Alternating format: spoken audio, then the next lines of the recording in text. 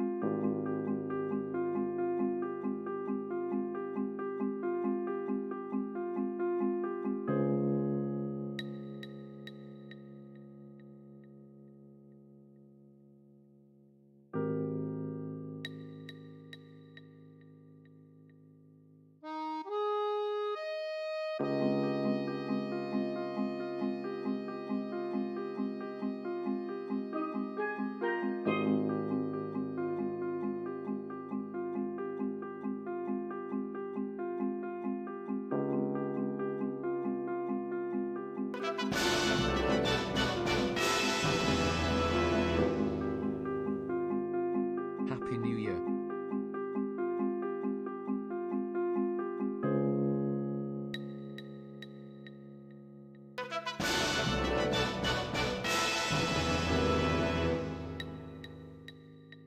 I've been waiting all year for Picross. Yippee.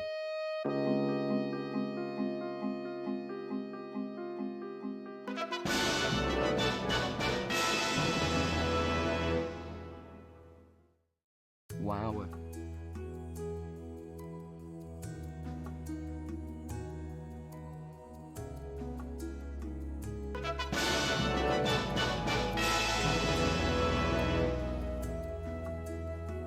"31 moths. Oh my goodness gracious.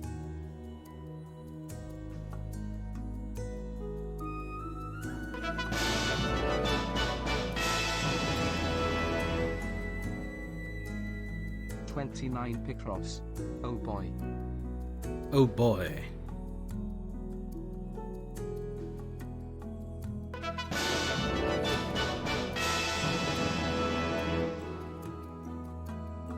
Happy New Year, Holly Jones love, Holly Jones love, Holly Jones love."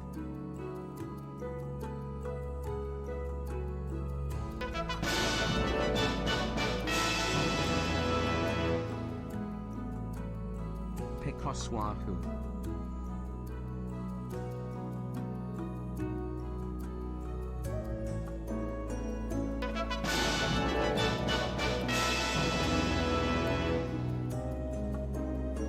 Alright, I can pause the Red Green Show Season 2 for this. This time the salesman guy got shot in the butt. I don't think I've ever seen that one. That's awesome.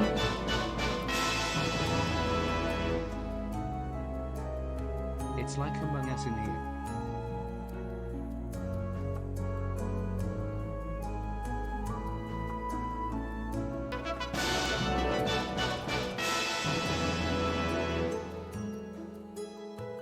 Hooray, it's 22. Wahoo. Oh, I just realized that one sub-message. I thought it said, "It's like Among Us New Year," and I just kind of accepted that and let it wash over me. That's not what it said. Like, at all. All fuck a whole nine. For real though, always glad to be here to catch streams when I can, love your content, and I'm excited for Picross today, D.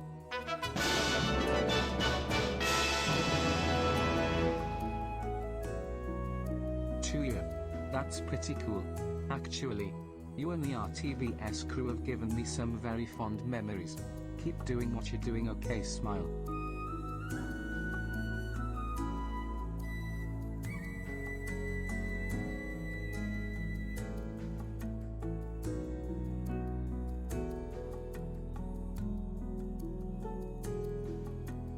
You're living in Among Us's world right now. This is his world.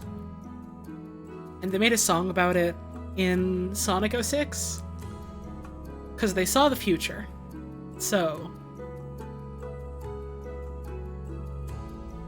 Hey, did anyone else ever hear, like, his world, and I guess also kind of Dreams of an Absolution, and, like, specifically thought that they were kind of like Christian rock songs.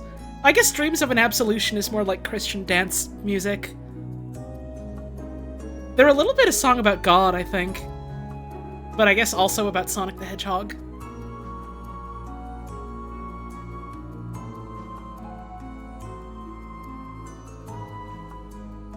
Why'd they do that?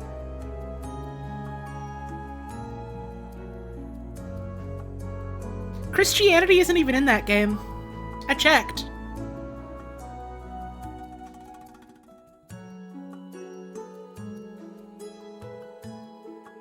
I tell ya. I tell ya.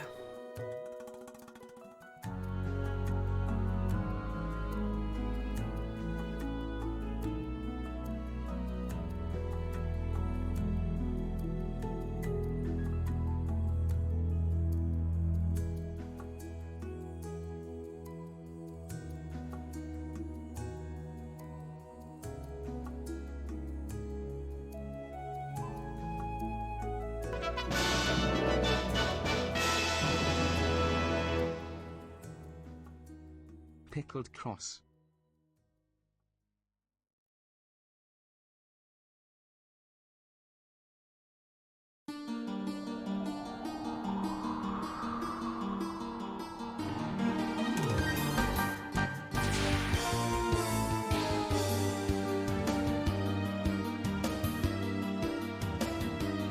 Hey, I'm gonna turn the music up because this song fucking rocks.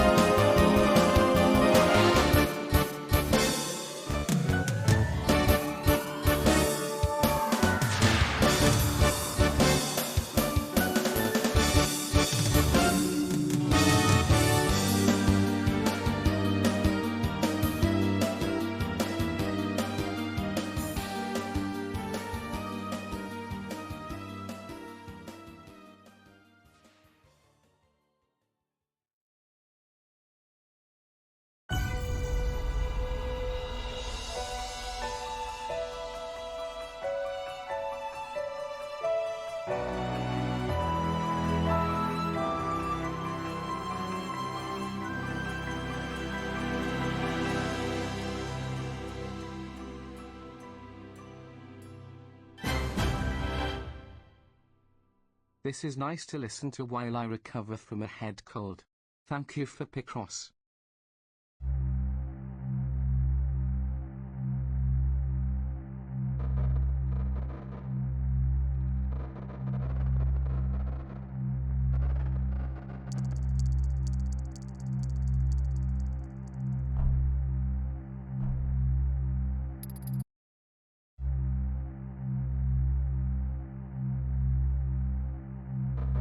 I don't know why the music just restarted when I started typing in the chat window. That's really scary. What the fuck, man?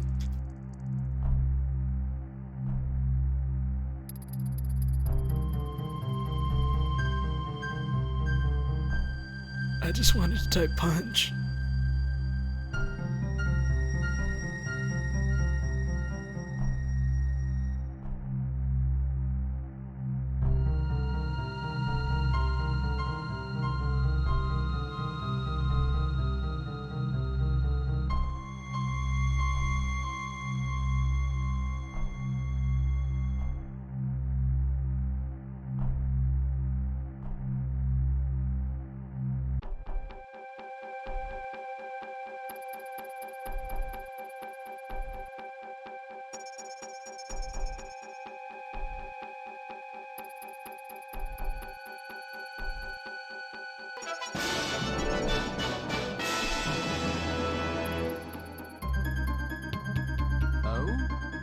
Picross. Hooray. Yippee. Kalu Kale. Holly Talisa never asked before Holly Jones Lola. Holly Talisa never asked before Holly Jones Lola. Holly Jones bonus BB. Holly Jones bonus BB. Holly Jones bonus BB anyway.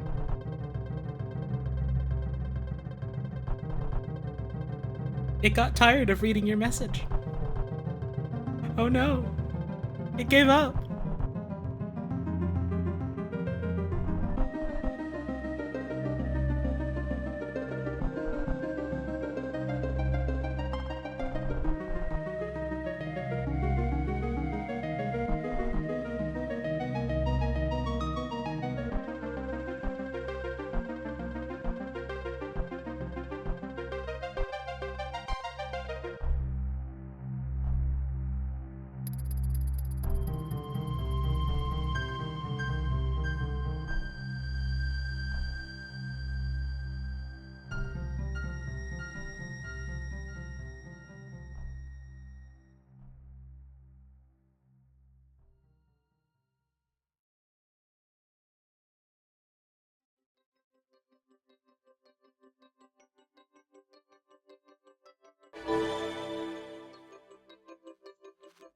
Oh no, I'm so eepy.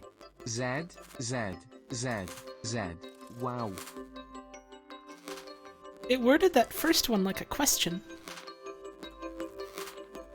Pretty cool.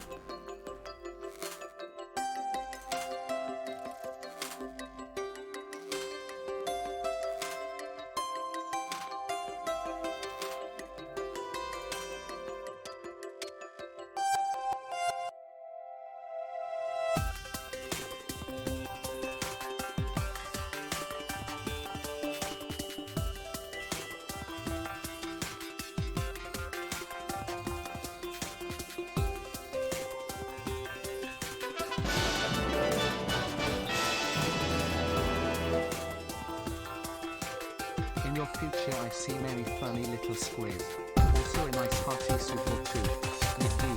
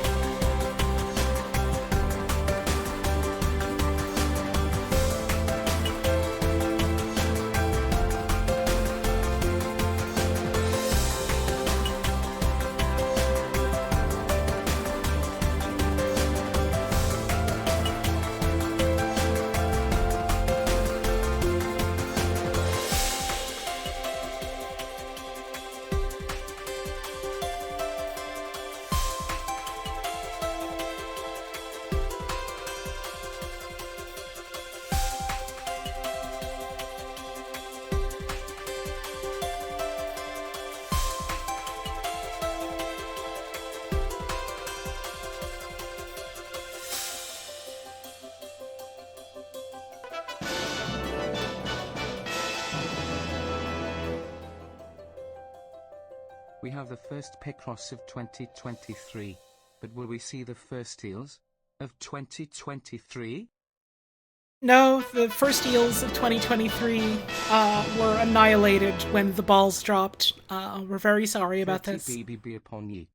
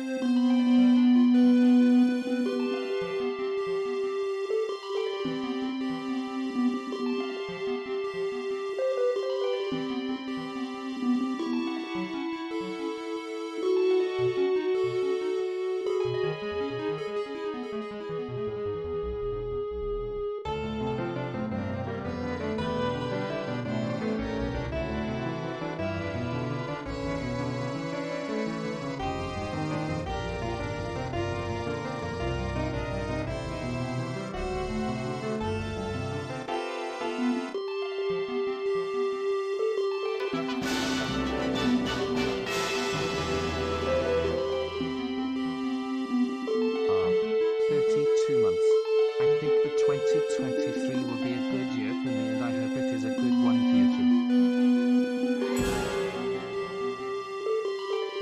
Off topic, but I like the way you describe Dark Souls.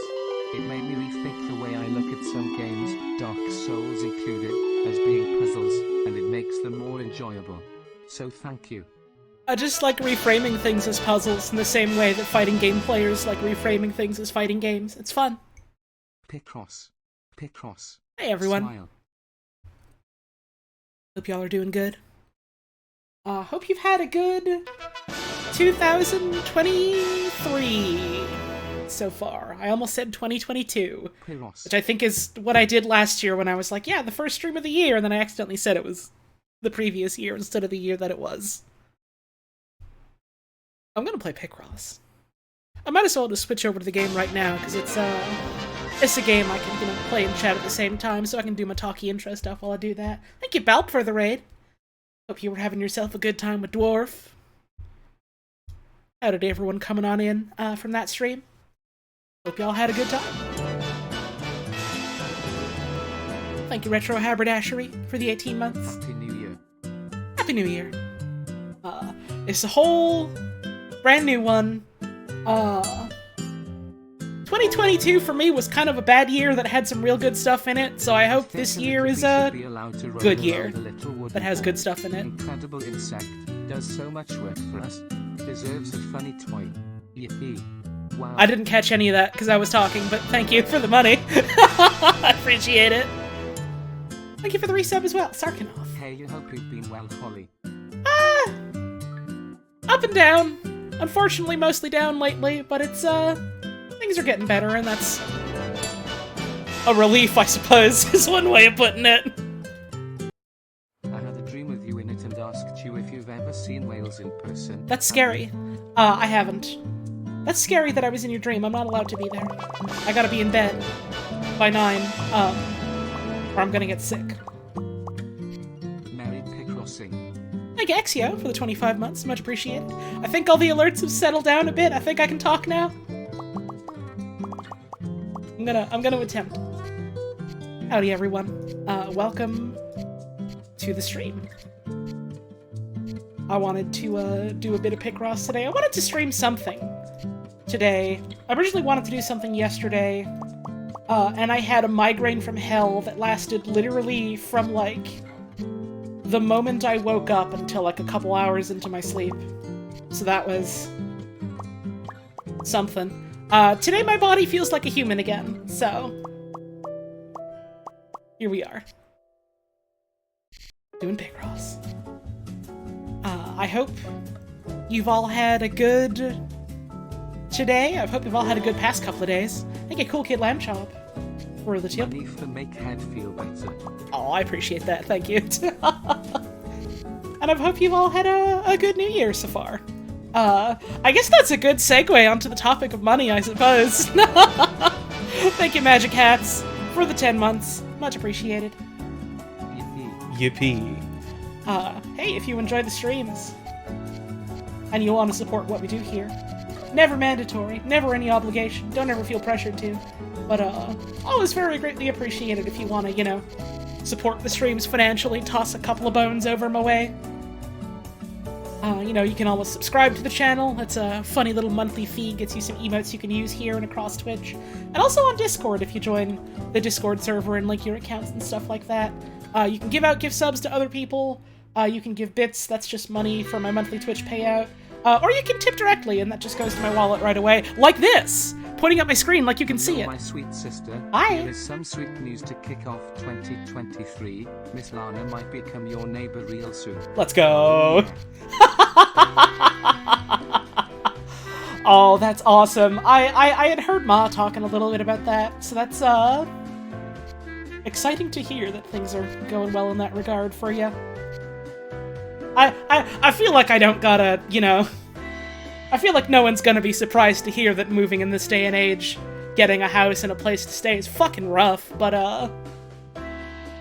cool that things are working out for my sister. Hell yeah. But yeah, you know, tips and stuff, financial support for the stream, never mandatory. Always very greatly appreciated. Thank you, Bird Limes, for the 27 months. How are the pics, Holly? Are they crossing good and proper? At the moment, pretty fucking good they're crossing. Thanks, Fat Risa, I appreciate it. You know, I haven't been able to stream much, in the past, essentially month. The way I've been describing it is basically it's been my sick leave. I've kind of needed it, unfortunately. And I mean, I'm doing okay, money-wise. I'm not in dire straits or nothing. Holy crap, it's the big two. Thank you, Andromeda, for the 24 months. Much appreciated. Hell yeah. That's 2 whole years. Thanks for sticking around. So I'm not in, like, dire financial straits or nothing like that, so I don't want anyone getting worried or feeling like they gotta put themselves in a hole for my sake or nothing like that. But, you know, you need money to live, and the whole not being able to work for a bit has put a little bit of a dent into savings. And so any opportunity I get where I'm feeling, you know, well enough to do my work, I kind of have to take it, you know? It is what it is. For the most part, I'm just thankful that I'm, like, actually feeling up to being able to do this again, quite frankly. It is, a nice change of pace from being, too stressed out to function, and then being too stressed out that, like, I'm feeling physically ill. It has been a weird past couple of months, but I am feeling, at the moment, okay. And I'm happy about that. Hope y'all are doing okay, too. Coworker came down with COVID? That's no good. Hoping for a speedy recovery to them. Hoping for a not getting fucking sick to you. Hope Your 2023 is a splendid one. Thank you, Bibbity Bob, for that 7 months. Here's hoping. I think it's very easy to say this given how we're only a couple days into the year and nothing's fucking happened yet. But I don't know. I'm hopeful about this year at the very least. That's a good start. I'll take it. I've got a couple of, I guess resolutions for the year. I don't know. I usually just kind of set resolutions as a, oh, this would be nice kind of thing, and I'm not too rough on myself if it doesn't work out or nothing. But, you know, some things that I think would be cool.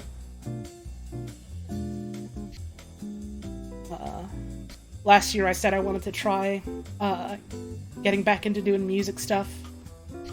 Didn't end up doing it, just because other things came up and I kind of forgot about it until it was a little too late in the year.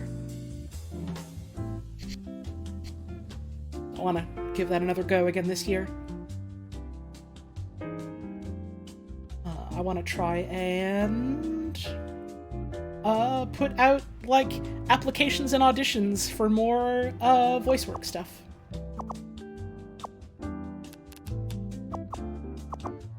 I have, like,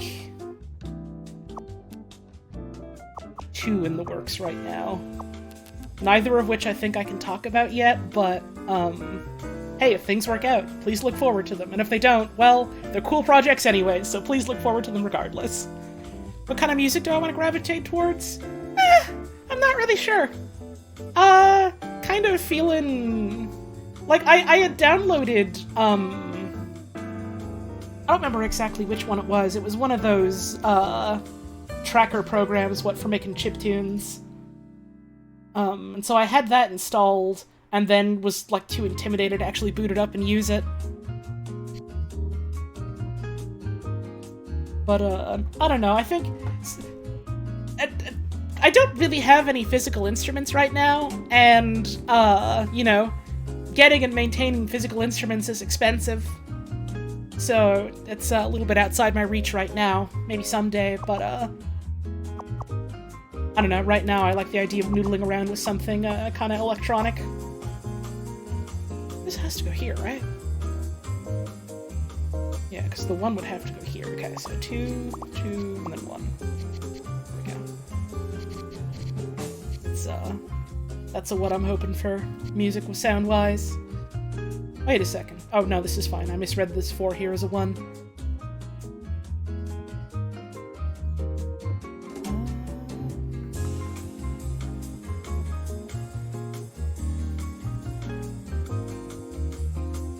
Hang on a sec. I saw a message that I was trying to scroll back to in chat. Tried using a program called Reaper a while back, and it kicked your ass. I don't know what that is. That sounds like a program in a horror movie where you boot it up and it's like, I'm the program that kills you. I'm coming closer. You shouldn't have installed me. Thank you, President Ark, for the 6-month resub. It's free and on par with pro DAWs like Pro Tools and shit. I don't know what DAWs are. I'm assuming this is still related to, like, music program talk. I don't really know much about the field. So part of the intimidation is, oh god, I don't know where to start, you know? Digital Audio Workshop. Workbench. Okay. I see. I see. I was mostly thinking, duh. That's nothing. That's just the sound you make. It's a sound I make when my cat does something. But sounds can mean a lot of things, it turns out.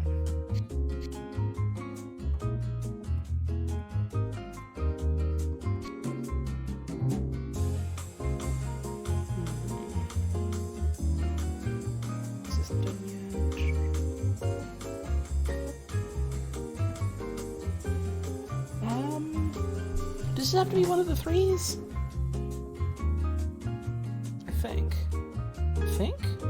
Let's see. Because we have... Let's see.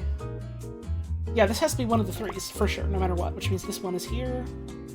Which means these are 1s, because the 3 would have to go here then. Cool.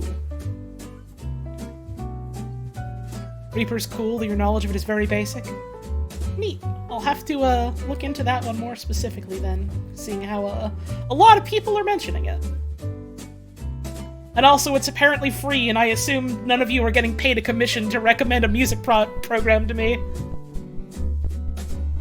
Hang on a second. I hear that audio clipping. I hear that sound.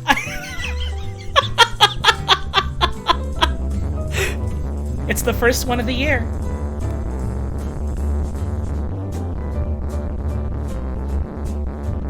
It's beautiful.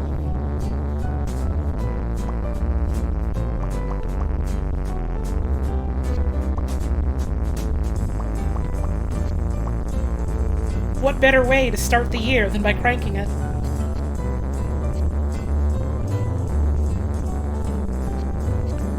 For real though, that's extremely generous of you, thank you. I do appreciate it.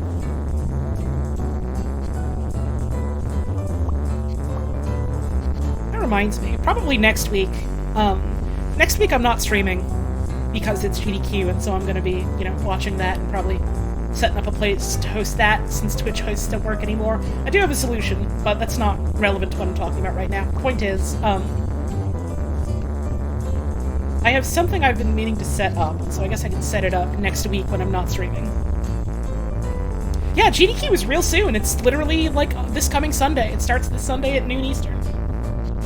And I am real fucking excited. Hosting's broke. It's not that hosting is broken, Slappity. It's that Twitch discontinued it. Twitch got rid of the feature. They don't let you host streams anymore.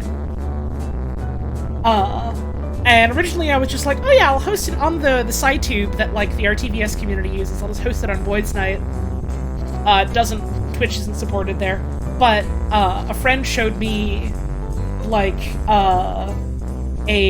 like, experimental branch of SciTube that does support it, so I'm just gonna make a new one there. The first cranky of the year. Hopefully first of many smile. I mean, I would certainly like that, but I'm not gonna...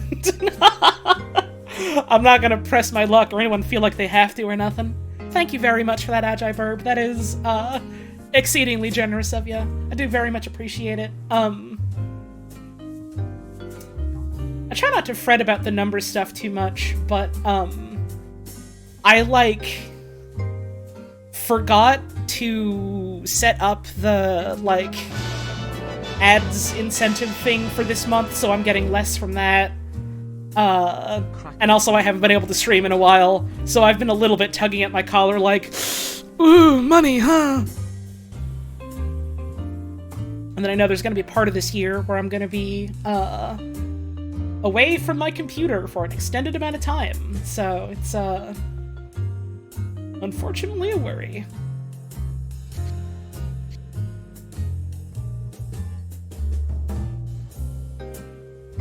But, I'll find a way to, a way to be, I'll make a way to find to work it. I'll find it, and I'll work it. What the fuck am I saying? You probably know what I mean, but none of that came out right. Let Lola stream while I'm gone? Here's the problem. Well, A, she's deaf. B, she's a cat. C, she doesn't much like sitting around in my room anymore, so she wouldn't be able to go near my computer. And D, I don't think she's super interested in looking at computer screen. She only sometimes is interested in looking at television screen. And that's mostly just, like, when, like, the Food Network is on. She really likes watching that for some reason. I think this is all the 1, 2, 3, 4, 5, 6. Yeah, she's a little old lady, so she's very much losing / lost her hearing.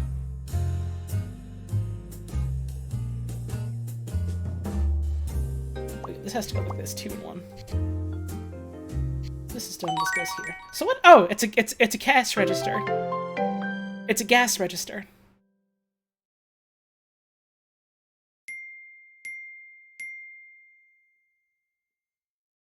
Remember seeing someone get an unsighted speedrun into GDQ. Oh, fuck yeah. Unsighted is one that I still need. There's so many video games, y'all. Unsighted is one that I've been interested in. Is Unsighted the one I'm thinking of? Hang on, I have to Google search something really quick. Yes, Unsighted is the one I'm thinking of. I almost get Unsighted confused with that one, PS1-ish isometric horror game. No, they're very different games, but they occupy the same space in my mind for some reason. Has GDQ announced what speedruns are going to be happening this year? Yeah, they released the schedule, like, way ahead of the event. The schedule's been out for a couple of months, I want to say. So, like... yeah, the games they're going to be doing have been a known quantity for a little bit now. I don't remember really any of them offhand, but quite a few. I think one that was confirmed was fucking, I'm trying to remember exactly what it's called. I think it's like Portal 1 Airboat Percent. And that's a very goofy speedrun in which you beat Portal 1 without any portals. Specifically because there's like a quirk in like that build of the Half-Life 2 engine, of the Source engine, where there's a command to spawn airboats, and you're able to use it without enabling SV cheats.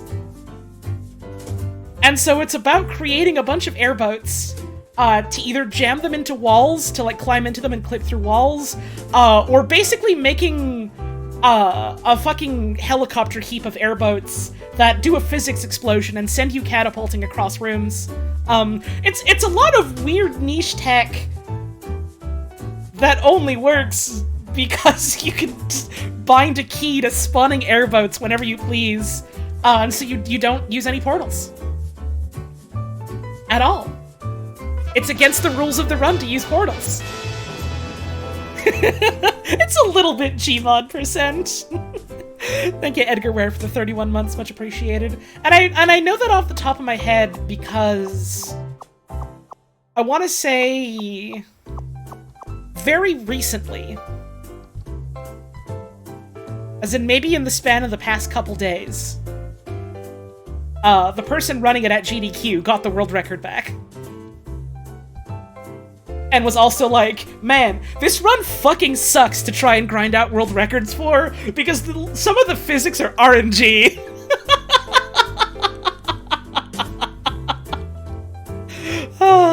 Airboat Percent is a bonus run? They have to fucking meet it. They fucking better meet it. It is such a good goddamn run. Splatoon 3 is the first run? Oh, that's gotta be fun. I haven't streamed or played through the single player yet of Splatoon 3, because I want to do that with Puzz. And she's also streaming it on her own channel right now. Hi! Bug Snacks and Psychonauts too lately. Hell yeah! Watched your VODs, had a great time. Hey, hell yeah! Peter during this stream, here's beams of positivity for 2023. Cheers, Holly. Hey, thank you very much. Cheers to you too. It always makes me smile when, I hear someone's like, oh yeah, you know, I can't watch your streams or something because I want to play it myself, and I'm just like, oh yeah, that's fair, okay. And then like, however long later I hear like, oh yeah, I beat the game, and then I binged all your VODs of it, and it was fucking awesome. It's always like, oh, thanks. Makes me smile, it does. What was I talking about? Right, Splatoon 3. So, Puzz has been streaming that over on her own channel. And she's repeatedly told me, I don't mind, I love this video game. I am happy to sit around for more of this video game, but part of me is like, oh no, I don't want to make you sit around for more of it for my sake when you're also doing it on your own. So I'm gonna get to that eventually. But I did watch her play through a sizable chunk of it when, like, the games first dropped. And it was real fucking fun. I'm very glad that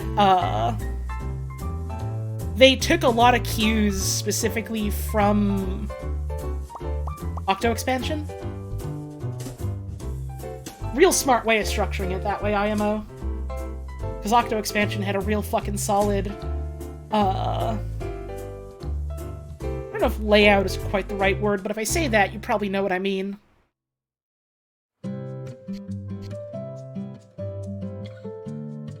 Did the same thing with Outer Wilds in my VODs. Watched the first one, was like, yeah, this game seems neat. Now you can't be normal about Outer Wilds.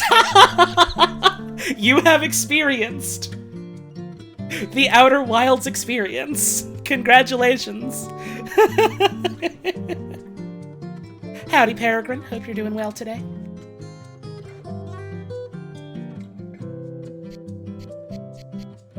Also, I don't think I said hi to you. Howdy, oh god, what? Hope you're doing well today as well. Outer Wilds, good fucking video game. Maybe one of my favorites of all time. What song is that one? What, the Pussy song? Nasty Majesty. That's the Splatoon 2 Pussy song.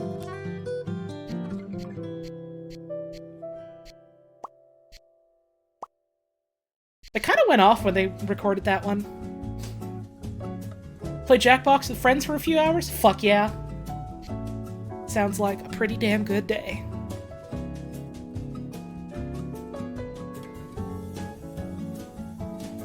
One, 2, 3, 4, 7. First time you join a stream of mine and you come to the Octo Expansion Pussy song. Awesome. No better time to join the streams. Welcome. Thanks for stopping on by.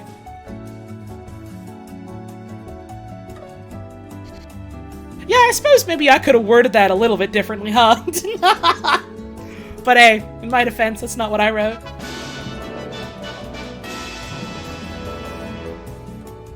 Thank you, Barrier Trio Bean. I see some. For the 28 months! I don't think there's a song like that in Splat 3, but also I haven't heard enough of that game's music to rightly say. Happy New Year to you too. Gotta fill these in for sure. 1, 2, 3, 4, 5, 6, 7, 8, 9. There we go. The Bing Bing song. How was that? I probably know what that is, but it's not ringing any bells.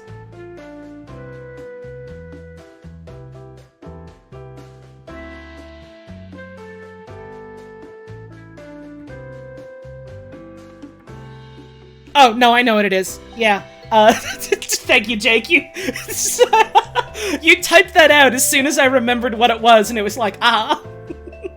Thoughts connecting at light speed.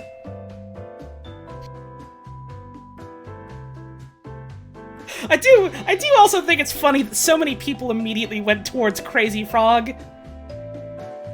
What? Why on God's green earth would I specifically be talking about Crazy Frog? I'm not Socks. This is a Crazy Frog unfriendly stream. I hate that blue fuck and I hate his micro penis.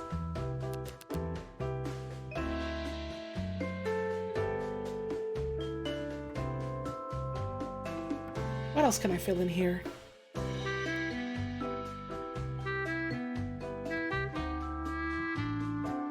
Granted, I fucking say that, and, I have had Crazy Frog on the brain recently, because I saw, it was like prototype footage of this, like, this one company basically putting out a pitch for, hey, we want to make a Mario Kart on the Game Boy Advance, that was, like, not publicly released or nothing, it just, like, kind of surfaced one day. And that team later went on to make a Crazy Frog racing game on... Was it the GBA or the DS? I don't remember. And it was bad. It wasn't a good video game. It was atrociously bad. The two things that stand out, number one, it's a kart racer with no drifting. And number two, Crazy Frog's dick is out. And like, yeah, Crazy Frog's dick is out in a lot of places, but, like, specifically on a rated E for everyone Game Boy Advance game. And his dick is out! You can't drift and his dick is out! Doomed from the start. I don't know why recently I've just been on a kick about looking into, like, weird, either unreleased or bad kart racers. Did you ever tell me about the time your friend turned to you at a party and said, "Am I the only one who thinks Crazy Frog is hot?" You've literally never told me that story. There's a square in column 4, row 10.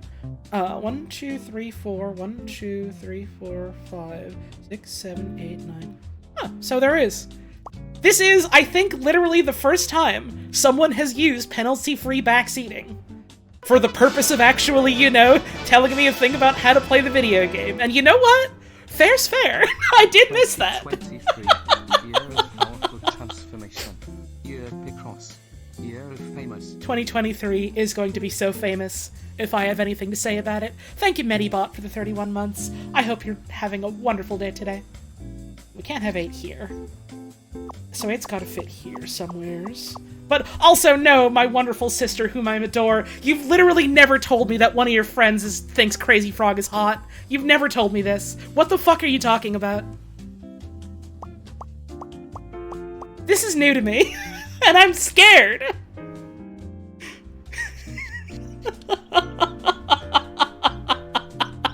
You all went silent!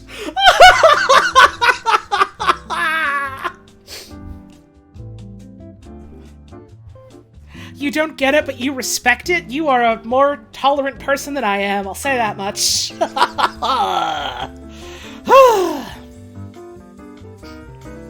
Yeah, see, Crunch Bogus, that's the thing, is that I think basically everyone that has used penalty-free backseating up until right now has used it for the express purpose of doing a bit, and like, sure, if that's how you want to spend your channel points, they're yours to spend. They have no fucking monetary value. Do whatever you want with them. It's all for fun.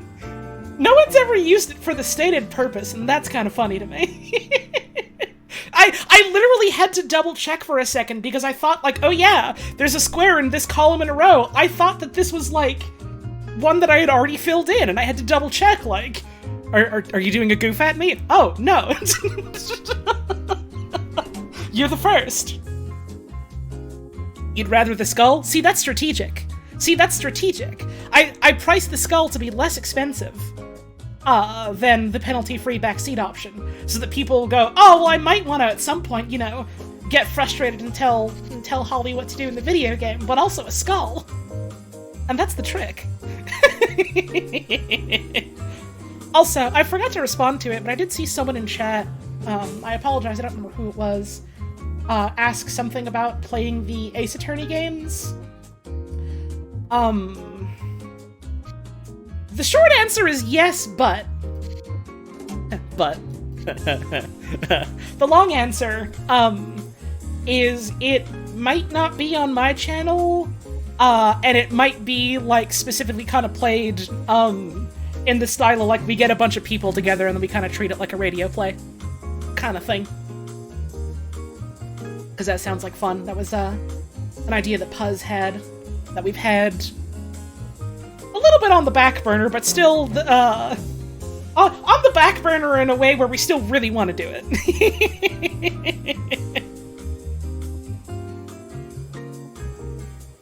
Thank you. T-Kit, enjoy your new skull. Another penalty-free backseating, hang on.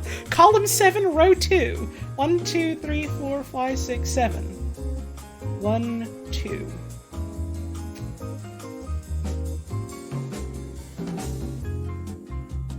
Is there? Wait, no.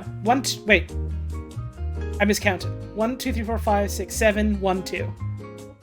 Yes, there is. 1, 2, 3, 4, 5. In fact, there would be these ones here as well. My god, people are actually doing it! They've been inspired! I don't know so much about the Ace Attorneys myself. I've never played them personally. I've always wanted to. I've heard they're a real good time. I liked Detective Gumshoe. I like him. He's just like a big doofy guy, and he's like, oh, gee, boss, I'm going out here, I'm trying to solve the crime. But you know, you got my balls in a vice grip here. But he'd say that in a less crude way, I think. I don't think he knows what swears are.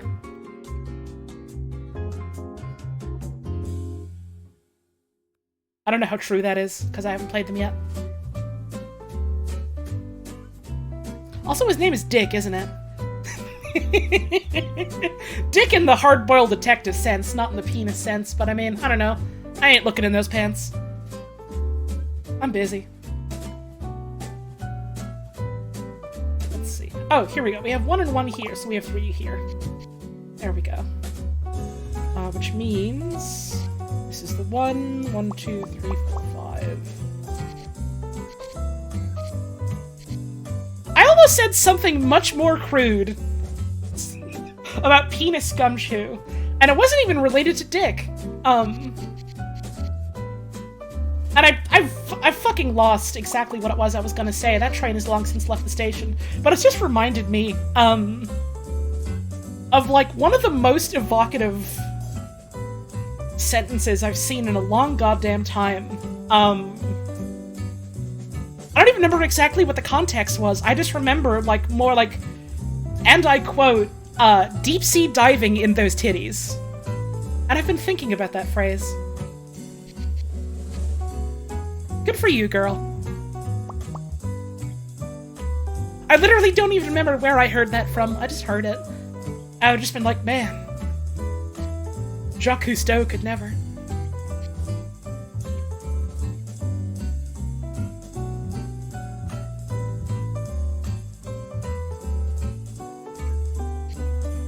Here we go. 1, 2, 3, 4.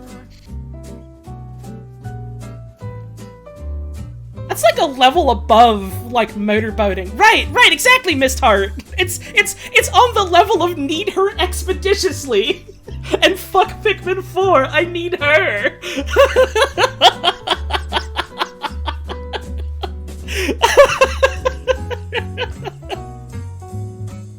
Advanced! Okay, so this one would have to go here, because the 4 goes here. Can you guess what the pattern is? I mean, yeah, if you want to guess what you think it is, go ahead, I don't care. I don't solve them based on what I think they're gonna be, I just solve them based on the clues. So, like, I don't know, it's fun to sometimes be like, hey, what do you think this is gonna be? Like, I think this is gonna be a lighter. It looks like a lighter. This 2's gotta go here. Which means this 2 goes here. 2, 3, 4, 5, 6, 7, 8. Either that or, like, a weird fucking, oil lantern. Which I doubt, but, you know. 1 here, which means this has to go here, so we have 1, 1, 1, and the 2 would go here. Okay. 1, 1, 1. 1, 1, 2. 1, 4. 2, 1, 1, 2. We don't have the 2 yet. This has to be a 2, though. That's all done. This is the 4, which means this goes here.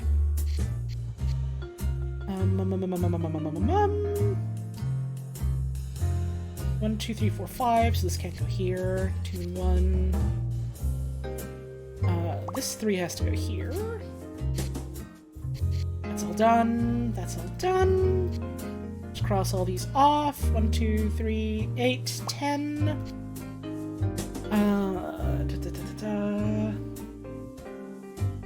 6, 7. Sorry, I'm in Picross brain for a second. I'll look at the chat in just a moment. There we go. If you get it wrong, do you die instantly? No, it just doesn't complete the puzzle, and I think you get, like, a worse crown rating at the end. That's really about it. Well, you know, getting a worse rating at the end of a Picross is basically a fate worse than death if you think about it. So, you know, get scared, I guess. Scary lightning, by the way, shooting at you. 3, 4, 5, 6, 7, 8, 9, 10. 1, 2, 3, 4, 5.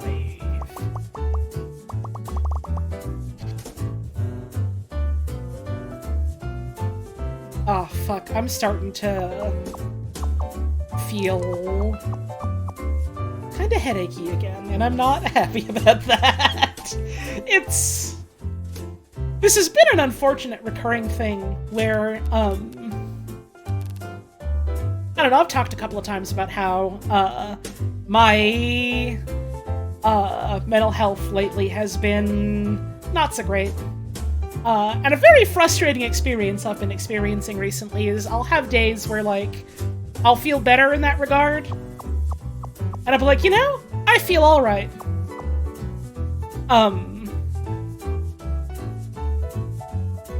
I feel up to, like, trying to do things today. Let's try and get some work done.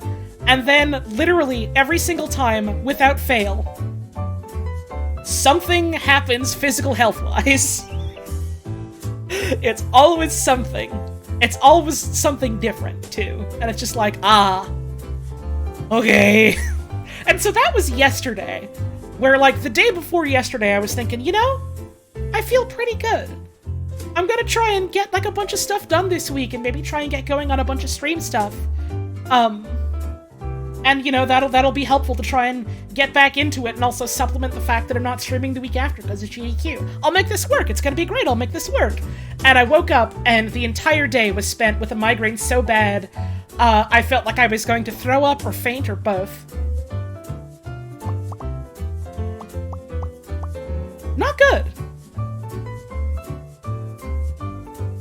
12, 1, 2, 3, 4, 5, 6, 7, 8, 9, 10, 11. This would go here. Okay.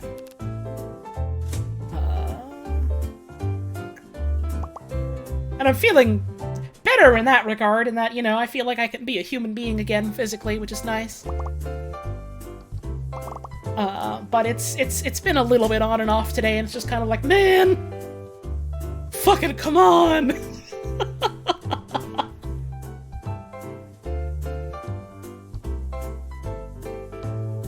They were afraid to give me a body that worked when they made me at the factory because they knew I would be too strong.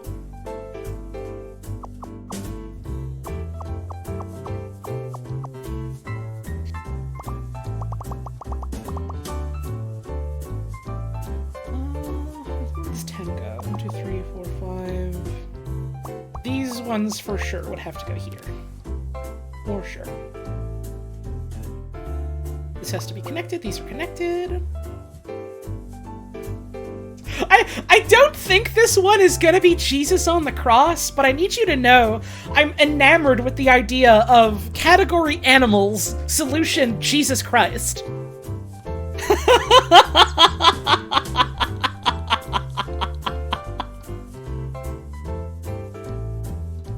Gotta say, bold idea.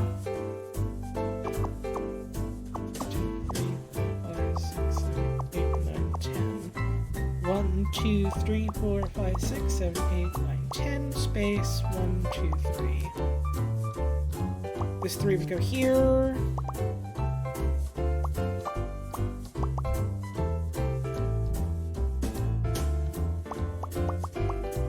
You're gonna get in on Jewish Picross? Hey, it's an untapped market that has been had a need unfulfilled for a long time. There are a lot of people where the Venn diagram intersects, and I know that because they all watch my stream.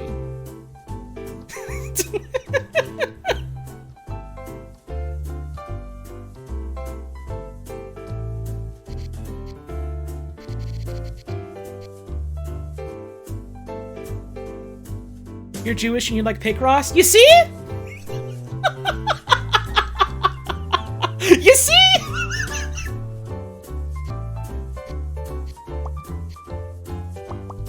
Have I ever played Picross 3D? I have not.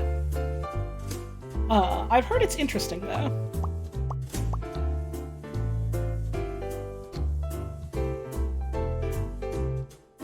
This is a 2. This is a 3. Oh man, I don't want to cut the stream too short. But I am starting to get a little bit dizzy, unfortunately. Yo, thank you, Peepee Caddy, for the raid. I hope you had yourself a wonderful stream today. Yo, these have got to be connected. This is no longer looking like a crucifix. This is no longer the Jesus animal. I mean, I do gotta get up and have a stretch break soon. So I suppose I can do that in a bit and see how I feel, but I want to try and keep going for at least a little bit more. I miss doing this, I want to do it! Hey, thank you for the resub as well, Pee-Pee Caddy. It's time to pick Ross. A fresh field of Rosses ready to be picked. The New Year's harvest.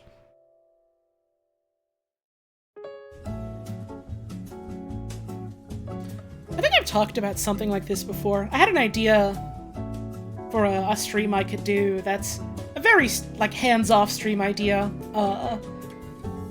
which would be the kind of thing with no VOD, where I could basically just set the stream up to kind of be like a radio for music, and I could just play a bunch of video game music in the playlist. Like, how long is the damn winter playlist? I want to say it's like 8 hours. 7 hours and 51 minutes. Like, that could be a whole long stream. That's almost a dozen. Also, I hope you're doing okay today, Holly. Oh, thank you, Cherry Boomer. Thank you for the 11-month resub. I'm still not great, but I mean, emotionally, much better than I've been in months, and physically better than I was yesterday. So, they're small victories, and I'll take them. There's a 7. This means these are 2. I don't know why everyone is saying this is an Among Us. It looks nothing like one.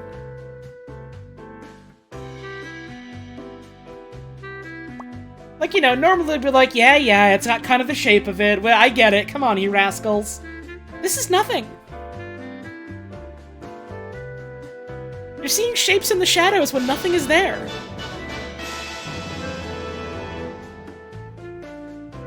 Yes. Picross. Wahoo. Wahoo. Why Why did it say yippee like that? It went why-a-pee. What does that mean? Thank you for the resub! Appreciate it. But yeah, I like the idea of maybe at some point doing a stream that is just, hey, here's some video game music I like, let's just listen to it. Just tune in and enjoy music whenever you want. Wouldn't be like a regular recurring thing necessarily, but might be a fun thing to do every now and then. There's a couple of streams that I follow on Twitch that basically are just, radio stations. They just play music. And that's fun. They're not actually radio stations, but like, you know, they serve the same sort of niche.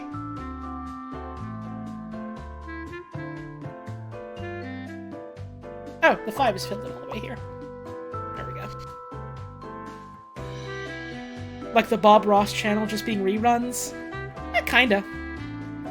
Would I ever consider a media share music thing like Wayne and Scorpy do? I mean, I'm not against the idea. I've always thought in the back of my head, yeah, you know, it could be a fun thing to do. People like streams like that. People, I've always kind of held it in my back pocket as like, oh, maybe if there's a situation where I, like, am in really dire need of, like, people to tip the stream, I could do something like that. Because people like, you know, giving money for media share stuff. Here's the problem. I haven't really been able to think of a single fucking thing I could do stream-wise that would be good for that. I have no goddamn idea!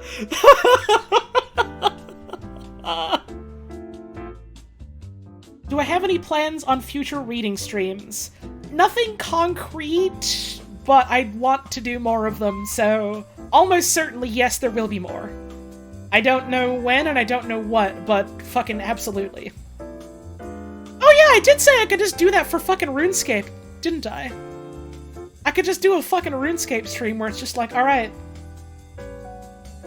let's just level up mining or something, and then we can listen to music. That's something I could do, I suppose. I've been having a hankering to play more RuneScape again. I haven't played it in a couple of days. I've had not much energy for video games at all, so I haven't really played too much in general. I wasn't feeling like playing RuneScape, so mostly when I've had game energy, it's been Splatoon, which has been a lot of fun. I really liked doing the couple of RuneScape streams I did, and so I'd certainly like to do more. They're a real nice chill time. You rewatched my Christmas Carol stream for Christmas? Hey, hell yeah. What is media share in this context?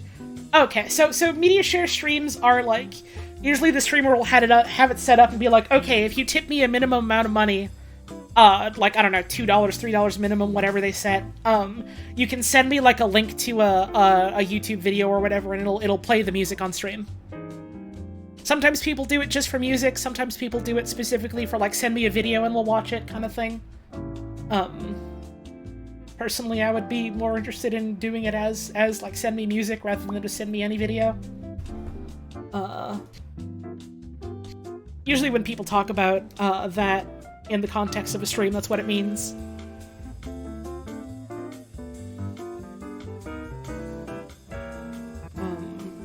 Usually I'm a fucking bastard, and whenever I see someone doing a media share stream, I'm like, oh hey, what's the maximum amount? What's the maximum length of a video? Oh, you know, it's such and such a length. If I send like a video longer than that, will it just like cut off? Is that okay? Yeah, that's fine. And then I send them the Gumby versus the Astrobots on Game Boy Advance long play. And so they have to listen to awful Game Boy Advance tinny music for a while, and also just the yelling of Gumby.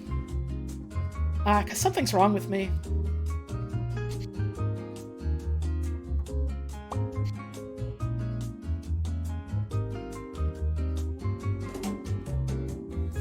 Usually, you know, they usually set it to cut off after like 5 minutes or whatever, but what a wonderful 5 minutes it is.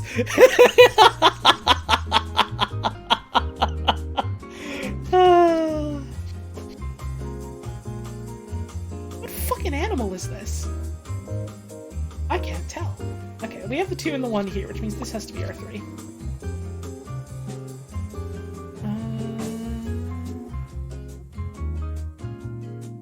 But yeah,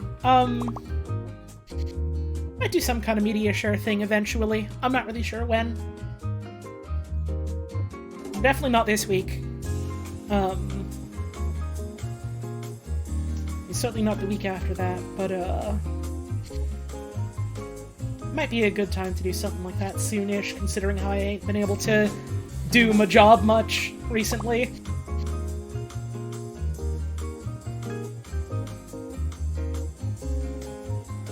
This is the most exciting stream on Twitch right now. Well, it's about to get a hell of a lot more exciting. Because I gotta go on break. I just noticed. I just looked over at the clock. I gotta get up. I gotta have a stretch. I gotta refill my drinks. So I'm gonna be back in a little bit. I'm gonna run the ads while I'm away, so it's the perfect opportunity for you to get up from your computer for a couple of minutes and have a stretch and all that. I will be back real soon.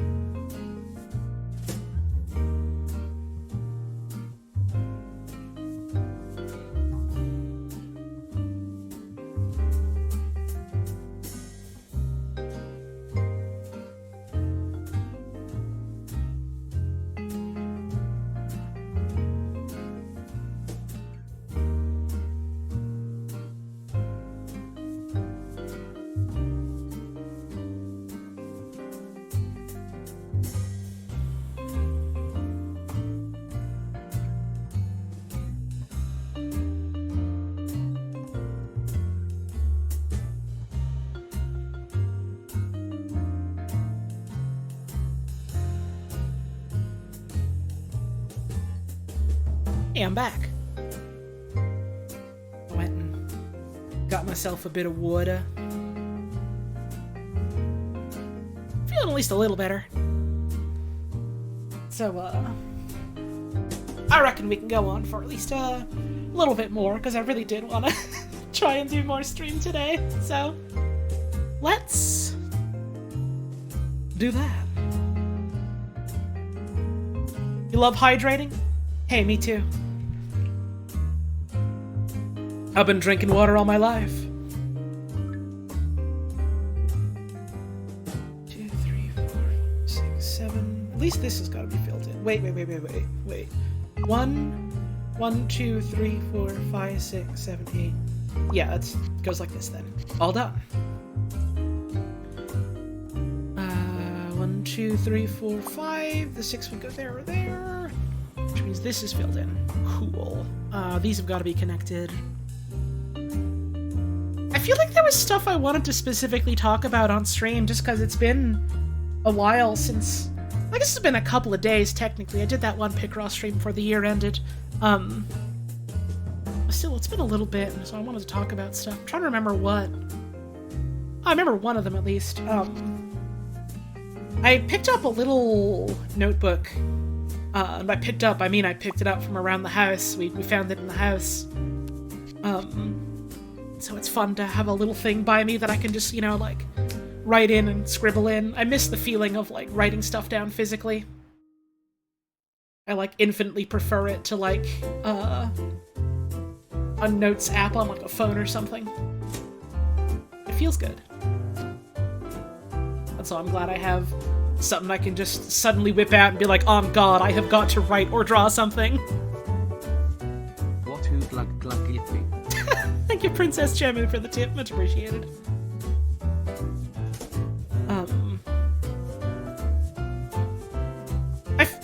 There was a reason why I wanted to bring this up. I literally don't remember what it was, so I guess you can all just enjoy me having a little book on my desk I can write in. I swear there was gonna be more to that, and I don't remember what.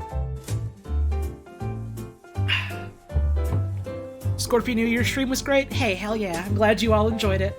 I hope folks liked the little thing that Mike and I collabed on.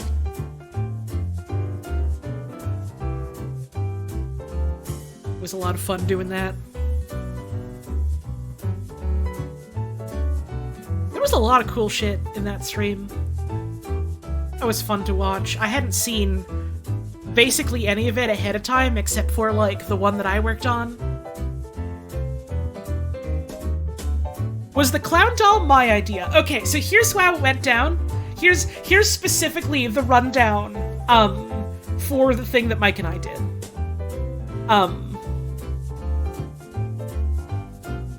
The idea came up, I don't remember who it was from, I'm pretty sure it was Scorpy, who was like, what if we just had a segment for New Year's poetry?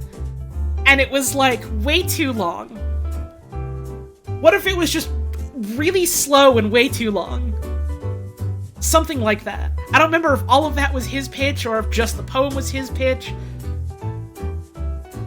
Exactly who came up with it doesn't matter, except for the fact that it wasn't me, specifically. But the idea came up and I was like, oh yeah, that's a fun idea. You know, I like reading shit. I'd be down to do something like that. And then Mike was also like, yeah, that sounds fun. I have an idea for something like that. And I was like, okay. So we both want to do this. Can we do a duet? And so Mike was like, yeah, let's fucking do it. And then the question came up, okay, well, how would we do that? We don't, like, physically live anywhere near each other, so it can't be, like, an in-person thing. And I'm not really super comfortable doing, like, stuff on camera, so that's out the window.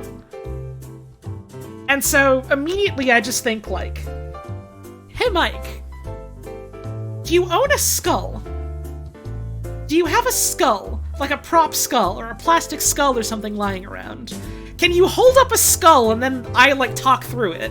And we just play my recordings while you're holding up a skull, and it's like I'm talking through a skull. Like we're just doing a wonderful little New Year's poem, and it's like I'm a fucking lich that you found or something. And he's like, that's great. I don't think I do. I'll think of something. And so he comes to me a day or two later, and he's like, alright, I found this. Does this work? And it's that funny little Harlequin doll. It's that little funny clown. And I'm like, this is perfect. This is perfect. This is actually phenomenal. We're going with the clown. Yo, thank you, Simpleton, for the 30 months. The streamer has Picross 2 Greedily and 2D. Greedily. Boom. Thank you for the 30 months. I hope you're doing well. Thank you for sticking around. That fucking reminds me. I'm sorry, I'll get to that in a second. I'll continue my clown story now. So that's the pitch then, is that okay? So I'll be the clown and you'll be the old man. The old man was his idea. He was just like, yeah, I'm gonna dress up as an old man. And so we're like, how do we do these poems? And it was a mixture of, like, me and Moopy and Mike and some other people putting, like, ideas together and then, like, putting it into, like, I don't think it was AI Dungeon, but it was something similar to that. And then kind of poking and prodding, you know, the results that it gives to, make it a little bit... not quite better, because the idea was that it was just kind of weird and disjointed, but, like... you know what I mean. What were all the ants about? I think literally someone just was like, oh... went on the fucking... I think it was Novel AI or something like that, and was just like, write me a New Year's poem about ants. I'm pretty sure someone literally just did that. And it kind of gave us that. And, you know, we tweaked it and spun it from there. And there was an interlude from, I don't know if, like, they want it publicly known who they were in the video, but, one of our friends was like, yeah, you know, I'll make a video too, just because I think it would be funny. And then we got the idea of, like, okay, this video is really fucking funny. What if we just put it in ours? And so Mike put it in, he described it as, I am going to Tim and Eric it, or something like that, or like, I'm going to put it in a Tim and Eric kind of way.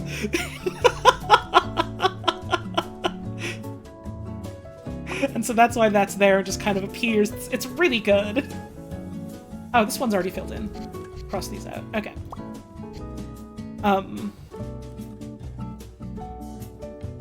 And so, you know, that's the basic gist of it.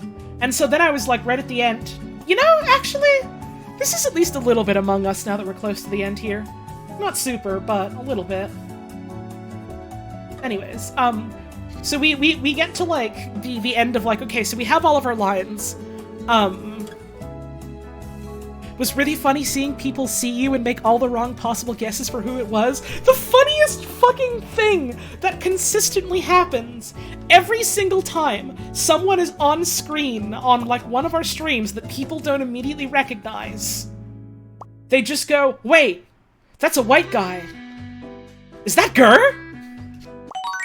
And it's so fucking funny every time. And then people... Penguin, by the way. And then people were like, wait, is that Trog? People have seen Trog before. Oh, Penguini. Anyways, so... The whole, like, idea for the video is done. All the poetry is done. The Rex video is done. I record all of my lines, that's all done. And so then Mike is just like, alright, so all I have to do is, you know, get my makeup done, record myself reading my bits, and then add all the other bits in, and then, you know, that's the video, we're done. And then suddenly I'm just like, wait, I have a really fucking good idea. Can we fit this in for the ending?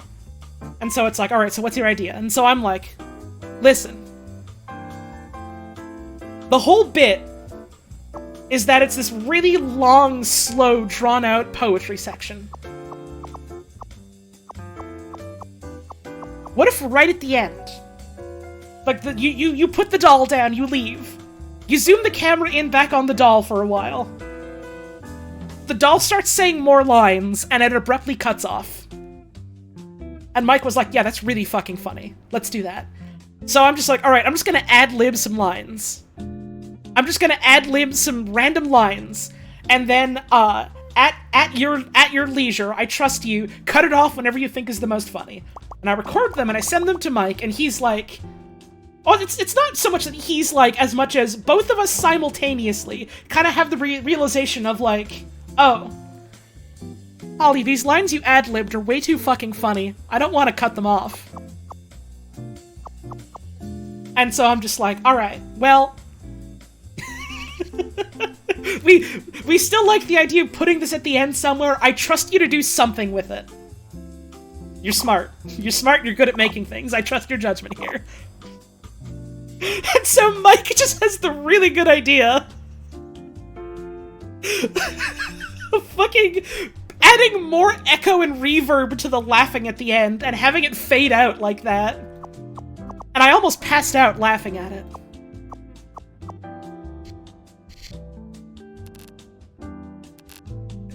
And it was just like, yeah, that's perfect. Keep it.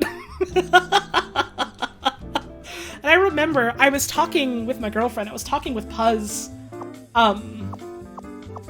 about this, like, obliquely, just because it was like, well, you know, I like sharing the stuff I do with my girlfriend, but I didn't want to spoil it for her, and she didn't want it spoiled, so I was just kind of being like, yeah, you know, I was working on a fun poetry segment, I'm recording some fun poetry with Mike, smile,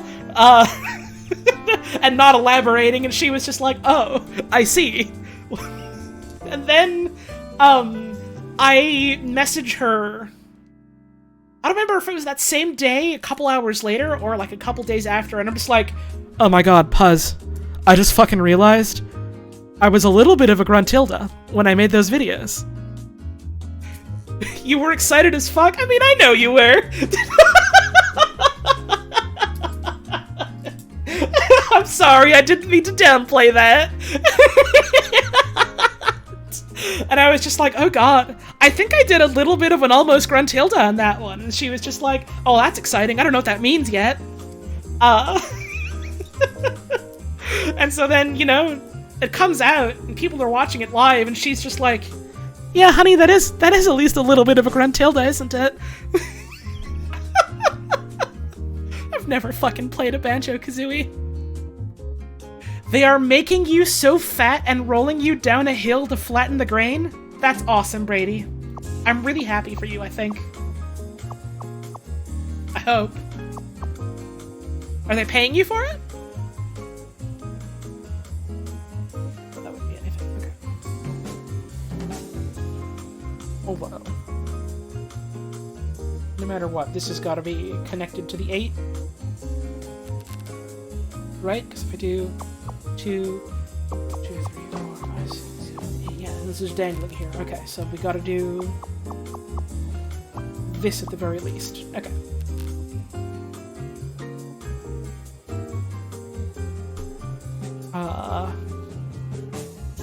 And I think that's more or less the whole story of the poetry segment. I think. All I really knew about the show, other than, you know, the bit that I worked on directly, was like a rough outline of what was gonna happen, and the fact that there was gonna be a horrible disaster at the end of it, a tragedy that befalls all of mankind at the end of the video, or stream, live video, you know what I mean.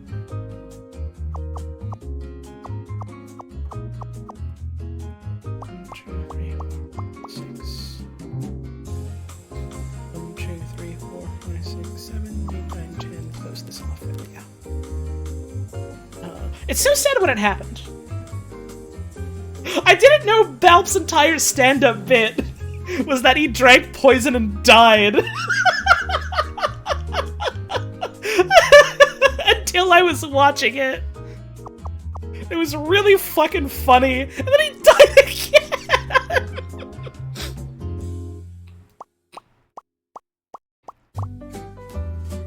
1, 2, 3, 4, 5, 6, 7, 8. There we go. Yeah, so the oven will be down there that way.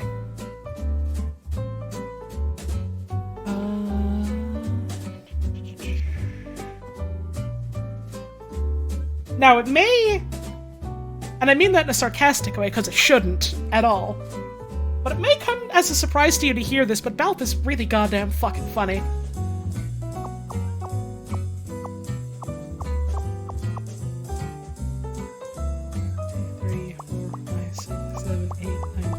Post your fucking Balp Nation flags in chat if you got them. Post it now.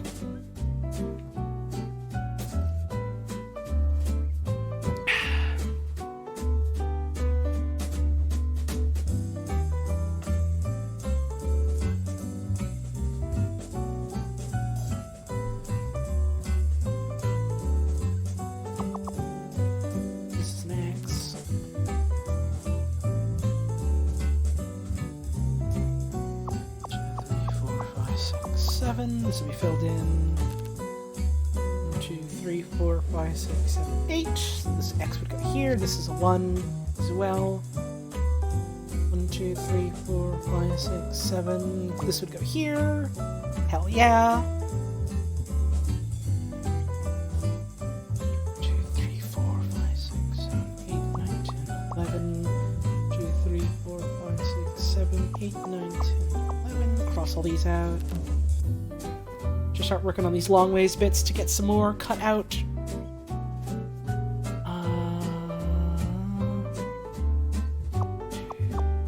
5, 6, 7, 8, 12. Please. There we go. This one is also an animal? That's true. We don't know which one yet.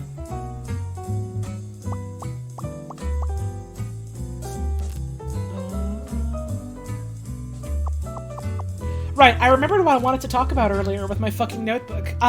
So specifically, the thing that got me thinking, man, it would be fun to have a notebook, was when I was thinking about Dwarf Fortress and how I wanted to get back to streaming Dwarf Fortress. I'm hopefully, as long as, like, my body doesn't explode on me or something, but hopefully gonna do, another Dwarf Fort stream this week. I'd really like to. I really want to.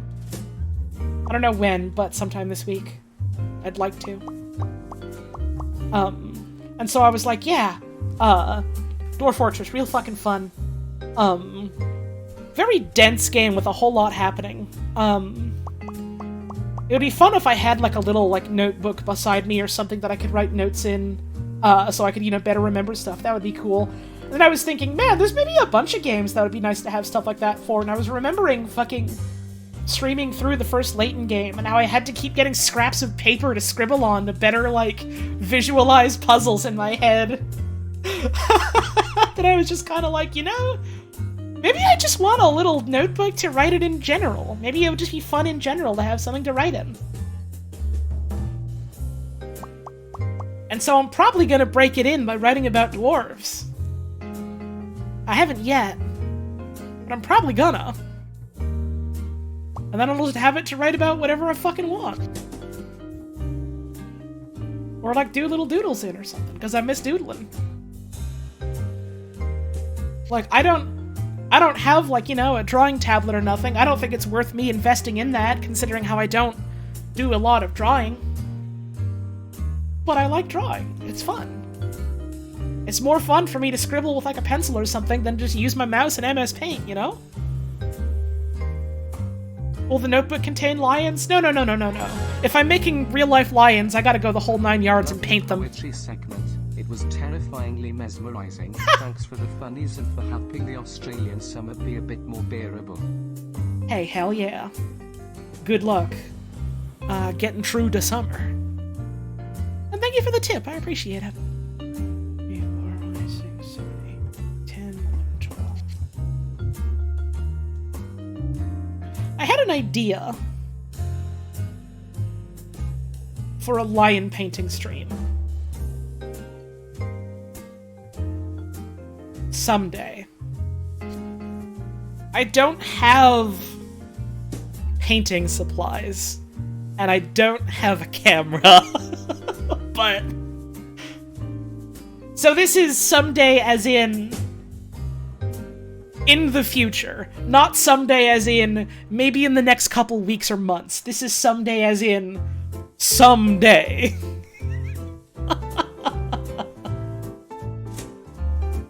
but it's an idea. It just idea. It only idea.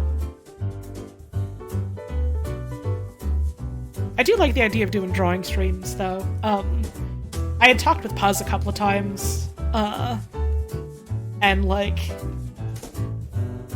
the idea of, like, you know, her doing art streams and me, like, hanging out and maybe having a little window for me dinking around in MS Paint or whatever. Could be fun. Gotta connect these. 3, 4, 5, 6, 7, 8, 9, 10, 11.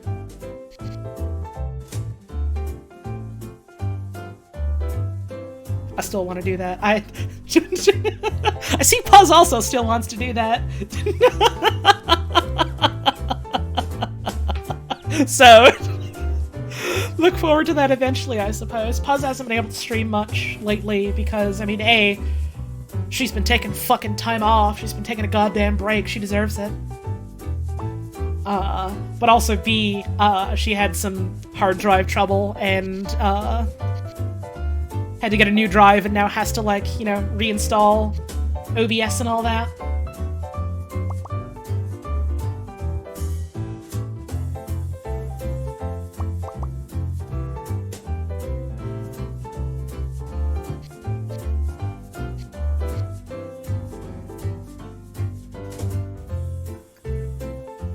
This can't be a 4.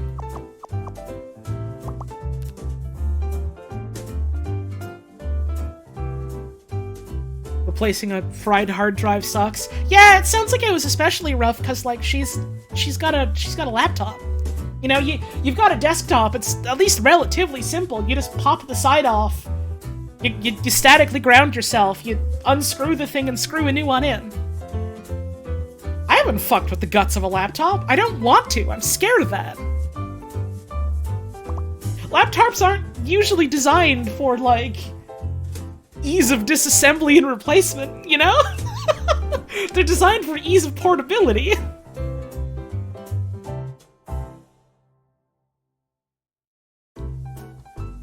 One, 2, 3, 4, 5, 6, 7, 8, 9, 10, 11, 12, 13. Luckily we've got a friend, Snail, and they actually know shit about, you know, laptop maintenance, so...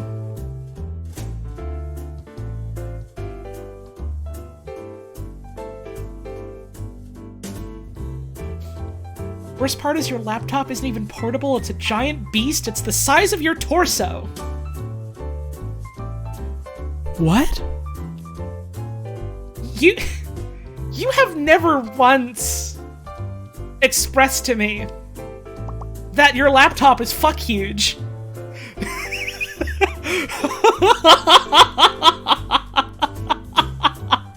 What?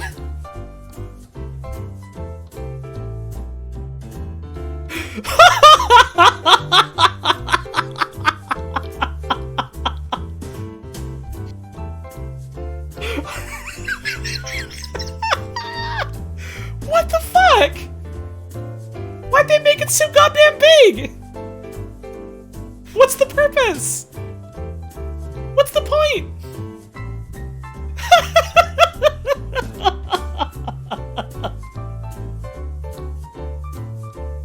New Final Fantasy 14 map! Fuck!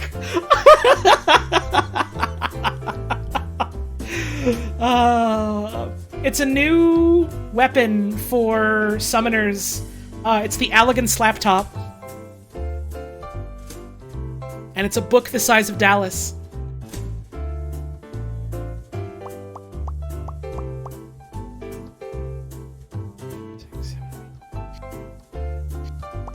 Go. 1, 2, 3, 4, 5, 6, 7, 8, 9, 10, 11. Wait. 1, 2, 3, 4, 5, 6, 7, 8, 9, 10, 11. Right. 1, 2, 3, 4, 5, 6, 7, 8, 9, 10. Something is wrong here. Something is wrong here. I'm gonna restart. Fuck it. Thank you, Zerkwood, for the resub. Hi, Holly Smile. I'm about to take a huge exam later and decide whether I can be licensed as an embalmer tomorrow. Yo! So thank you for Picrossing and giving me something to de-stress to.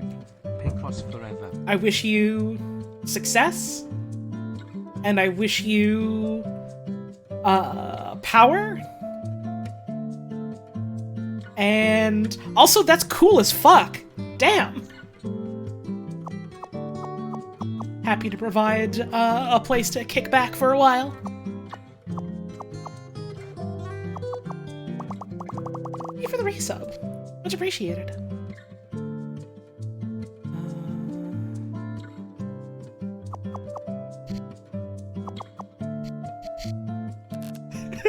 Hi, Snail. I appreciate you logging in just to express that you're as dumbfounded as I am. So I hope you're doing well today, my friend.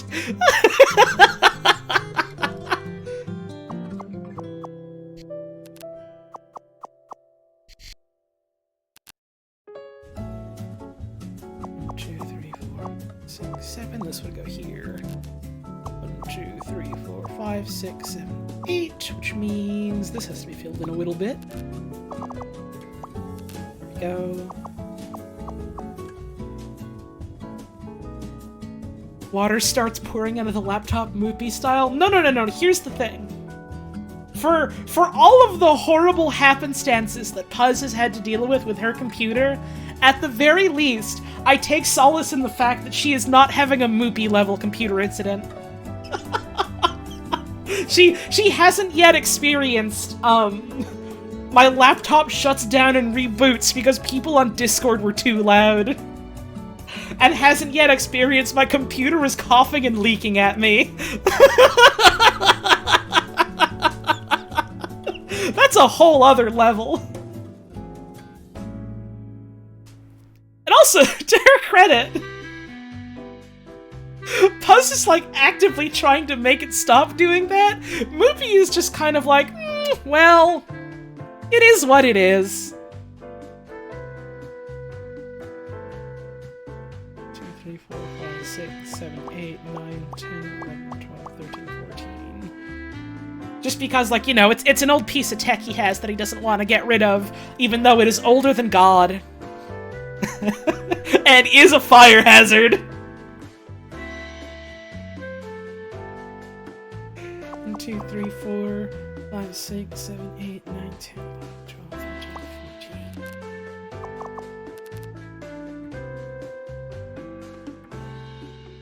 2, 3, 4, 5, 6, 7, 8, 9, 10, 11, 12, 13, 14. You, thank you for the resub, Danny Schnuffles. 5. Huh? Wow. Huh? Thank you very much, I appreciate it.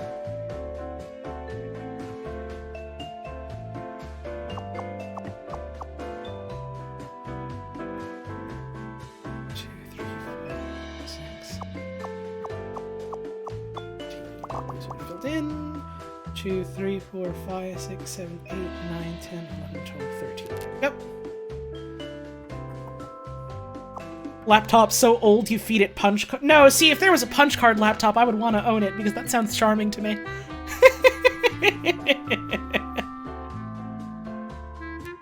I think punch cards are charming. There's a reason we don't use them no more in, like, you know, 99% of computing scenarios, with the 1% being, well, we were already using these, and it would cost so fucking much to uproot that. But you know what I mean. They're cute. They're cute. In the same way that, like, floppy disks are cute. 2, 3, 4, 5, 6, 7, 8, 10, 12. Monk is OP in 14 PvP right now? Fuck yeah, you'll love to see it. Monk was my favorite melee DPS.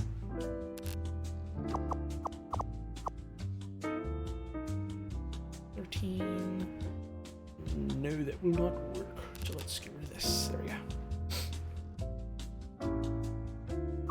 2, 3, 6.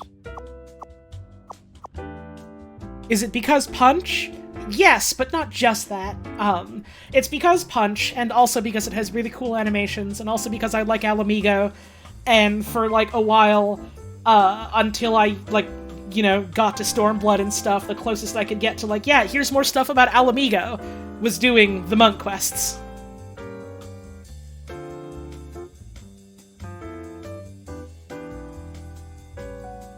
Man, I'm still kind of sad they ain't done more about, Alamigo in Stormblood. I'm still waiting for a fucking Alamigan restoration like they did for Ishgard. Have I seen P8S? I saw very small clips of it.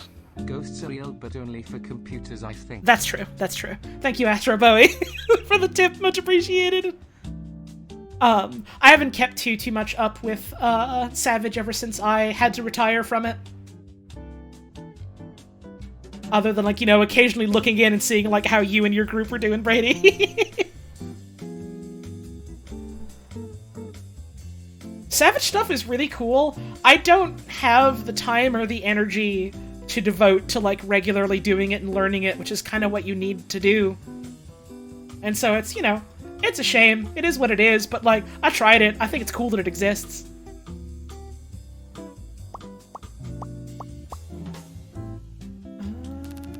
1, 2, 3, 4, 5, 6, 7, 8, 9, 10, 11. There we go. It's a something. This has to be connected. Poor little motherfucker, only on Heavensward, you have no idea what's happening. Oh, don't worry about it. You got plenty to go before you even have to worry about Pandemonium. I guess the spoiler-free way I could think of to describe what Pandemonium is as like a raid series is, what if the zoo was also a jail? And we had some ethical conversations about that.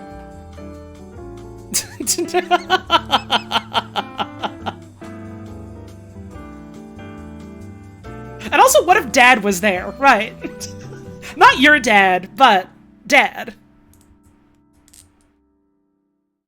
For humans? No! Jail is jail for humans! What if the zoo was jail? For the zoo!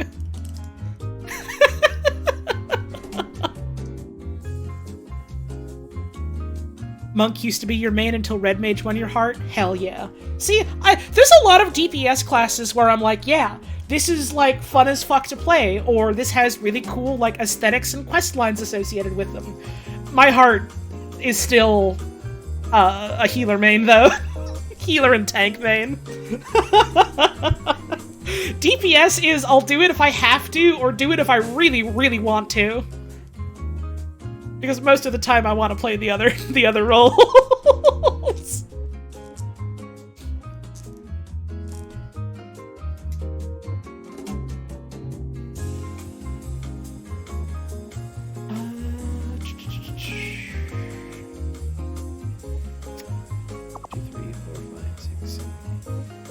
I think I've talked about this before, where I have, like, tank anxiety, where it's like, whenever I was, like, actively playing 14, if ever I was queuing up for, like, roulettes and stuff as a tank with, like, random people, I was always just kind of like, well, you know, I'm worried I'm not gonna do super well, I'm worried I'm gonna make it this, like, a drag or harder on, like, you know, the healer or our DPSs or whatever. I'm gonna have to, you know, try my best, and that kind of really scares me a lot and intimidates me. I go in a queue where, like, I have a friend with me who's the fucking healer, and it's just like, alright, boss, we big pulling today, let's fucking go!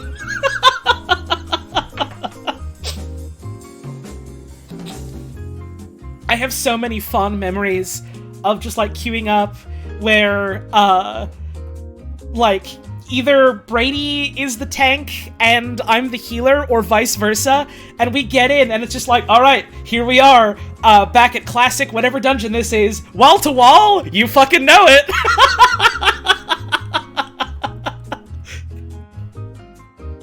Listen, I know goddamn well I got Brady backing me up and we're unkillable.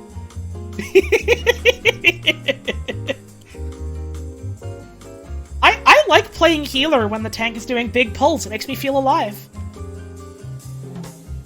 7, 8, 9, 10. This one has to be filled in. I like having to hit all of my buttons like I'm a virtuoso at playing the keyboard. It's great. It's great. It's great.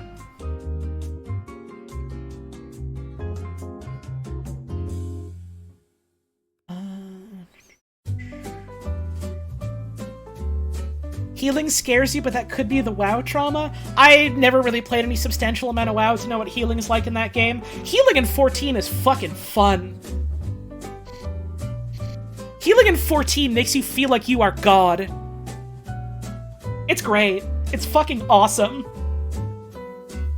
You have so many tools once you start getting higher up in levels when, like, you know, fights are scarier and you have more to try and manage. You have so many tools to mitigate damage, or to, you know, do delayed heals, or to do heals over time, to do big group heals. You have so many tools at your disposal to basically go, okay, this huge thing is coming, fucking whatever, dude. I don't care. We're gonna be fine. And so high-level healer becomes less about, okay, I have to, like, you know, manage all of my heals and, you know, constantly keep everyone health topped up. High-level heal is going, okay, I need to figure out and get a feeling for what I need to do so that people will have enough blood in them that they can keep punching. And then I start punching too. And it's great. It's fun as hell. Sage is fun, but it feels like bagging groceries while a bomb is strapped to your chest. I don't know what that means. I've never played Sage. Savage healing is about min-maxing healing so you can fire nukes off at people. Right, exactly! And that's why I fucking love it! Healer is great! Healer in 14 is, like, straight up so much fucking fun to me. Scholar is about going, alright, I have a fairy friend. The fairy is going to top you off. I'm going to put a big shield on you, spread it to the entire party, so this world-ending explosion isn't going to kill any of us. While all of this has happened, it's time for me to fire magic missiles.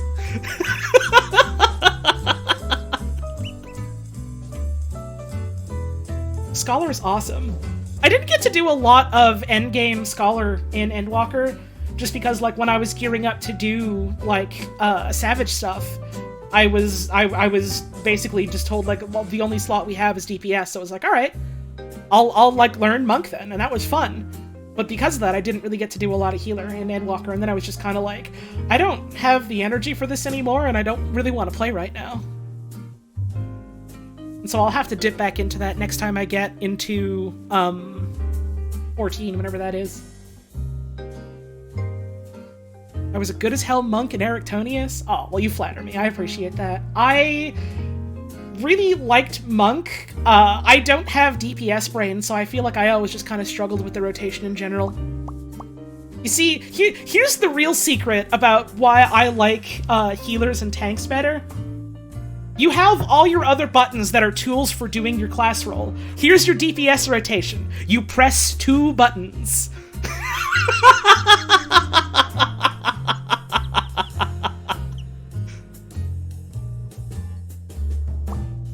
Now that's what I'm talking about.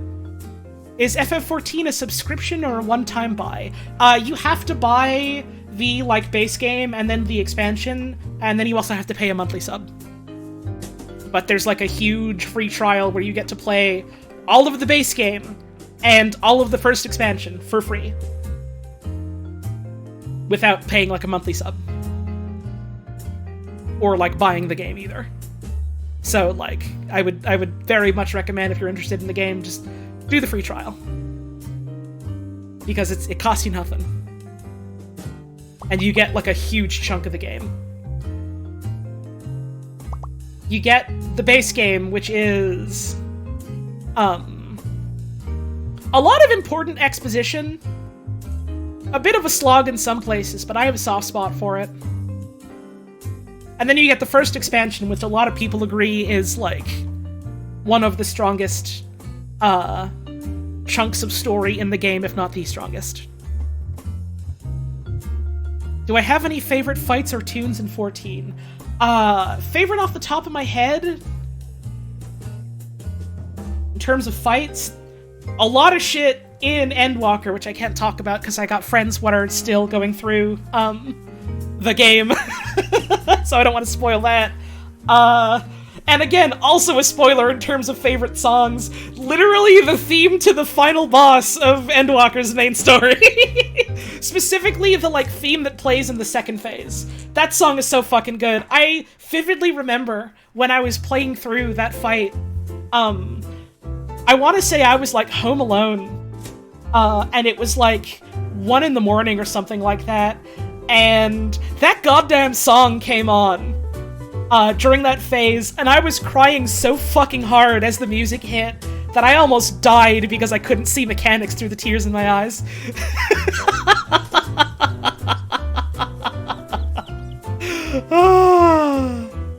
Something is wrong here.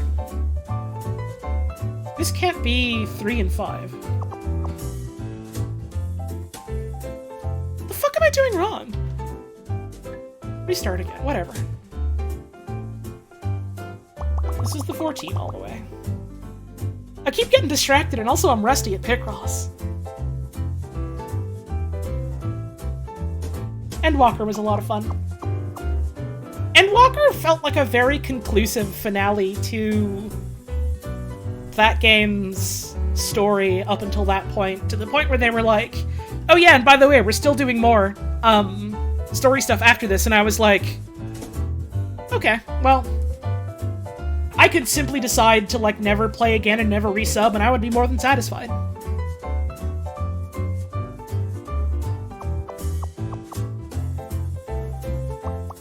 I will probably check out the new stuff, but if I don't for whatever reason, it's because I am simply okay. 4, 5, 6, 7, 8, 9, 10, right? 4, 10. 2, 3, 4, 5, 6, 7, 8, 9, 10. Yeah, that's fine. Okay.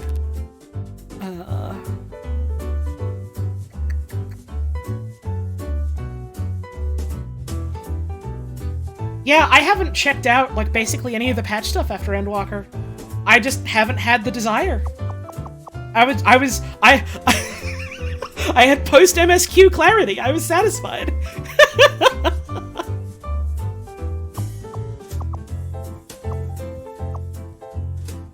6.3 is out in a week? God damn. There's extremely good stuff with women. Don't worry. Don't worry. All of my Final Fantasy XIV mutuals on social media who are also lesbians have kept me up to date. At least in terms of what she looks like. And she's hot. I know. Don't worry. 21 months, all here to observe Picross Holly Jones. Thank you, Plasmir, for the 21 months. Much appreciated. 4, 5, 6, 7, 8, 10.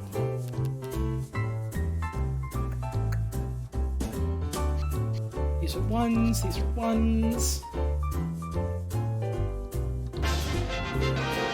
Yo! Thank you, Koo, for the raid! Shoutouts to Gravel Road for posting a bird emoticon in that raid message. Very smart of you. Hope you had a good stream. I hope Star Trek or whatever the fuck was good. That's the one where Obi-Wan, he's the hoe or whatever.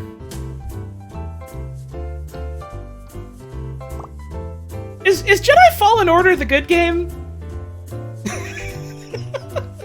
Listen, as a Star Wars enjoyer, there's a fair bit of boba Star Wars games. So I just kind of haven't been checking any of them out because I've been burned before. It's pretty good. You know, honestly, I'll take that.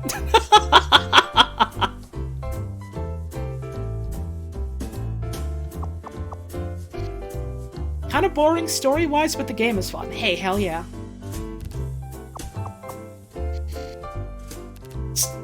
Sorry, I'm about to go on my fucking Star Wars Noah rant now, I guess.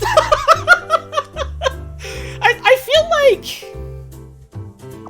I don't even know if this is necessarily, like, ever since Disney bought him out or not. Do you think we're gonna go back to Yakuza 0? Literally, yes. It's just a matter of, like, when do Puzz and I both have time to stream it? We were thinking maybe this week, but also I'm not sure how busy I am and how busy she is, and next week is GDQ, so I'm gonna be just watching that. So probably the week after GDQ is a safe bet for Yakuza returning. But maybe also this week, we'll see. Anyways, fucking, this was maybe also a little bit happening, like, in the era of, like, you know, episodes 1, 2, and 3, but less so. Certainly more nowadays, with, you know, people trying to fucking do, a fucking Marvel with everything. What if we try to make our own Marvel Cinematic Universe and get that lightning in a bottle, but for something else? Even though Disney fucking owns Marvel as well. It's a mess. Anyways, point being that, like, I feel like a lot of Star Wars media is stuck in the trap of, like, they don't necessarily want to do anything fucking interesting with it. Because they can't. Because there are probably people out there that, you know, are trying to do interesting things with, like, the license and the setting, and then it's like, well, we can't do that because we gotta settle for, like, bottom-of-the-barrel garbage, where it's just like, hey, do you remember this thing? Do you know the reference? Do you remember this thing from Star Wars? What if we just show it to you a lot and that's the whole show? Or that's the whole movie, or things like that. And, like, then people will go like, oh yeah, but Andor, and it's like, yeah, Andor's fucking great, because it was made when Disney internally was fucking on fire, and so when they were told, like, hey, we want to do this story, alright, that's cool, but you gotta change this, this, and this, and this, and this, and change all of that, when they then went back and were like, hey, here's our revisions, nothing was changed, they waved it through because Disney internally was fucking burning. So Andor rules! By accident! Not by accident, it's not giving enough credit to, the people that fucking worked on it, but, like, you know what I mean by that, right?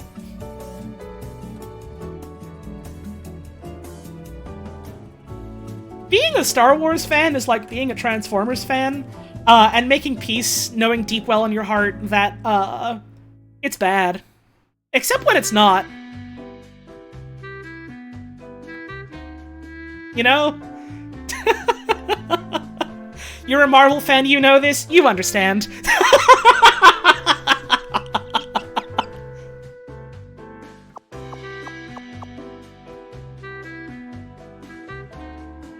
I can't really bring myself to care too much about cape shit nowadays, but, you know, I certainly have empathy for the people that still do, given how that's, like, me with a couple of things. Excuse me, fuck.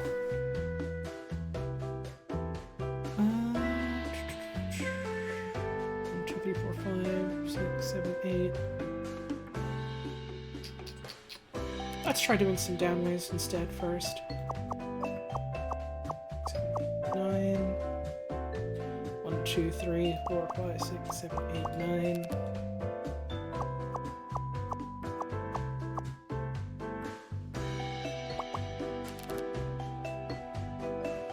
Star Wars, to me, is at its best either when it tries to, like, completely get away from the whole, yeah, Jedi and Chosen One stuff that we have to fulfill, and, like, tries to focus on just, like, you know, the lives of normal people just trying to fucking live in this weird universe. Or it's at its best when it leans fucking harder than ever into the, yeah, these are a bunch of samurai space wizards, by the way, bullshit.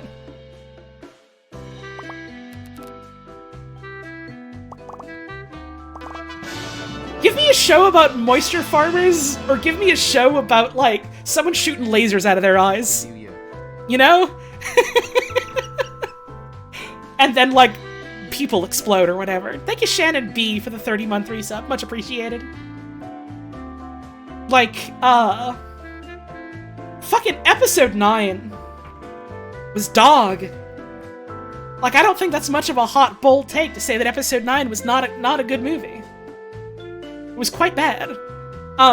There are so many people who have so many, like, varied opinions on, like, episode 7 and 8. Like, I've seen so many people talk about how they think that episode 7 is, like, something that's really compelling and interesting, and then, like a really good sort of, like, you know, retreading of, what the original Star Trek trilogy, or Star Wars trilogy was, like, doing, while also trying to, you know, do its own thing on top of that. And I've seen so many people talk about how they feel like it completely failed in that regard, and in, like, a lot of ways. And I've seen a lot of people, who, like, really enjoy Episode 8 for trying to do something so different from, like, a lot of big-budget Star Wars titles up until that point. And then a lot of people who think it was just, like, this weird fucking mess that was, like, all over the place and didn't really feel like it was trying to connect previously with, like, what Episode 7 and everything before that was setting up. I have seen literally no one say anything positive about Episode 9, except, well, no, that's not true. Two things. One of them is, like, people who make, like, Star Wars Ending Explained type of videos really liked Episode 9 because there was that one shot with all of the different spaceships in it, and then they could be like, oh, it's that spaceship from this thing, or this one from that thing, and, like, that's it. That's the appeal, is they can point at the screen and go, wait, shit, it's things I know. Which is, you know, why I don't like a lot of big media like that. And two, when Emperor Palpatine was in his giant fuck chair and was like, "Oh, Rey, by the way, you're my daughter. I had sex and made you." And then shoots lightning out of his hands. That was awesome. That was really fucking funny, and I don't think they wanted it to be, but it was. But it was.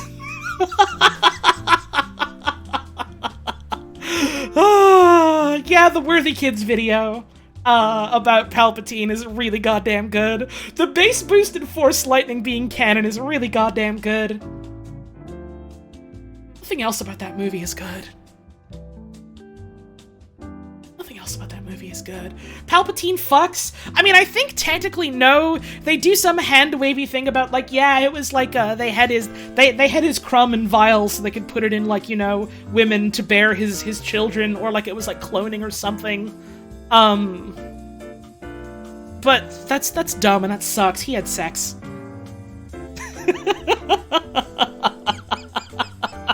That's dumb and it sucks. He had sex. One,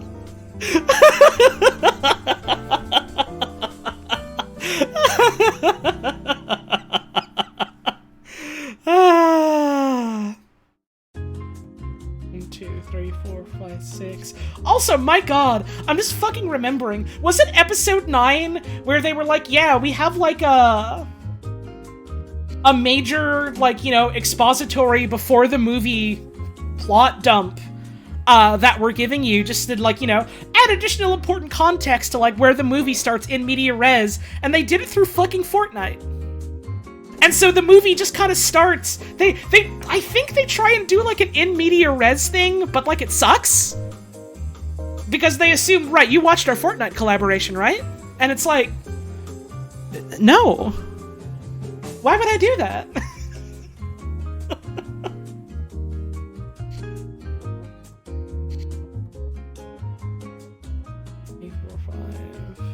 2, 3, 4, 5.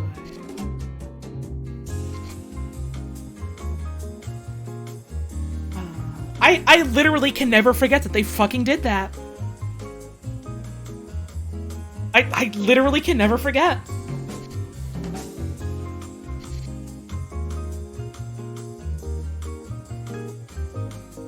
This has to be the 8.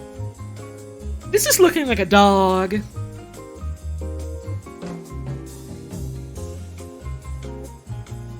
Looking like a dog. Bark. LOL. Like a dog. These have to be filled in. Which means this is 4. 5, 6. Get rid of these.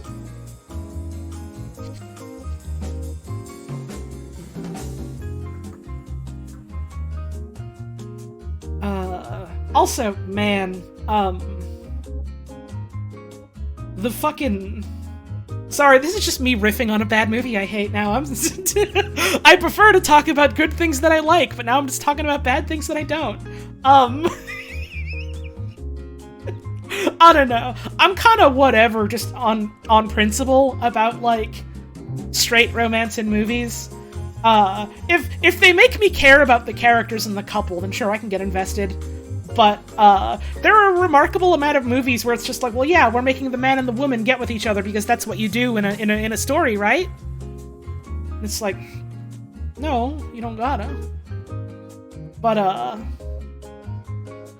it feels really fucking unearned in episode 9. Like, desperately, desperately unearned in, like, a exhausting way.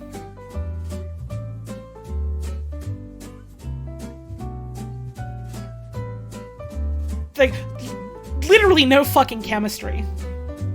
You could talk for days and days, and people have on the internet about, like, you know, how there's, like, weird, horrifying fucking, like, power dynamics in that relationship between, Ray and whatever his fucking name was, Adam Driver, son of a bitch. That's not what I'm talking about. They have no chemistry. Nothing you have done on screen has convinced me that these two characters have any amount of care for each other. At all.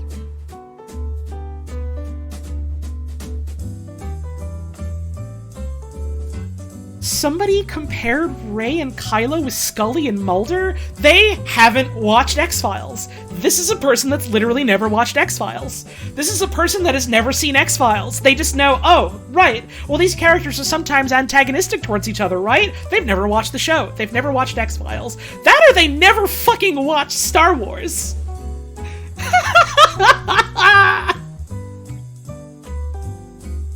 Let's not lie, Kylo and the redhead twink had better chemistry. Not really, but I will say, if the movie tried to say to me, oh yeah, General Huck or whatever his name was, General Fuck, I don't remember. If his entire motivation was he was trying to jump Kylo Ren's bones, if they tried to tell me that, I would believe that more than, yeah, Rey and Kylo wanted to fuck. They had a thing for each other. Like, I would believe that more. The fucking character whose entire thing is like, I'm a shriveled coward shithead space Nazi, and I want to bring back the Empire because I'm like a space Nazi dude. His entire point is to be one-dimensional. Even then, I would believe that more.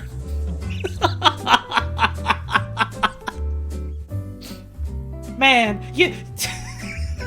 No, I'm just thinking about how sad those movies in general make me.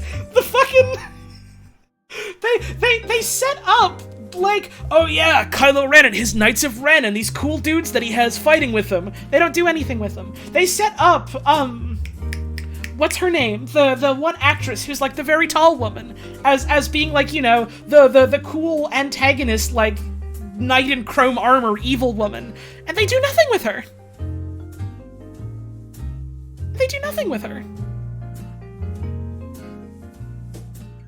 Gwendolyn Christie, that was it, thank you. I was remembering her name as Agatha Christie, and I know that's wrong.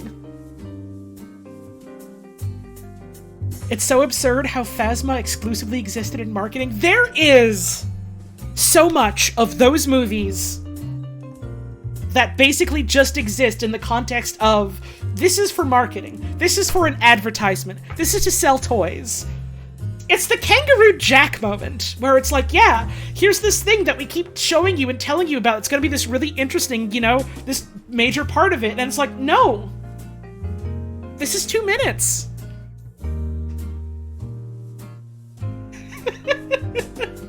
I was talking about fucking... Oh, right. I was talking about this with Puz the other day. Because we were watching a good movie. For fucking once, we watched a good movie. We watched a couple good movies recently, but we watched, Wallace and Gromit, Curse of the Were-Rabbit. We should hit up a LEGO Star Wars. The LEGO Star Wars games, I hear, are fun because they're goofy on purpose, and that's great. We were watching, Curse of the Were-Rabbit, because I hadn't seen that movie in fucking years, and I love Wallace and Gromit, she does too. And I had this realization, like this brain blast memory moment being like, oh yeah, Hutch, the rabbit in that, where it's like, yeah, this is the rabbit what got turned into a Wallace. rather than, you know, Wallace getting turned into the rabbit, other way around. Ads and stuff for that movie and the way people talked about it made me think that that rabbit was going to be much more present and much more plot important and be like a character with thoughts and motivations and not just, like, you know, the comic relief that walks around and says Wallace lines, which it's fine that he's that. It works, but I thought he was going to be so much more as a kid, and I realized in that moment and called it something like the Kangaroo Jack effect, where I had been led to believe that, like, something in a movie was different than what it actually was because of ads and stuff. 6, 7, 8, 9, 10, 11, 12, 13, 14, or 1, 2, 3, 4, 5, 6, 8, 9, 13. I gotta go on break! Fuck! I've been talking too much about movies, I gotta go on a break! Fuck! Alright, I gotta get up and have a stretch. I'll be back in a few. I'm gonna run the ads while I'm away, so it's the perfect opportunity for you to get up and have a stretch yourself. I'll be back real soon. Think about something good while I'm away instead of Star Wars Episode 9, okay? See you soon.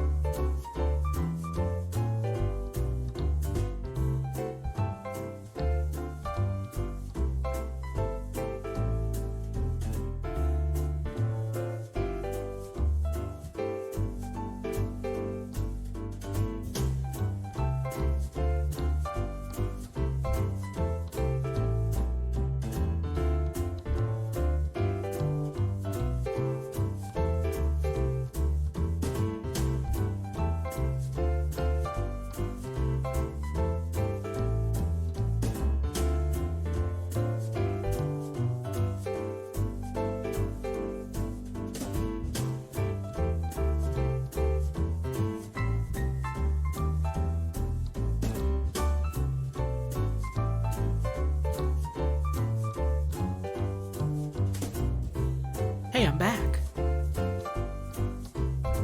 Let's get back to it. Why don't we? I see a bunch of folks in chat mention Glass Onion. And I guess Knives Out, because they're related somehow, question mark. I've not seen either of them, but I've, heard a bunch of people say that they're interesting, recently. I guess recently because one of them came out recently. I know it wasn't Knives Out, because that's been out for a while.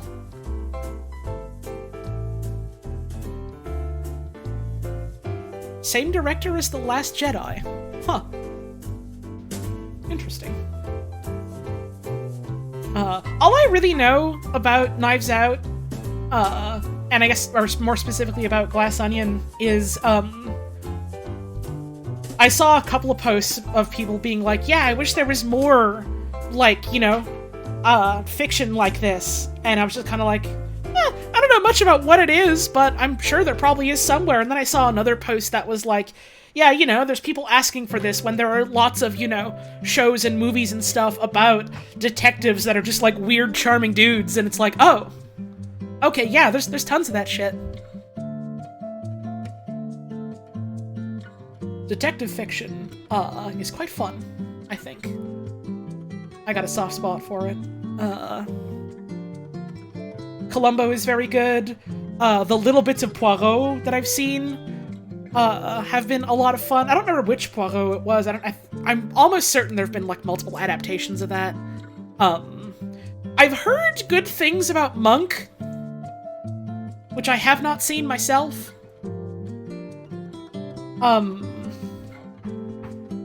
There's lots of options if you want this more sort of goofy side of things. 4, 5, 6, 7, 8, 10. 6, 7, 8, 10. There we go. Fill that in.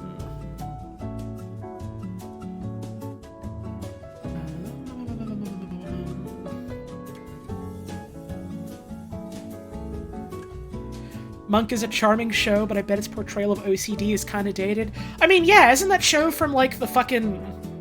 what, the 80s or 90s or something like that? I don't remember exactly when. I don't know too much about TV and movies, but I think that sounds correct. Early 2000s? I was close enough by, like, 20 years.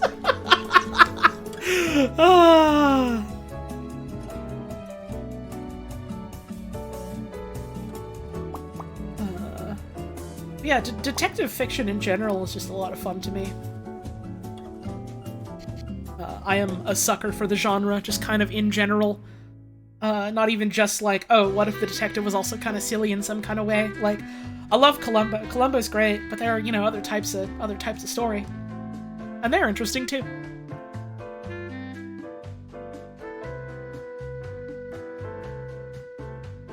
Unfortunately, the problem is that a lot of people still use it as their reference for OCD in 2022. Yeah, sure, but people do that for, like, fucking everything under the sun, for, like, anything they've seen in, like, a TV or fucking movie. You've still got people out here that watch fucking RuPaul's Drag Race and are like, yeah, that means I'm basically a sociological expert on transgender people, right? And it's like, that's not even necessarily the same thing!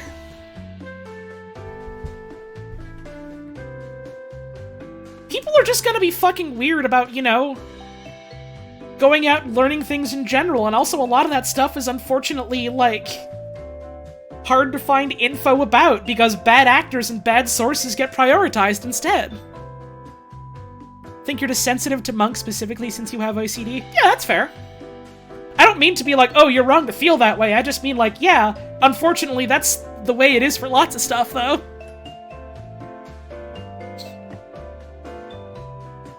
I hope it did not come off the wrong way. My apologies. It's just, it's the sort of thing in general that I have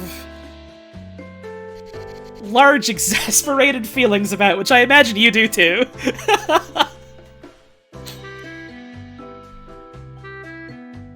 Hate how modern shows depict autism so much, no human alive acts like the good doctor. Right, and if it's not people being like, oh, you're just like the good doctor, it's people being like, oh, you're just like the Big Bang Theory, you know? Oh god, yeah, weaker Agatha Christie books are a lot of fun. I need to get off my ass and read more of those.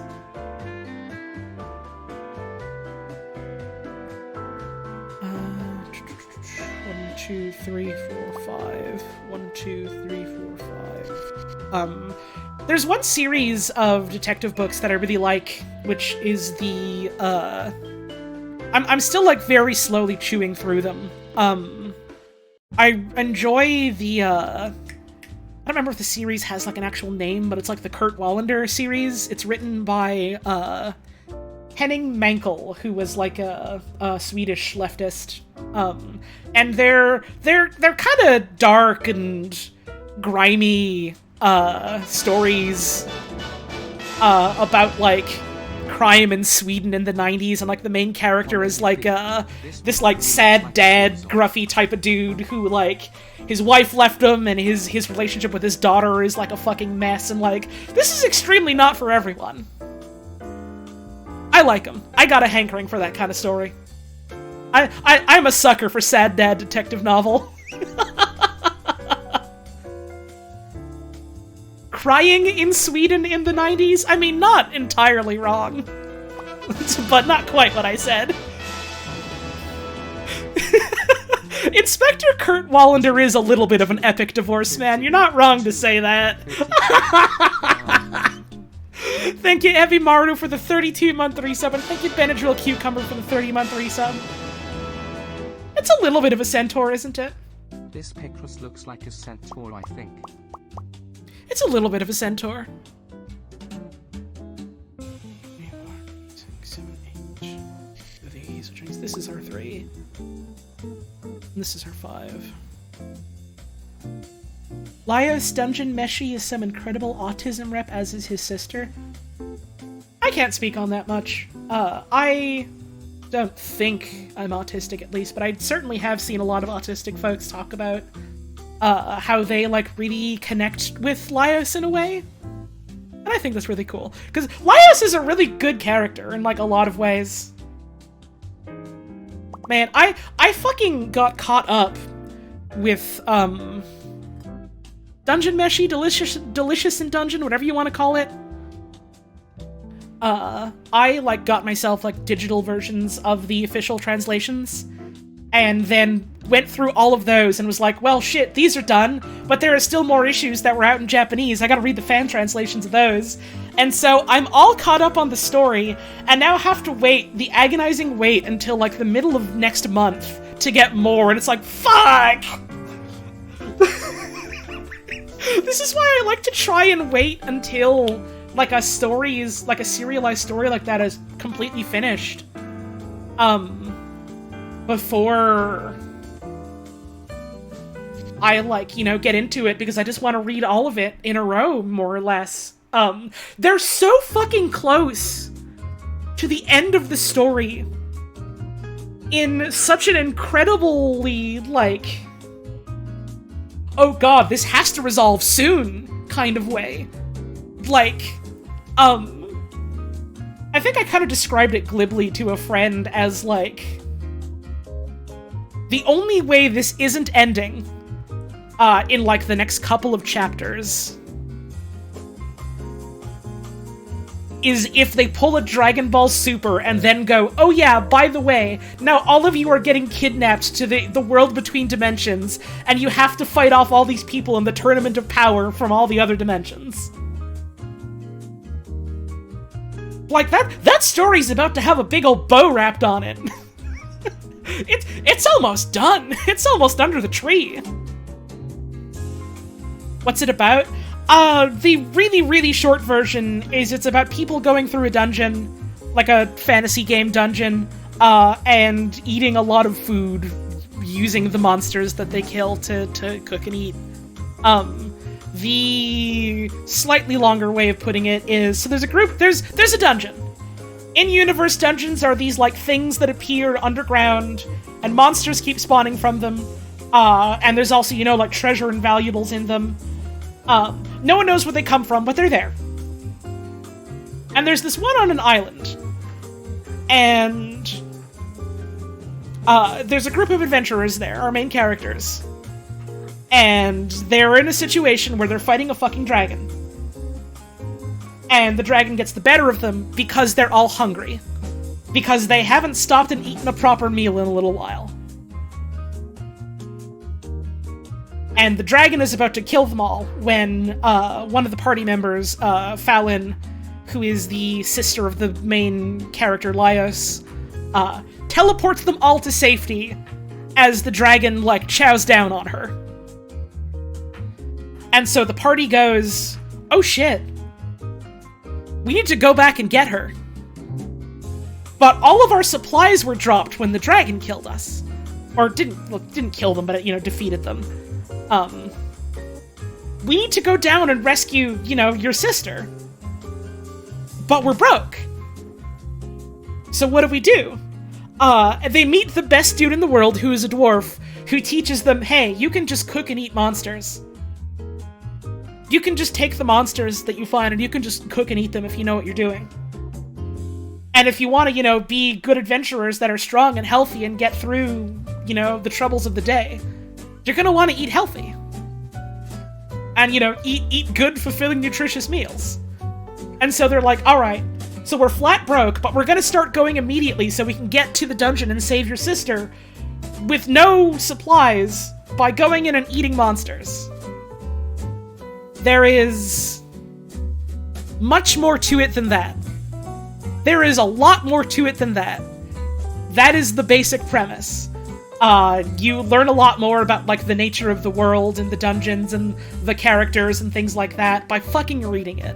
And you should fucking read it. It's really goddamn good. And one thing I really like about the way that the author has written all of the characters... Yeah, that's basically what the first volume is. That's your spark notes of, like, how the first volume starts. It gets wilder and wilder as you go deeper into it. You should get deeper into it instead of just taking my word for it. And one thing I really like about it is that the way the author writes characters makes them all feel, like, really multifaceted and really human and interesting and compelling and different from one another. And part of the main ways that she does that is she makes everyone really fucking weird. In their own ways. Everyone is a different flavor of weirdo. And so you start the book and you see the main character. Oh yeah, Laios, he's here. He's the knight in shining armor fighter type of dude. So he's probably like, the comedic straight man. He's probably, super normal, straightforward type of man. And in the first chapter, they basically immediately establish, no! This dude is a fucking freak! You love him! He's great for it! The fact that he's a weirdo is awesome! It's phenomenal! And he's just like, yeah, I've just always had a fascination with monsters and studying monsters and understanding monsters and wanting to eat monsters. It's great! It's great! And so you think, oh, okay, well, he's clearly not the normal one. What about, any of his other companions? What about any of the other supporting characters? What about, anyone else in this goddamn world? No. Everyone's a fucking weirdo, because people are, human beings are weirdos. It's great! Marcy must be normal? No! They also established pretty early on that no, the nice elf companion, the nice elf wizard in the party is also really fucking weird. And part of that is her telling everyone, no, you gotta believe me, I'm literally so normal. And the other part of that is that canonically she is Italian. This is...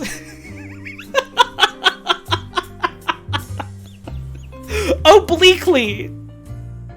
A spoiler for something in one of the later chapters. I'm giving you no context. I'm not telling you how it comes up. Don't worry about it. But you do need to know, in such a funny way, they just drop, oh yeah, by the way, she's fantasy Italian. Italy does not exist in the world of Delicious and Dungeon. She is the equivalent of Italian in this world.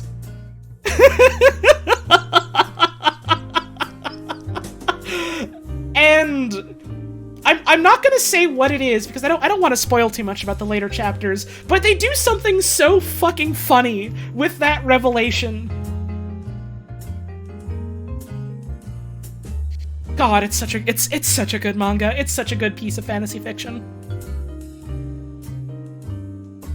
And it's not even that, oh yeah, all elves in this universe are Italian or whatever. No! It's that she specifically was raised in Italy! What's being talked about? Dungeon Meshi. Delicious in Dungeon. It's a very, very good manga that I got caught up on recently.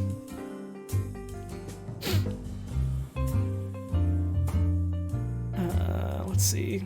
1, 2, 3, 4, 5, 6, 7, 8, 12.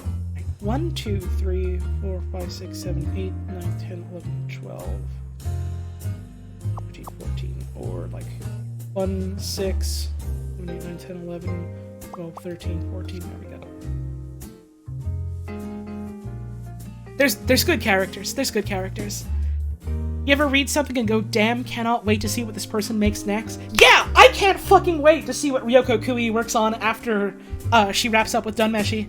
I am so excited to see what her next project is gonna be. She, I think, like, worked on a book of, like, a bunch of different, like, fantasy one-shots completely unrelated to, like, you know, that series, that universe. I haven't read it. I know it exists. Specifically because the chapters I was reading had advertisements for it back in, like, the 2019 volumes. I haven't read them. I heard they're good, though. So I got to check that out at some point. 6, so cross this out. This goes here. 1, 2, 3, 4, 5, 6, 7. There's that 7 all done. Get rid of this. 1, 2, 3, 4, 5, 6, 7, 8, 9, 10, 11, 12, 13. Didn't they confirm at some point they were gonna make an anime of Dungeon Meshi? I don't remember. Is my head feeling any better? A little bit. I'm realistically probably gonna wrap up in the next half an hour. But it's not like, oh god, this could be trouble levels anymore. It's just, I shouldn't push myself levels. Animated by Studio Trigger, after the manga's done. Hell yeah. I hope it's good.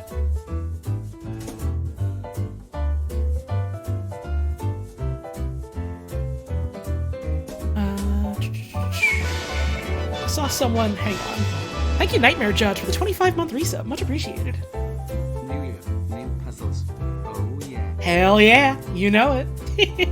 Thank you for the 25 months. Much appreciated. Ryoko Kui also did drawings of all the party members of the different Baldur's Gate games? Holy shit. Well, I guess I have a more explicit reason now to play the Baldur's Gate games. 4, 5, 6, 7, 8, 9, 10, 11, 12, 13. Cross this out, cross this out. I've never played any of the Baldur's Gates. I have heard they are very influential and kind of genre-defining, like CRPGs, which is interesting. I've never played them.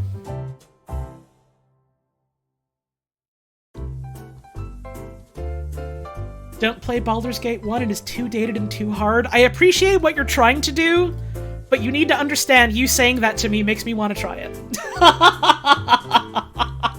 You have to understand that makes me interested.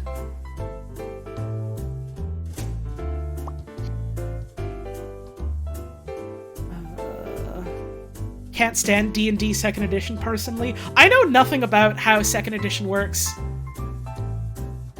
So I don't know much about the mechanics end of it.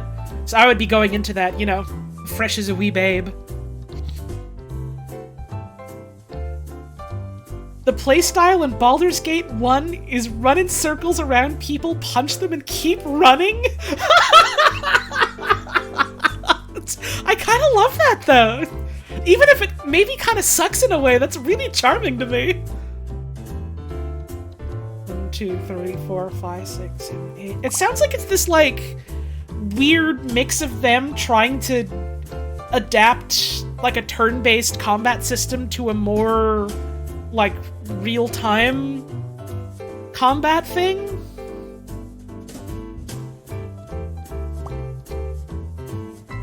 Which sounds interesting. I don't know if it sounds good. It sounds interesting.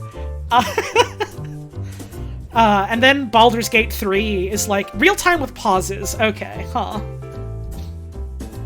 I know Baldur's Gate 3 is being worked on by the folks what did Divinity Original Sin and all that. And like, I know people fucking adore those games. I haven't played them yet. I want to, but I haven't played them yet. So I'm hopeful about BG3. I know I've had a bunch of friends that played chunks of it in early access. I mean, it's still in early access, but you know what I mean by that. And they liked their time with it. So that's inspiring? Encouraging, I suppose, is the word for that. Cross these out. See, this is a 1, this is a 1. This 4 can't go here, so 1, 2, 3, 4, or 1, 2, 3, 4. This is a Dougie. This is a Douglas. Can't you play those Divinity games in co-op? You sure can!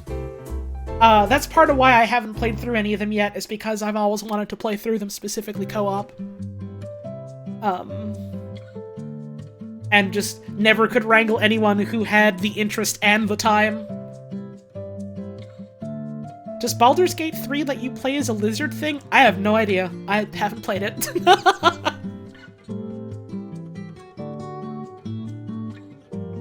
Here's 14, that's all done. 3, 4, 5, 6, 7 go there. 1, 2, 3, 4, 5, 6, 9, like that, or like that. Okay. Oh! The 5 would go there. There we go. 1, 1, 4.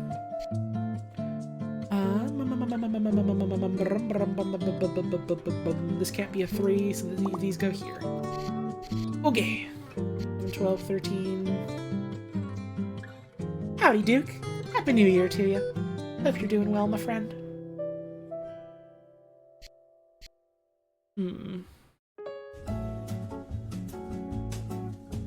But yeah, there's a whole bunch of, like, old school CRPGs that I've had kind of a weird, grimy hankering to check out at some point. Games like that are neat, IMO, even if they don't always necessarily hold up super well. Dougie.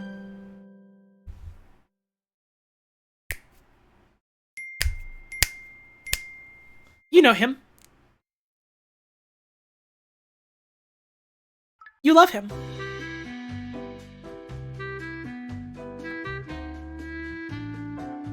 What is the dog doing? Well, getting a Picross puzzle solved, I suppose.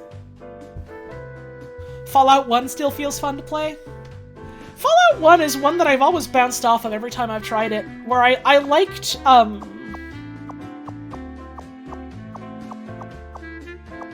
liked the way, like, all the moment-to-moment gameplay kind of felt. And then kind of hated the fact that I was on, like, a time limit, because I only ever really tried to play it when I was much younger, and time limits in games stressed me the fuck out to the point of, like, having, like, not quite anxiety attacks, but, like, something close to that, I feel. It's why I was never able to play Majora's Mask, or, like, Pikmin 1. And then Fallout 2, which is like, oh yeah, you know, we got the gameplay and we improved on it, and also there's no sort of time limit like that, necessarily, and it's like, oh yeah, that's interesting, and I thought a lot of the stuff I heard about Fallout 2 was really interesting. I don't know if any of you have ever played Fallout 2 or tried to play it recently. The fucking intro of that game,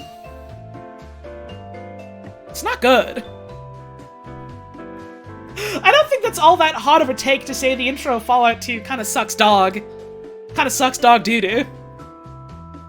It's the whole, like, here's the whole pastiche about, like, yeah, we're the quote-unquote tribals of the wasteland, and how we're, like, this weird, like, Native American and also Native Southern American garbage from the 90s, and then also, here's the tutorial, go through the temple and beat up a bunch of scorpions or whatever. Like, narratively and gameplay-wise, it just sucks ass.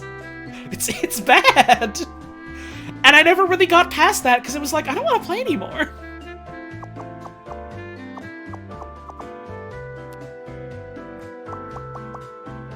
And, like, I've heard there's a lot of interesting, compelling stuff after that.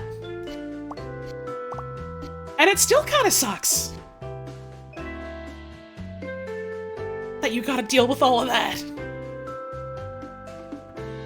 String of acclaimed mid-90s to early 2000s RPGs that are so deeply racist for at least one whole era. Yep, it's, the era of, like, edgy white nerd dudes, huh? Among other things. They tried to do it better in New Vegas and it was still rough. Yeah, like, the developers, like, on record have talked about, like, Honest Hearts specifically and how, like, it wasn't really their aim, their angle for, like, the whole, yeah, you know, here's the people living in this area. It wasn't their aim for it to be like, oh yeah, these are just, like, the stand-in for Native Americans. It was meant to be, like, its own separate thing or something like that. I don't remember exactly what they said they were going for. I just remember they said, like, yeah, but we kind of failed completely in that regard, and so it definitely comes off, like, you know, kind of offensive in that regard.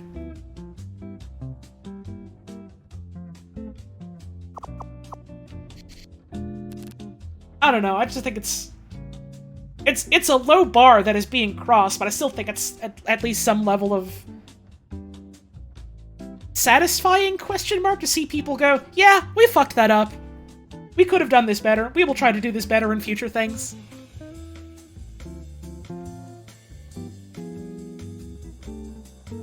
It's like the fucking, the thing in Deadly Premonition 2 I always think of when I think of stuff like that, where, like, I haven't played that game, so forgive me if I get details wrong. There was something in that game about a transgender character that was handled, like, really, really fucking poorly, and so people, like, you know, came out and talked to the developers of the game and were like, hey, you handled this in a really shitty way. This comes off as really hurtful. And they were like, huh. We hadn't really considered that. We're sorry. We'll try and change that. I don't have any idea if they actually ever, like, ended up being able to change whatever the issue was, but, like, I don't know. The acknowledgement of that means something to me, at the very least. You know? That one Sweary and his crew? Yeah.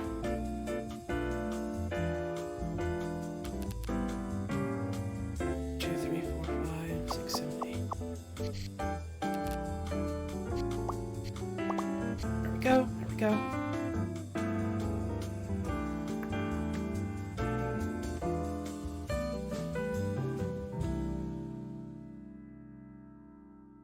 Being able to acknowledge your mistakes is heartening? Yeah! I think so. It's like,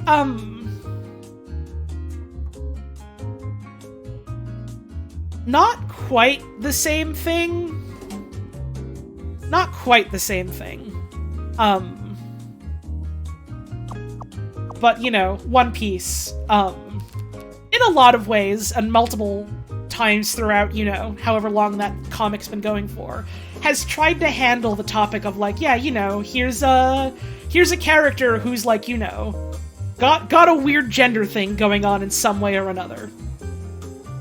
And it's the kind of thing where it's like, well, this doesn't necessarily feel like the intention was to go, yeah, those weird queers, huh? Point and laugh at them.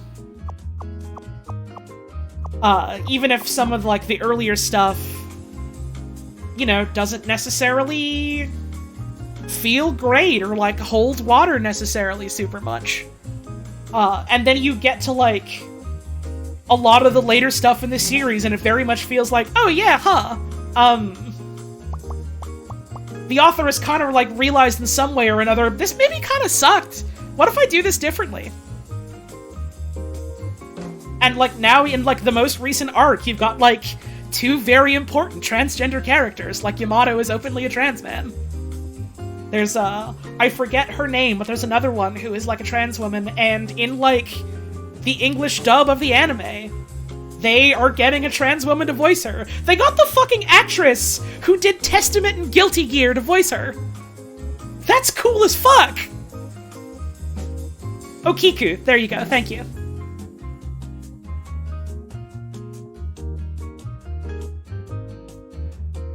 One, two, 2, 3, 4, 5, 6, 7, 8, 9, 10, 11, 12, 13, 14.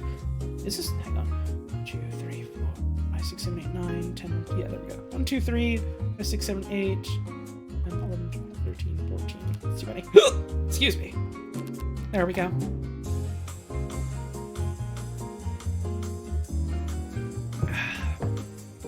Feel seen as a trans man who won't get top surgery when it comes to Yamada. Yeah, and I've seen that sentiment like echoed by a bunch of trans men that I know. It's cool. It's cool to have characters like that. And like just let them exist and not have their existence be some like weird joke, you know?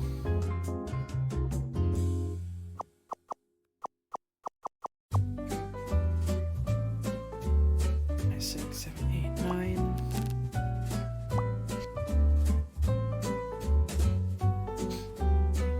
Kaylee McKee seems dope. Yeah. I was... I'm trying to think of exactly how to word this.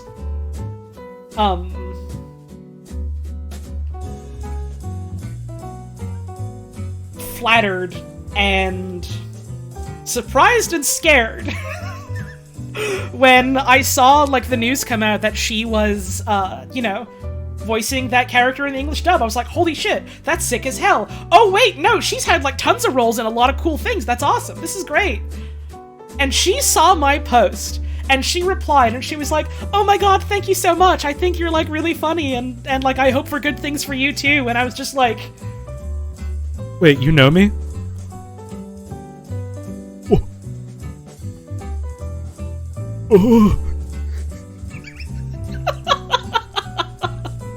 And then I looked over and it was like, wait, you fucking follow me on Twitter. What? The mortifying ordeal, etc., etc. You know what I mean.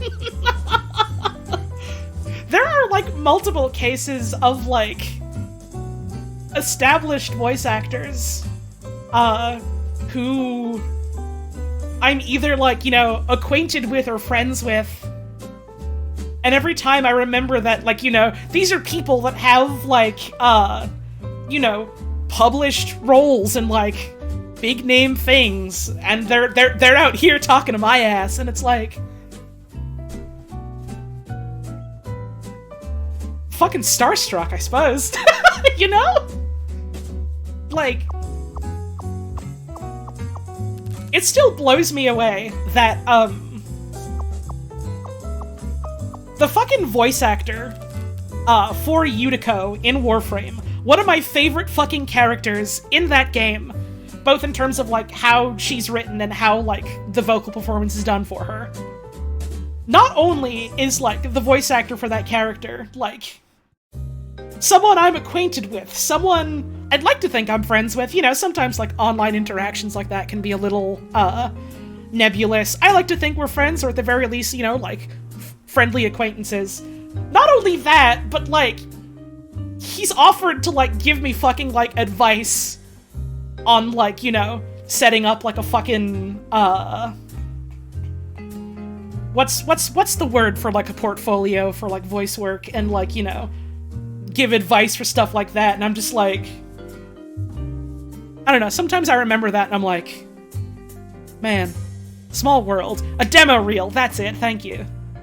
Yeah, Tamara Fritz, fucking great person! Really, like, really talented, like, voice work, and a bi-gender icon. You love to see it. You truly love to see it. I want this year to be the year I finally get up off my ass and, like, get a demo reel together. Because, I was, like, all fired up when the new year came around. I was like, yeah, this is the year, I'm gonna do it, I'm gonna put myself out there, I'm gonna get a shit ton of, like, or at least apply for a shit ton of, like, you know, voice work and try and, you know, make my big break. And then I was like, well, it's the start of the year, I'm still doing kinda rough, I'm still really tired, I still have 2 projects that I'm, like, you know, applying for and working on already. Let's not get ahead of ourselves. However, I'm gonna do that eventually. Hell, it's more than fucking 2. There's a whole bunch of things that aren't necessarily, you know, me trying to get voice work in, like, a video game or something that I am working on or going to be a part of that I can't, really talk about yet, but I mean, if you know other things I've worked on in the past, you can probably make some educated guesses. Smile. I don't know. 2022, I said this at the start of stream. 2022 for me was a rough fucking year.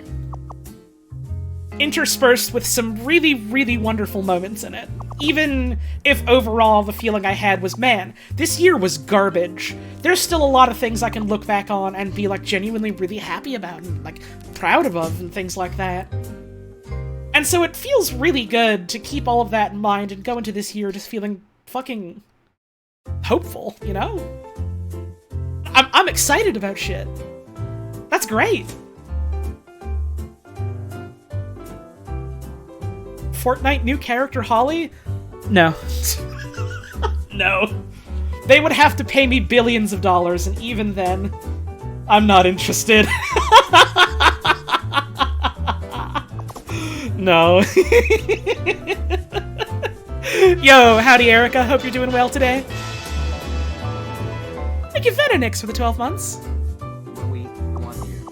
Here's to a good 2023. Smile. Thank you so much, I appreciate it. Holly is going to be Overwatch 2. Here's the thing. I'm only going to be Overwatch 2 in the context of, hang on, I'll just get the fucking post and I'll read it out loud and that'll be me Overwatch 2. You probably know what I'm saying, but you're about to.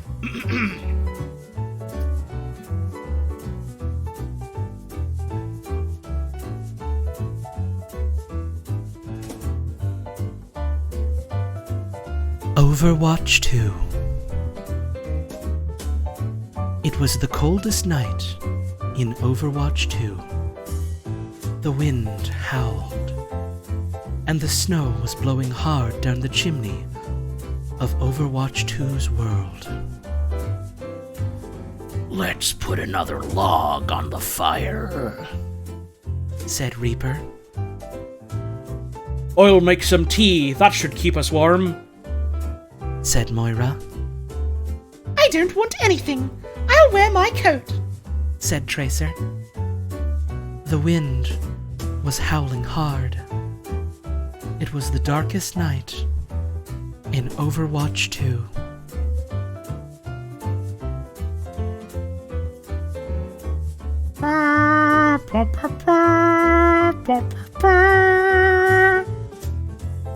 There you go. I did Overwatch 2.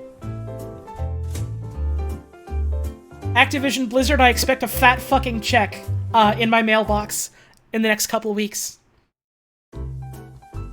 Hurry up. I got shit I want to buy my girlfriend.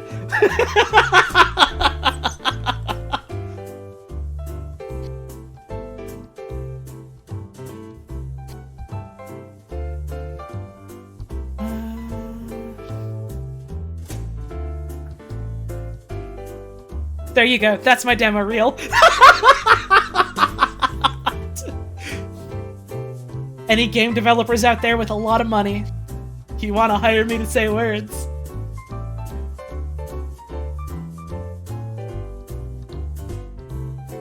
If I do a 2 here, there's not space enough for the 1s. Hell, it don't even gotta just be game devs necessarily. I'd be open to do voice work for not video game stuff. That would be fun.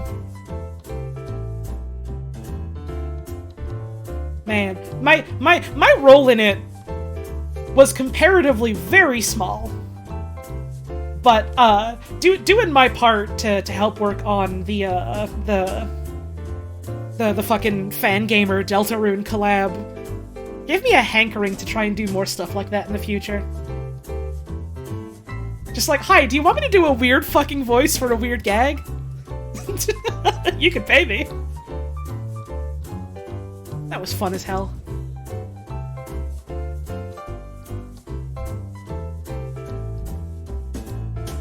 real cool gang of folks we got to interact with on the Fangamer side. More product safety recalls so I can voice them? Listen, I'm just saying. If that's somehow how I end up making, like, steady income, I ain't got no problem with that.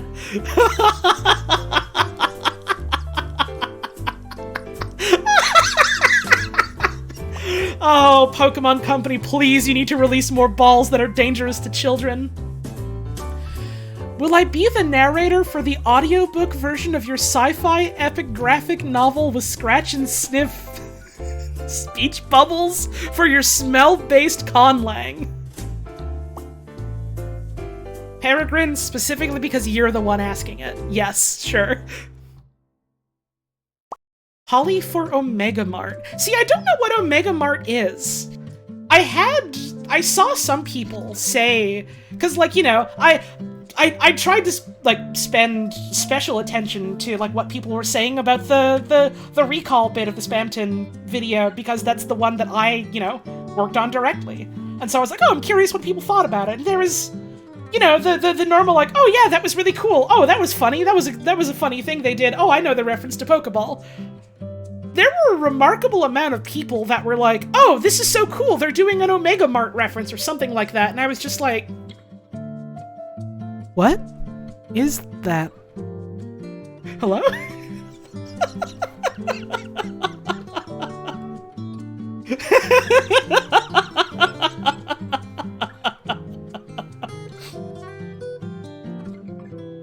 Had no idea I did the recall voice in that. I was in the credits. Oh, I guess the credits didn't really specify exactly what role everyone had, so I guess that's understandable. But yeah, I was the voice of the recall commercial.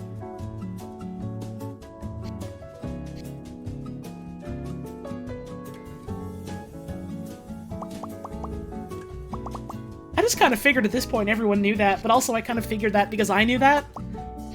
One of those cases of like, well, I assume everyone knows what I know because I'm my only frame of reference.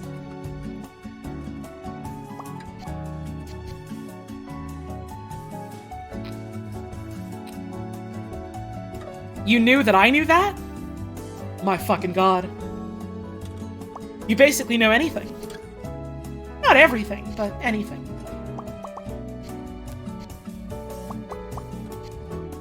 But yeah, here's hoping 2023. I can't promise myself it's gonna be the year that I make my big break. Who knows what's gonna happen, but at the very least, I want to make it the year where I try. I say that like I haven't already had my big break. That was kind of what HLVR was in a lot of ways.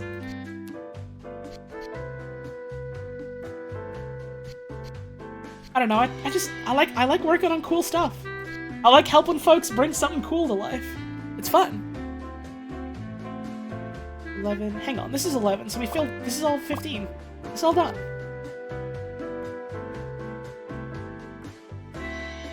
Can't believe it's been almost 3 years. My god, yeah, time flies, huh? Don't quote me on this.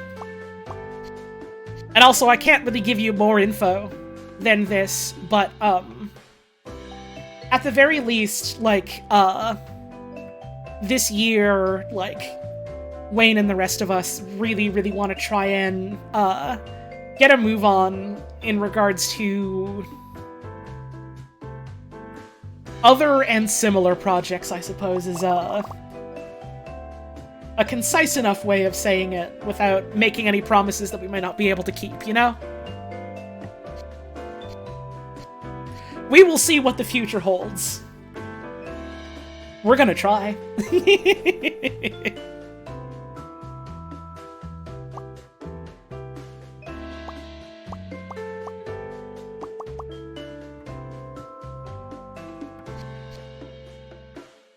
We still do have to finish, the gnomes video with the funny gnome in it. Video stream.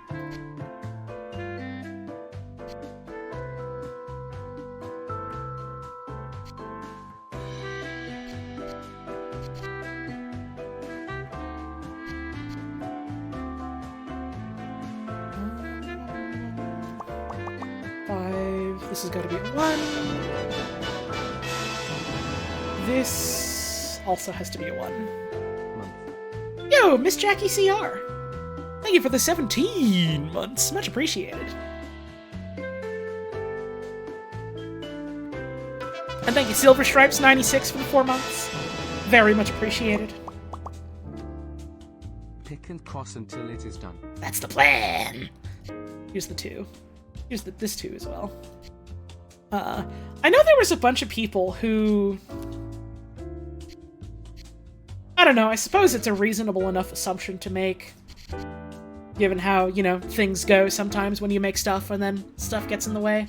There were some folks who assumed that, like, you know, we just dropped the Gnome videos series completely.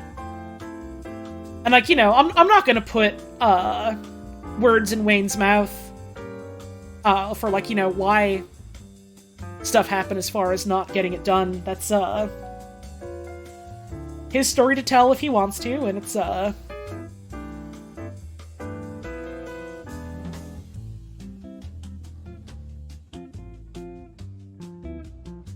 feel like I was gonna say something and forgot what it was, because I was like, wait, I thought I saw something. And I didn't. Wait, no, I literally did! It crossed fucking all these out! Trying to tell a story and then also trying to go into immediate Picross brain mode is like, oh fuck, which one do I prioritize?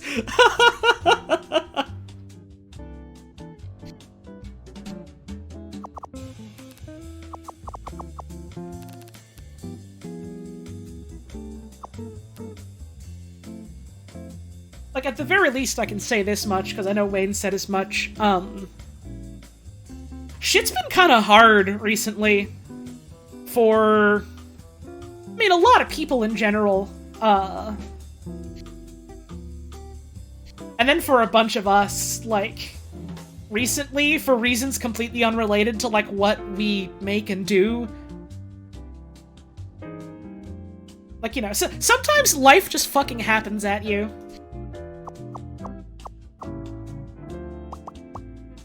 And you gotta keep on lifing. It is the way of the world. But, like, I can pretty confidently say, I mean, yeah, it's been a rough few years for basically fucking everyone, you know?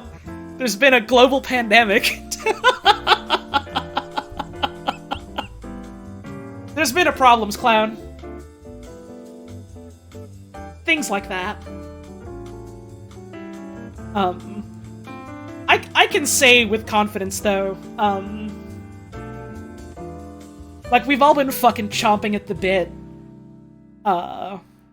waiting and trying and,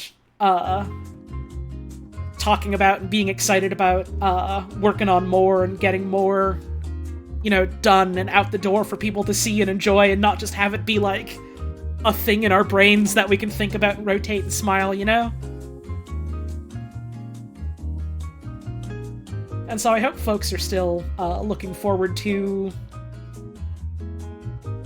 you know, stuff that's unfinished and stuff that we said we would do. Because we're still angling to do in general.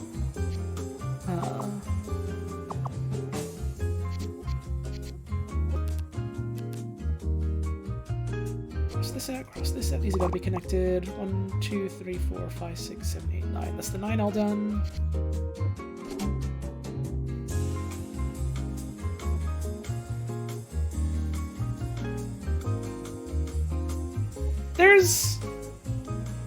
It's an interesting phenomenon, and I guess you don't even necessarily have to be someone who makes things like this for a living to see it, but there sure are a lot of people out there, who aren't aware of it for whatever reason, even though it feels very,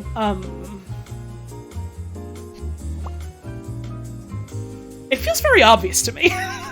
Even before it became a thing tied up with, like, what I do for a living, where, like, people sometimes forget that the people that make things are people. and just kind of get caught up in the whole, like, well, where's the thing that you're working on? Why isn't it out? Why haven't you made the content for me?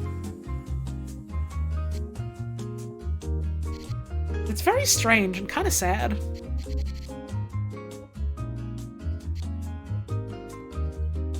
I certainly don't think there's a lot of people here right now watching the stream who that would necessarily apply to. At the very least, you certainly don't act like that in my streams.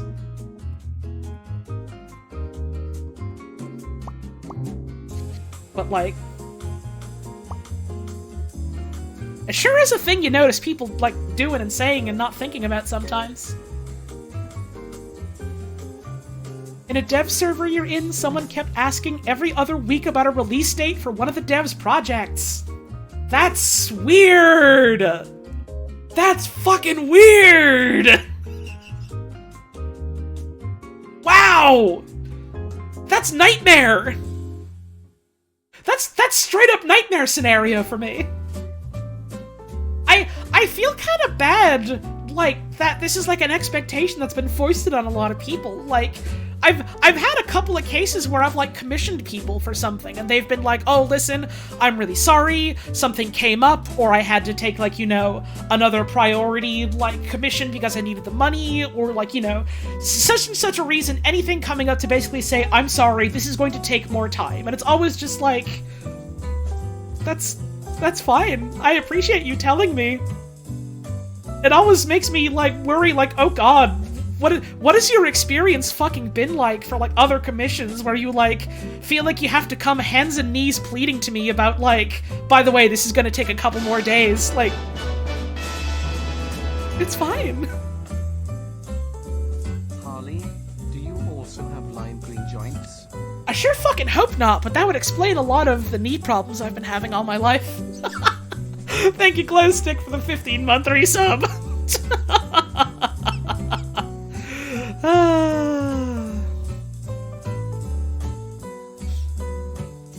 Let's see. Well, the 1 and the 1 are done here and here. Which means 3 or 1, 2, 3. Cross these out. Sure had some calm experiences.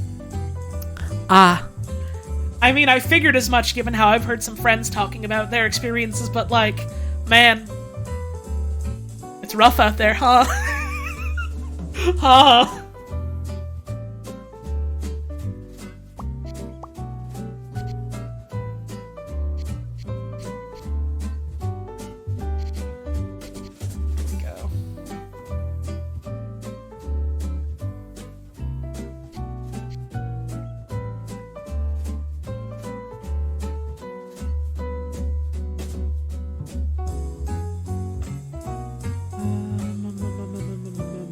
The rest of it.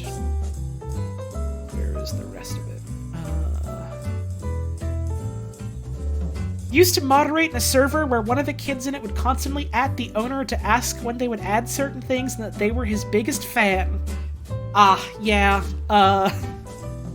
Having to moderate spaces with, like, children and younger folks who just don't quite get it yet sounds like a specific type of exhausting and exasperating. Hell, I've had to fucking deal with that sometimes, and I even have a hardline rule of like, hey, no kids, no youngins, please. I make jokes about boobs and willies. Get out, avert thine gaze. And even then, I've had to deal with the occasional, overzealous child. It is a difficult and unfortunate and unpleasant situation to find myself in whenever it happens. And I'm glad it doesn't happen to me very often, because I feel like I'm personally not very good at dealing with it. I like children. I think children are wonderful. I'm not terribly good with them.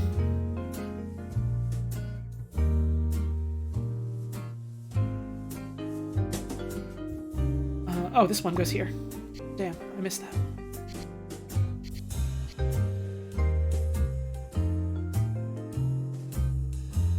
Which means 1, 1, 1 is all done.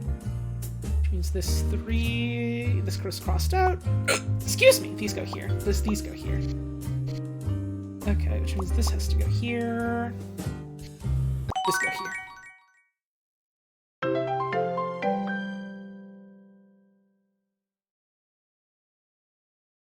Ding, ding, ding. Crumpus. I should probably wrap up soon. I'm having fun just hanging out and talking, though, but I should probably wrap up soon.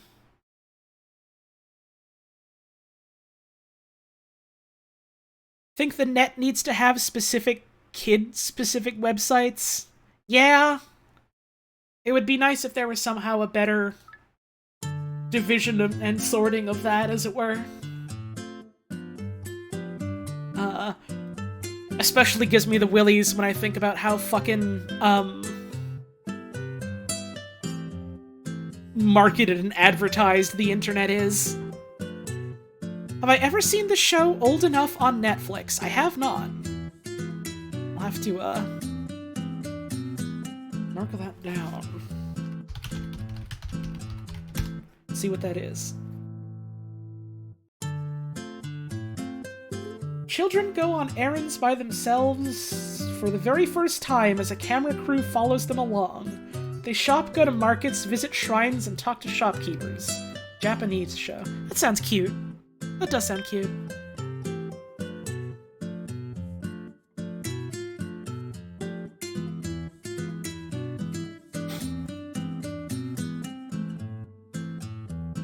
Yeah, the internet is in kind of a dire fucking place in general, huh?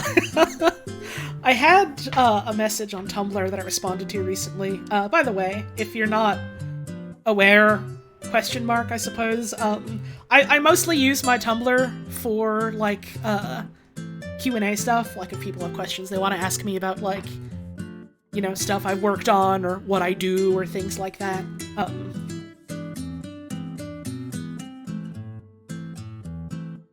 This is fucking reminding me, I had a dream the other night, and no one fucking do this. If you do, I'm literally just gonna block you, because that's exasperating and exhausting. I had a dream that I posted, like, a post about, how I did, like, a specific type of sandwich, and that I got, like, 3 fucking essays in my Tumblr inbox from someone talking about how, like, I was morally reprehensible because of sandwich.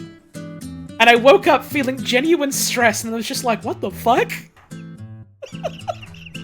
Why did I dream about that? It's a sandwich. Anyways, I like using my Tumblr for Q&A stuff.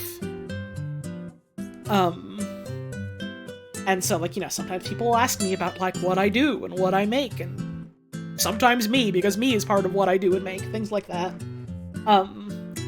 And there's one that I got, which is a question that I get sometimes, which is like, do you regret, like, becoming, like, the sort of, you know, online entertainer that you are? Or do you regret sort of, you know, pivoting your career into that sort of space? And I'm always kind of confused by getting questions like that. And again, that's one of those cases of like, well, this seems so obvious to me because I live in my own head and I know what I'm thinking. But like, no, I'm very happy about that.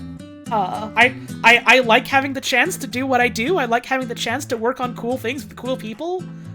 Things like that. And like, pretty unequivocally, every time I think about that, it's like, is there anything I do regret about it? And like, really, the only thing that comes to mind is like, specific woes about Twitch as a platform and, like, the internet in general. And,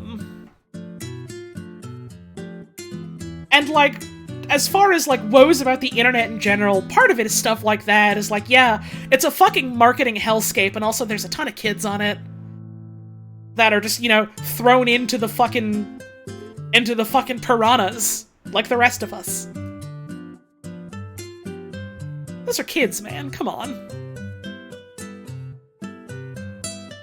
feel like it's antagonistic in a way to ask a person if they regret something. I don't necessarily feel that way, no. I just think people are curious about stuff sometimes. People are just like, I just want your perspective on something, you know? Sometimes people can be weird and invasive about it. I got one question that was like, have you had a good, long, deep cry about something recently? And I was like, that's a little personal. I'm not answering that. But, like, I don't feel like that's necessarily, like, antagonistic, you know? Sometimes folks is just curious about stuff and have weird senses of boundaries and familiarity with other people on the internet. I don't know, I've gotten pretty good at telling people, hey, these are my boundaries. Don't cross them or you're out. Like, to varying degrees of severity, it's not necessarily like, oh, you said a wrong word to me and now you are banned forever, but like, you know. I'm not afraid to tell people, hey, this sucks, don't do this to me. It's good, it's healthy, I like doing that. Anyways, point being, internet's fucking scary. And I wish things was better for the youngins in general, but, you know, I'm specifically talking about the internet right now, I suppose.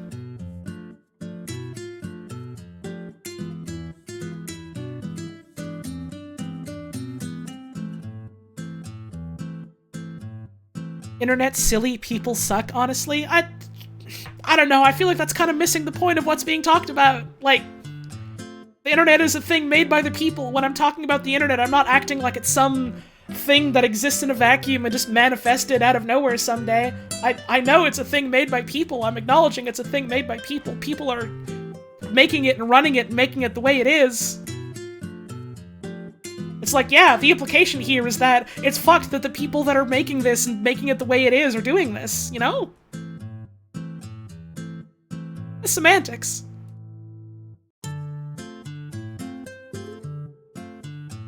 Also, I'm not really interested in blanket, yeah, people are bad statements. There are a lot of people that are bad, and there's a lot of people that are good. People is people.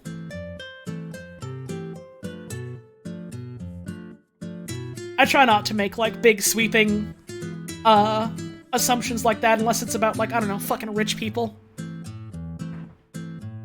You know?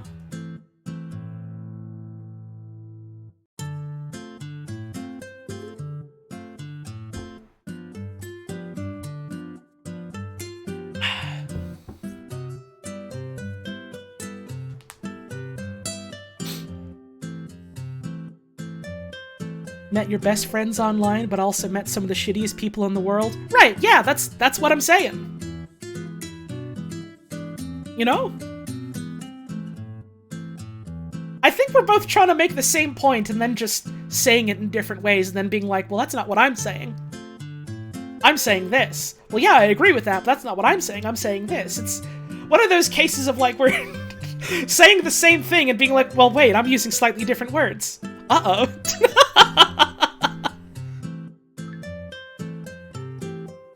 Conversations, huh? People have more room to be kind when they're treated with kindness? Yeah. I reckon I generally agree with that, yeah. Sometimes it's to my detriment, but I generally try to assume the best of people. Unless they give me explicit reason to believe otherwise. I don't know, I've been burned in some ways by doing that before, but I still do it. It's important for me personally.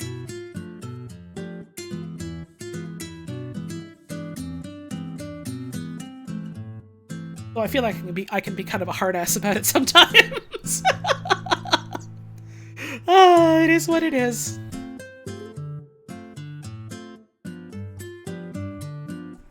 I guess this is kind of just the just chatting part of the stream now. Let me, close this. this is a little bit easier on my eyes and brain to just kind of hang out and chat instead of also trying to juggle the video game at the same time while I'm still a little bit in migraine mode. So let's just listen to some music together. Because I'm having fun just chatting. Oh, I like this song. The song is really cute. The song is from Yoshi's Woolly World. This one always makes me tear up a little bit.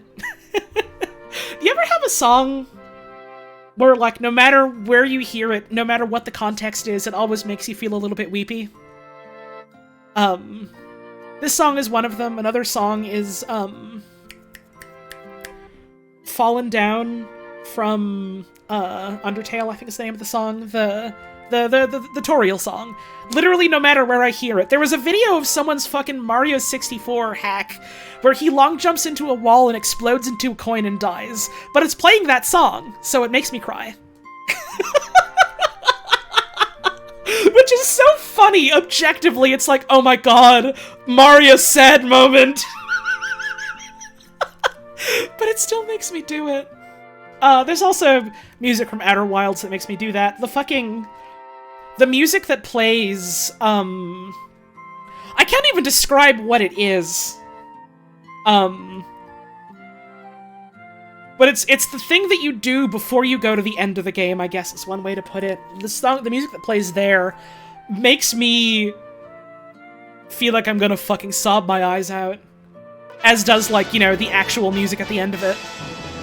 Outer Wilds is so fucking good. Can we get some pictures in the chat for Picross? Let's fucking go. Let's get some pictures. Wish you could enjoy Outer Wilds. You can't find what's fun about it. Huh, that's interesting. I haven't seen many people that didn't enjoy Outer Wilds, but I reckon, you know, there's some out there. I hope this isn't coming off as me being like, oh, you Philistine, how dare you not like the thing I like. I don't care. Different strokes for different folks. I think it's interesting more than anything when I really like something and I hear someone's perspective who didn't. Different perspectives is cool.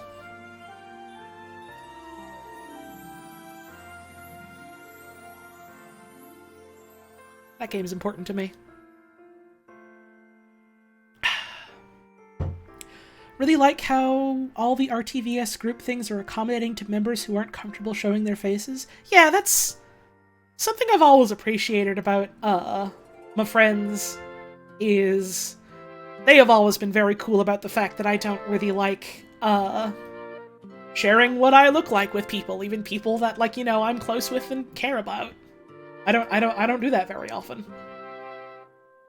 It's like I think the last person that I, like, showed my face to, aside from, like, people I, like, you know, see in person, is, like, my partner. Very funny song change! You know?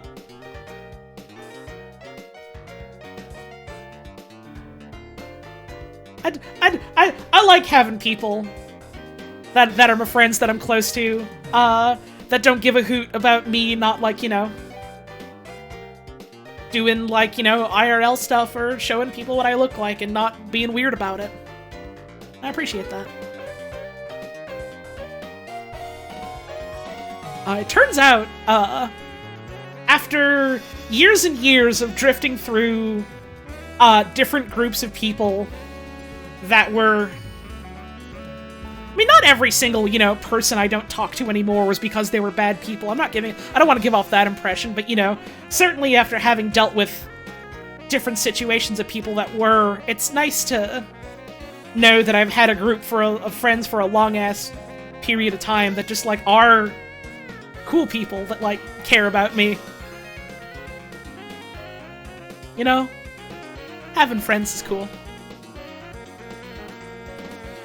Heaven Will Be Mine. I've heard of that one. I have not checked it out, but I've heard it was interesting. That's the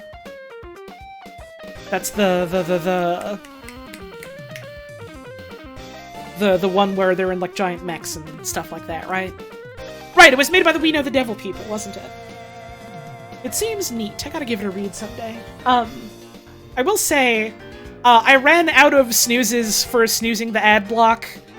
It is gonna play very soon. I don't really feel like getting up and having a break because I kind of just want to hang out and chat for a bit, but that is gonna happen during some of this talking block, so I might just have to, like, pull up something on stream or whatever. I once again remind you, if you have a sub, or if you have an ad blocker that works on Twitch, you don't see the ads. You can do either of those, and I don't particularly care. I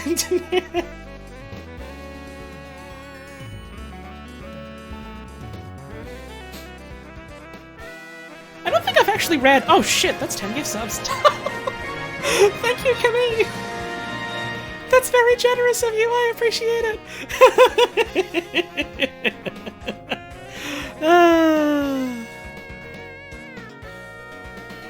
Can we do a watch party of the Gumby long play sometime? I have considered it. I don't know if I want to unleash that kind of evil on people. I feel like that would be cruel. I feel like that would be overly mean. But I've thought about it. A Gumby short play? Hang on.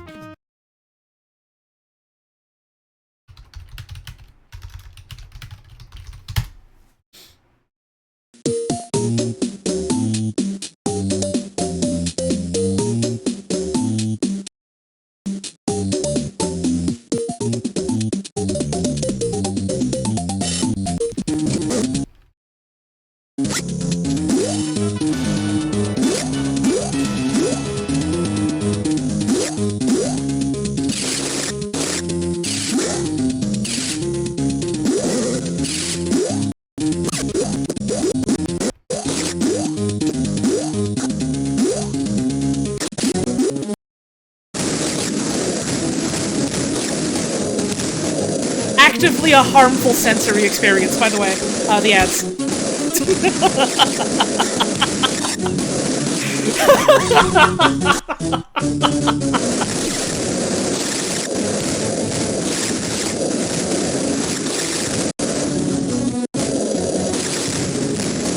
Sensory video for a baby you hate?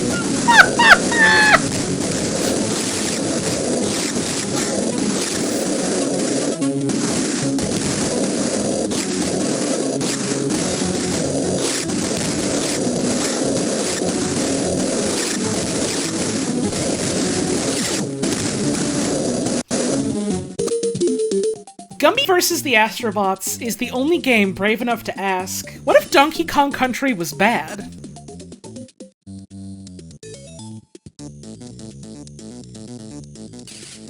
I'm making it louder again, by the way. It's hurting me as much as it's hurting you. We're hurting together, I suppose.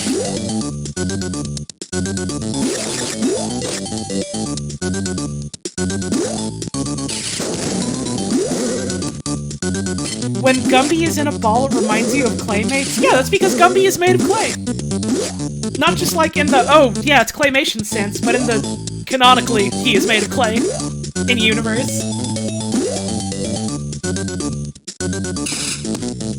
This person can't deal with this one platforming segment because it probably feels like dog shit to control!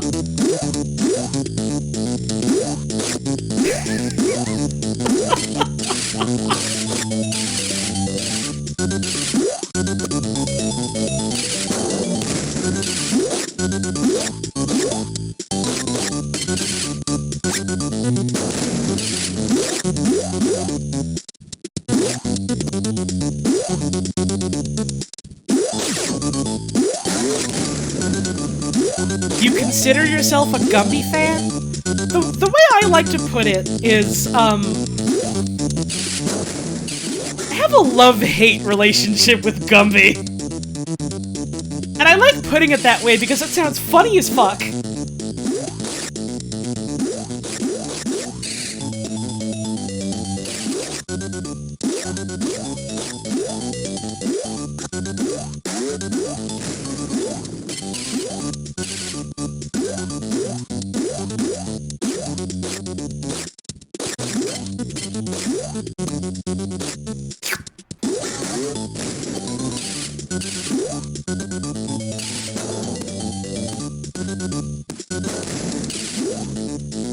Oh no, Mr. Sheeple, that is not a 2023 quote. I've gone on record as saying that multiple times in the past.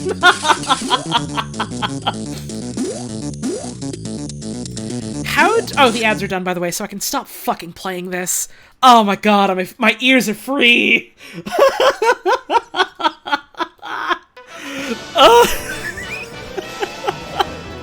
Thank you, Starry Bard, for the 21-month resub. Very much appreciated. Someone in chat asked, how did I learn about this game? And it was specifically, I have to look up what the file is called on my computer. Give me just a sec.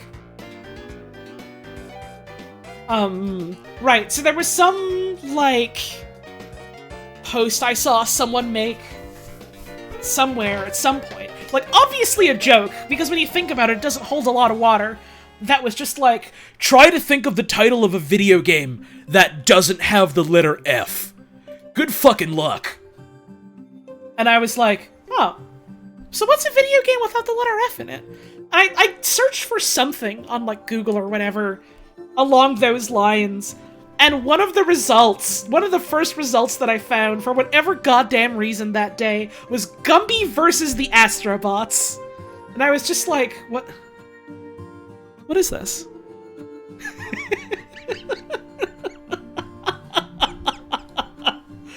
And then looked into it, and it was like... What? And was delighted because it was a bad tie-in game, and those are funny to me. It just kinda happened that way. It just kinda happened that way.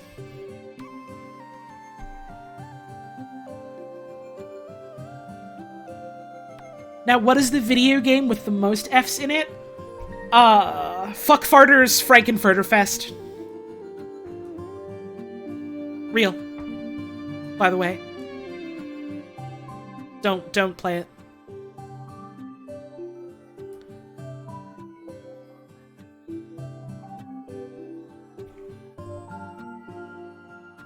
Now, if you're talking about the highest, like, percentage of Fs, then on one end of the spectrum, you've got FFFFFF by Terry Kavanagh.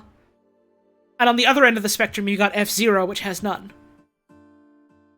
Somewhere in the middle is off, because that's 2/3 Fs.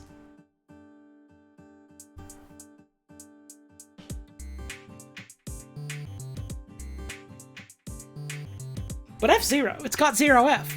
It's right there in the title. Believe it.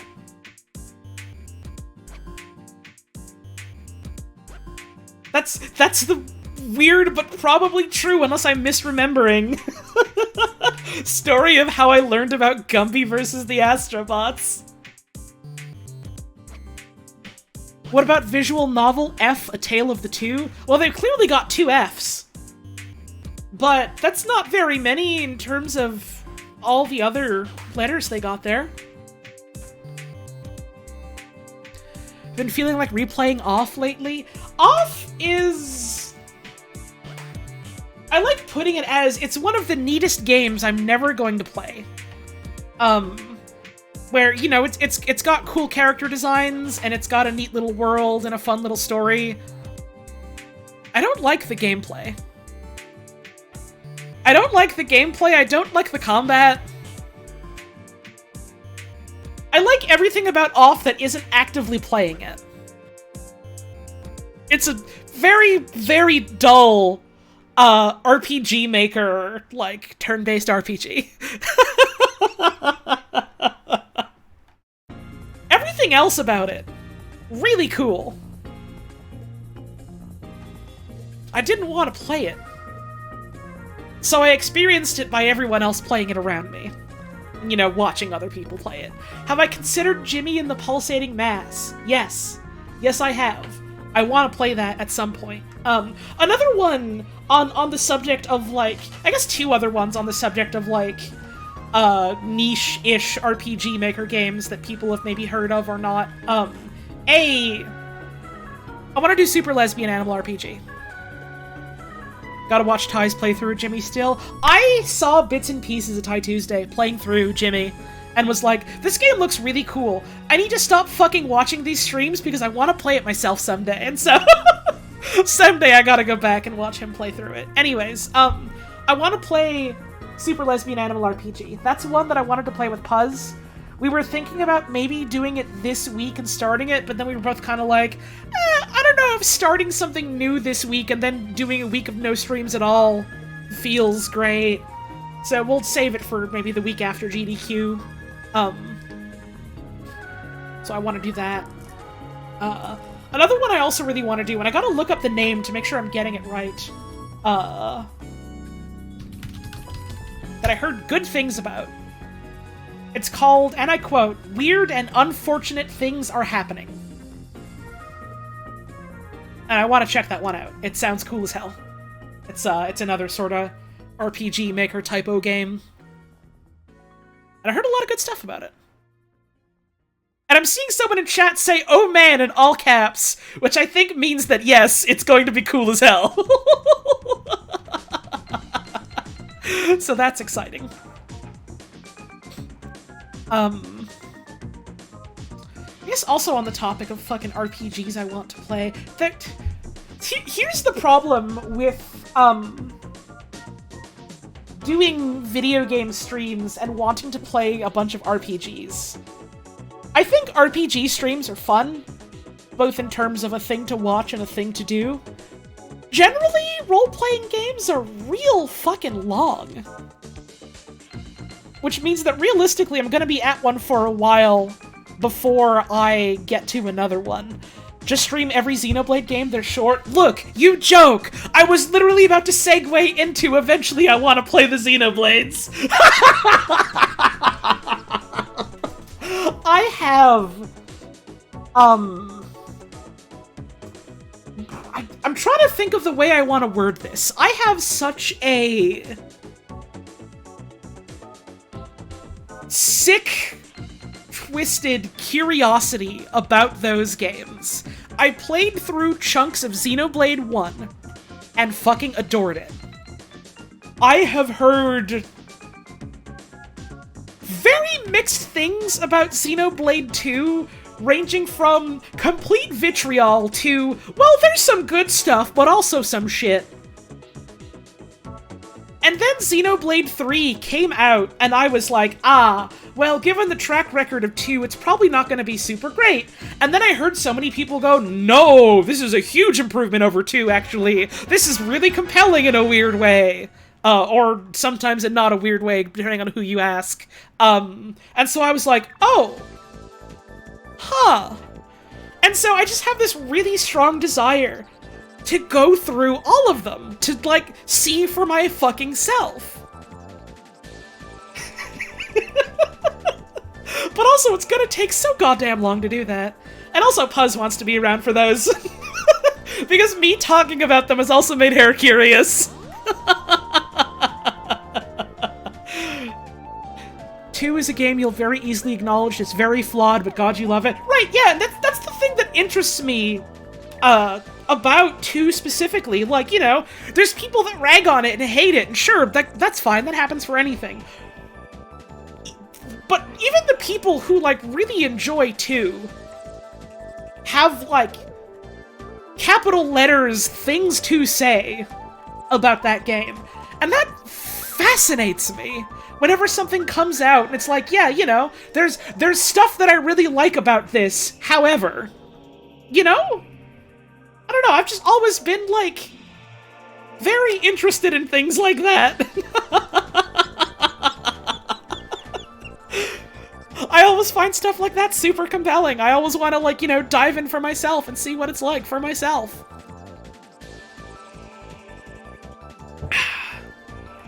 I have to know.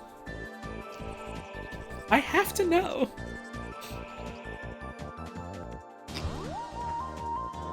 Other RPGs, because there's a bunch of RPGs out there. I've never played Earthbound. I want to eventually go through Earthbound. I've always wanted to do that. I want to go through Earthbound 0, Mother 1, whatever you want to call it.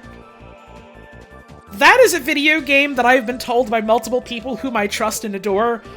Earthbound Zero is you play it with a guide type of video game, and that's fine. I'm fine with that. It seems very interesting to go through. And also I want to go through, Earthbound. Because I've never played Earthbound. I've had so many people tell me, I can't believe you've never played Earthbound, because it seems like something that so specifically would appeal to you, and I'm always like, yeah, probably. Yeah, I probably would really, really like this. I just haven't gone through it yet. I also want to play Mother 3, because I've never actually gone through all of that game myself. I don't know if I necessarily want to stream it. For a couple of reasons. There's some things in that game that hold up kind of weird, and I don't know if it would necessarily make for, like, super comfy stream watching or something like that, but, there's a lot about that game that seems like it's, like, really interesting and compelling, so at the very least I would, like to play it. I have to think about whether or not I would stream it.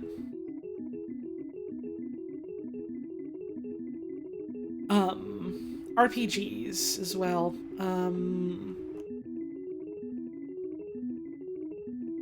I ever played Hylix 2? No, I have not.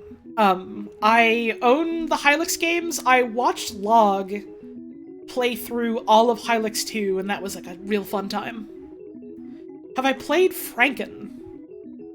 I don't think I know what that— Wait, no, I do know what that is. That's the one that Samanthuel made, Splendid Land. They excuse me, hiccup. They made that. I have fucking hiccups, dude. Cut it out.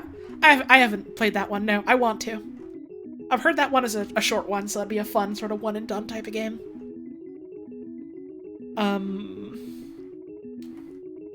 I want to play— talked about this before. Disco Elysium. I want to get into that real soon. That is a game I have been hungry for so long. I want to play it.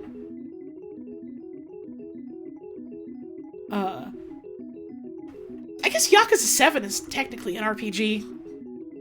I still want to go through the Yakuzas. Again, I mentioned it a bit earlier. If not this week, Yakuza 0 will hopefully resume the week after GDQ. Just because, like, I wasn't sure how busy I would be, I wasn't sure how busy Puz would be, I wasn't sure how much, like, goddamn energy I would have.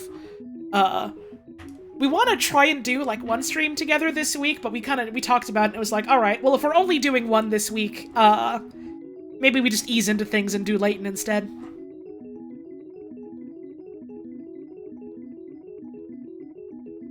Dragon Quest XI. I've never played a Dragon Quest game. I've never played a single Dragon Quest. They've always seemed neat, but I've just never played them. I know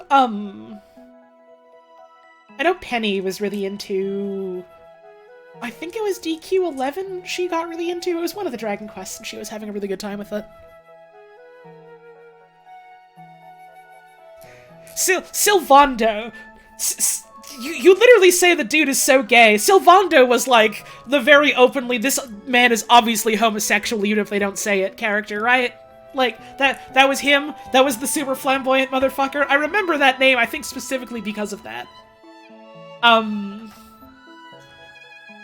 The characters I remember seeing from DQ11 is like Sylvando, Precocious Wizard Child, and a shopkeeper dude, because Dragon Quest games love having a shopkeeper dude, I think. And, like, they're fun. It's fun to have dudes like that. I think he's a shopkeeper dude, at least. He certainly looks like he would be. He looks like what a Dragon Quest shopkeeper drawn by Akira Toriyama would look like. I think he was old man. Question mark. He's shopkeeper coded. Okay, yeah, thank you. I don't know nothing about if he actually is or not. He's a monk. Well, a monk is like a shopkeeper for beer if you think about it. And I think about it.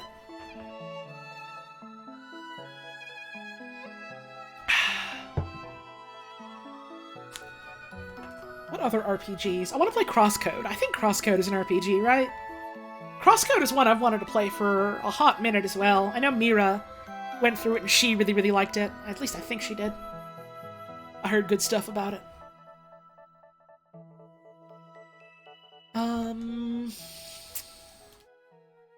I've always been... Okay, so Crosscode is more like a Zelda type of game. Okay, well, point being, I still really want to play it. I've always been interested in... What's the fucking... It was a PlayStation 2 RPG done by Level 5, I think. The folks what eventually did Layton. I want to say that's right, but I don't remember. And it was like a sequel, technically, that wasn't really related or something. Dark Cloud 2. I've always been fucking fascinated by Dark Cloud 2, because I know Ty Tuesday, which is another streamer who I enjoy very much. He's a good dude, he's a cool dude, who plays cool stuff. And he is fucking nuts about Dark Cloud 2. He adores that game. And I've watched him play that game, and it is fascinating. And it sounds like when I say it like that, it sounds like there's a negative connotation to that, but no. It's compelling. It's like this really ambitious sort of, like, RPG where you have, like, randomized-ish dungeons you go through, and also you can just go, okay, now the dungeon is a golf course, and I have to play golf in the dungeon, and get the par to get the big score. And then also there's, like, city builder aspects to it, and there's, like, photography aspects to it, and there's, like, you make inventions. It's so fucking ambitious for just, hey, here's a PlayStation 2 RPG with like 3 million systems that we kept putting into it. Which, makes sense. I'm pretty sure these are the people who then went on and made like Fantasy Life, which is another, hey, here's an RPG that we kept putting systems into kind of thing. I feel like Level 5 was the Fantasy Life people, at least. Speaking of RPGs, when I play a Mother game, yeah, I talked about that earlier. I would fucking love to play Earthbound and Mother 1 at some point. That's another one on the really long list of things that Puzz and I want to play together. Oh, I love my girlfriend, bless her heart. We keep having good ideas for things to do together, and then also we're limited by the fact that, you know, we're both adults with different schedules doing different things. She's getting a graduate degree and also doing part-time work, and I'm juggling like 30 different projects, and it's like, but what if we also did this together at some point? The pile doesn't stop from getting taller. But it's okay. This just means we got cool shit to look forward to eventually. I drink water. They keep fucking making games. Have I heard of Hotel Dusk? I have. It sounds neat. I don't know very much about it, though. Other than it's like a DS mystery game? Question mark? And, you know, that's compelling in itself. I'm interested in that.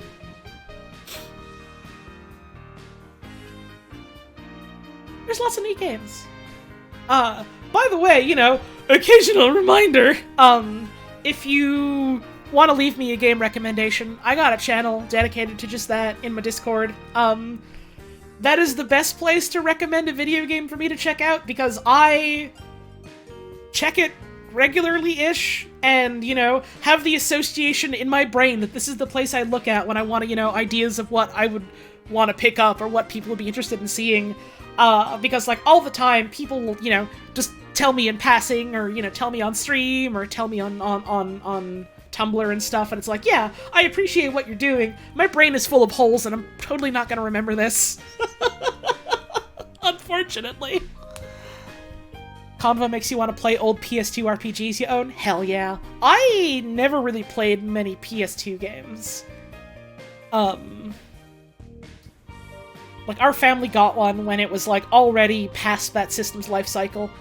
And I really only ever played, like, a couple racing games. I played, like, Gran Turismo and some ATV game. And, Ape Escape 3, which I rented, which was a lot of fun. I fucking loved that one. Have I ever played the Talos Principle? No, but I'm very interested in that one. That seems like a real neat, puzzle physics game type of thing. It's the type of game where I was compelled by it but didn't immediately feel like playing it, so I went and looked up like a bunch of the story and like, you know, narrative stuff about that game, which I won't spoil necessarily. It's really interesting stuff, IMO. So, you know, I wouldn't be going into that with like fresh eyes in that regard. I don't really know what any of the puzzles are, so it'd be fun to do the puzzles. But yeah, that game's, like, narrative, seems real neat from what bits I've seen and heard. And that's cool. And also you can get, like, a secret cat ending, in Talos Principle, and that's good. I think more games should have a secret cat ending. The secret cat ending, by the way, this isn't really a spoiler, but there's something you can do, that gets you a cat, and what that means is that at the end of the game, the ending plays out in what, you know, whatever normal way your ending that you unlocked would be. And also a cat is there. More games should let you have a cat ending. Not even Silent Hill dog ending type of thing. Dog ending is you get a completely buck wild, off-the-rails ending that upends everything you know and makes you go, oh, so this is all just completely unrelated wild shit. Cat ending is the same, but a cat is there. They're opposite ends of the spectrum. Dog ending is this changes everything. Cat ending is this changes the fact that a cat is there. Have I heard of The Looker? Is that the one that's like the whole joke is making fun of like Jonathan Blow's The Witness? Yes, I've heard of that one. I think that one is extremely funny. I watched someone else play it when it was, like, new and thought it was really fucking funny, and I think enough time has passed that I don't remember what the puzzle solutions are. I fully support any and all video games that, you know, are in the market of kicking Jonathan Blow in the fucking nuts.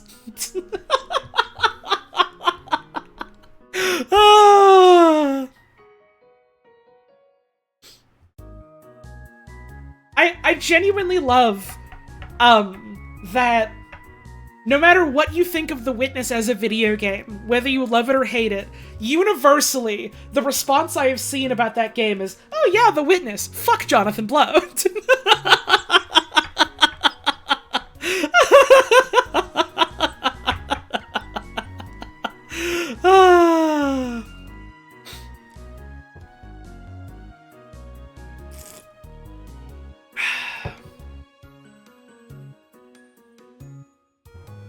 The most interesting thing Jonathan Blow ever did was make Braid, not because Braid is, you know, necessarily an interesting or compelling video game, but because Soulja Boy played it, and it made Jonathan Blow so upset that someone enjoyed his video games for what he thought were the wrong reasons. Fucking cry about it, dude.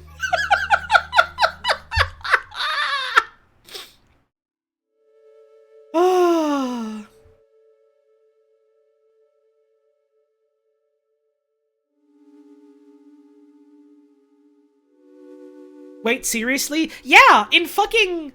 I want to say it was Indie Game the Movie, wasn't it?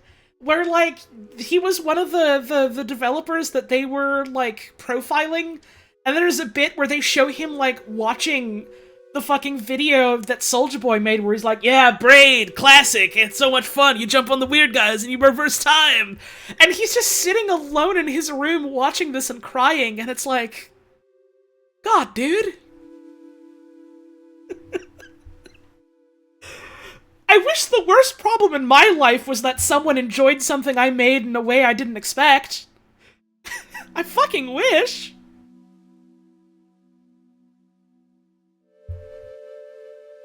dude is extremely pretentious and extremely a shithead. And I simply cannot give a shit about him. I simply cannot.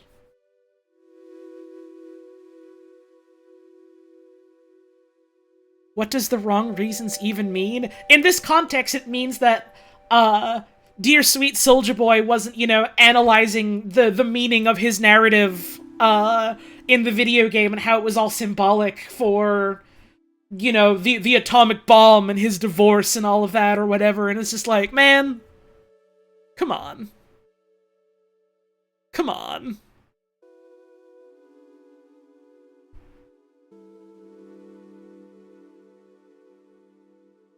You know how people get really fucking pretentious and weird about, is this thing art? Is video games art? Is X and Y art kind of thing?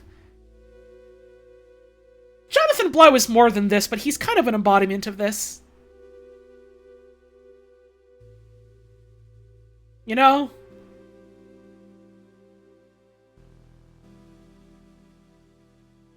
That's reductive, but...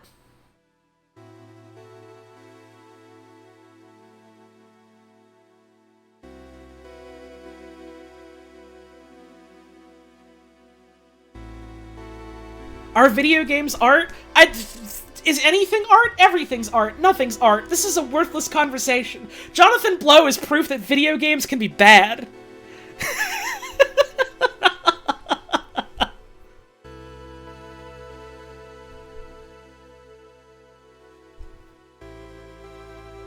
I don't know why.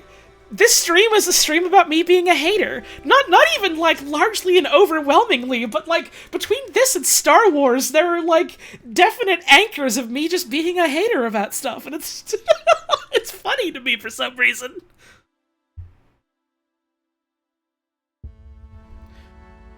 Once you made a presentation on video game presentation and opened it on so can we consider video games art, then immediately cut to a slide that said yes in 100-point font, and then moved on to the rest of the presentation?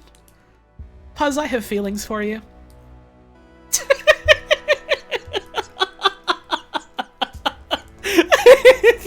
That's the woman of my dreams right there.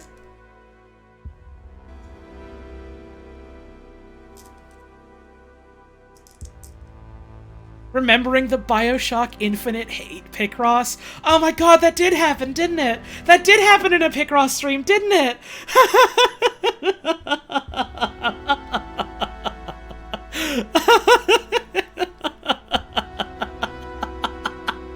Oh, I don't even remember what fucking stream that was. Man, fucking speaking of,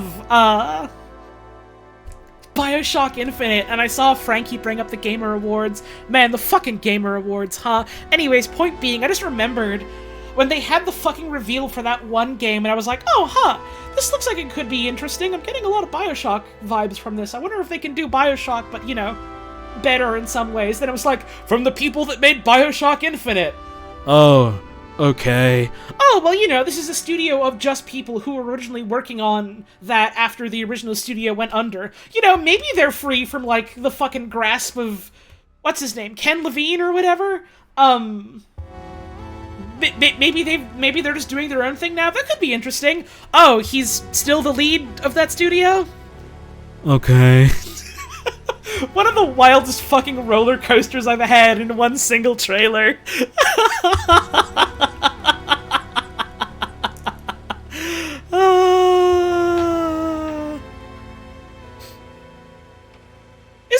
Am I misremembering, or isn't Ken Levine another, like, my video games are art type of person in the same way that, not in the same way, but in certainly an appreciably similar way as, like, Jonathan Blomey and David Cage.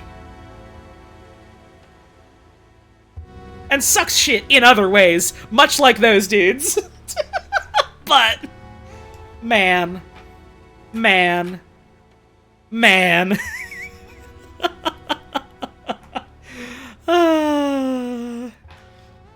He is not a new kind of guy. No, most types of guys that come up that you see are generally some of the oldest type of guys of all, quite frankly. Thank you, Pander to Panda, for the 21-month resub. Ho. Oh. Oh. They've been having guys since the sun first rose.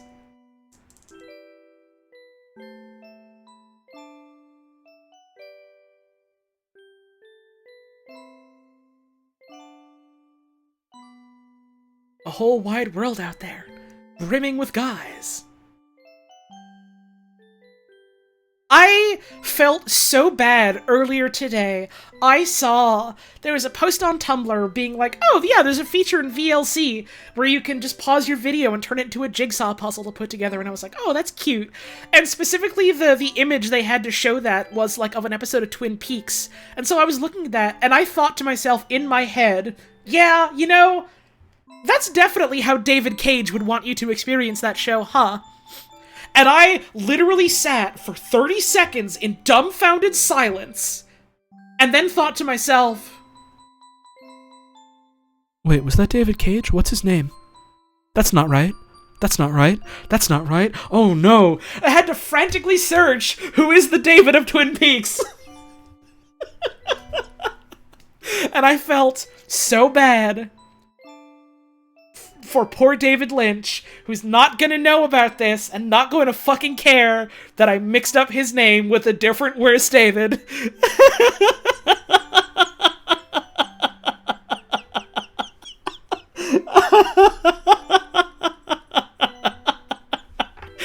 No, literally, that's like almost verbatim how I googled it, Frankie. I was just like, who is the David of Twin Peaks? Because I typed in David Twin at first, and I was like, that's gonna tell me nothing! But I didn't think to type Twin Peaks David! Who is the David of Twin Peaks?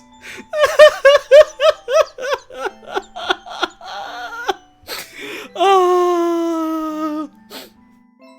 Puz, I'm not sure if you're still watching, but if you are, we gotta watch Twin Peaks soon. I know we've been saying that for a year, but we gotta.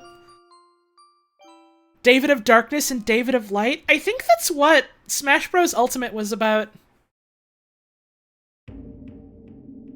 Right? Like they made the song about it. Colors weave into a spire of flame. David Cage has been added to the game.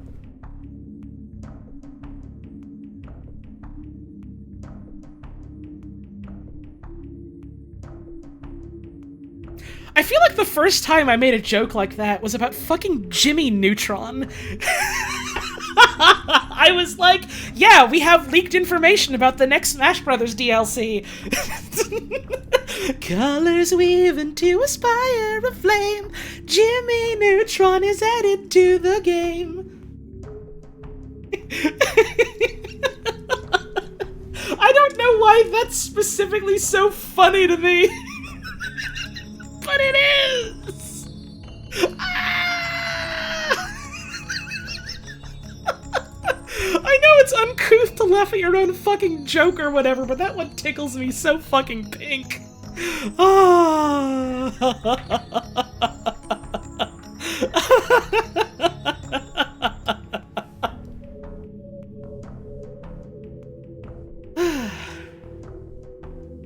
Fuck. Man.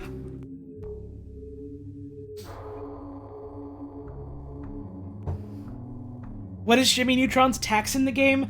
He does poo explosion into toilet bowl, he throws the pizza at you, he wields his blaster, and he gives Brain Blast for his final smash. He's incredibly powerful, but if you're playing as a female character and you touch him, he dies instantly because he's a misogynist. His up B is Planet Sheen. It's that simple. It's that simple.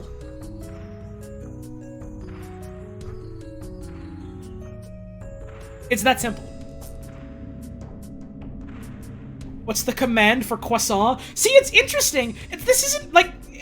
Intense inputs aren't really a thing you get in a lot of Smash Bros, but, like, they make you do, like, quarter circle forward A and B into, like, flicking the stick up and down in, like, a star shape, and then hitting, like, the grab button. And then you, like, throw out, like, the croissant, and it, like, flies forward, and they get caught in, like, the round loop of it, and it zings them back towards you. And then you take out Carl Weezer and he eats them. It's kind of like a more complicated ranged version of the Wario neutral B command grab. But you can only use it sometimes, because if you use it too much, Carl has an asthma attack, and he's like,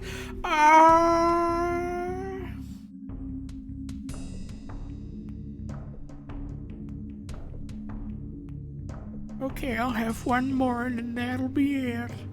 And then he has one more battle, and then he's removed from your game.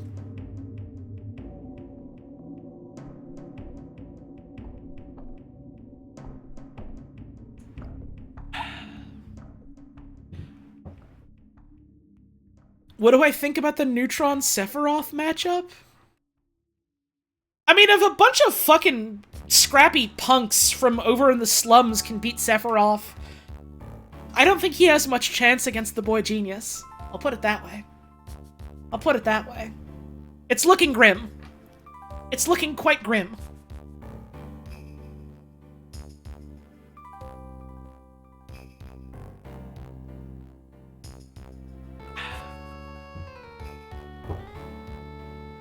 What are some other games I want to try and stream soonish? 2023 is the year of me hoping to do more things and getting done things I've already done. Do I have any advice for your Zero Darkness Hades run? No, because I don't remember what darkness is in that game, mechanically. Here's my advice for Hades. Do you have the fists unlocked? Use the fists. The fists are my favorite weapon in that game, and they feel so good to use. You can just rush down super aggressively. The trick to the fists is they have that 5-hit combo where you do, like, a little bit of a finisher and then, like, your combo is done. What you do is you do 4 hits, and then you dash. You just hit the dash button, no direction, you just dash forward, and you should basically dash into, maybe slightly through the enemy, and be on the other side of them, and then you can keep holding down the attack button to keep punching them. You literally just hold down attack, dodge every now and then, either to get out of the way of an attack, or to, just keep the combo going until they are dead. Just keep resetting the combo infinitely. It is your infinite. Keep doing the infinite. There's... one of the versions of the fist you can get is the one where once you do enough normal punches, you can do a super-powered uppercut. That is my favorite way to play the video game, because you just play super aggressive rushdown, keep going in, keep bopping them, and then once your super is charged, you either find the hugest dude and kill his chin, or you just obliterate whatever you're fighting. You find the largest man in the room and you fuck him to death. I should have worded that differently, but you know what I mean.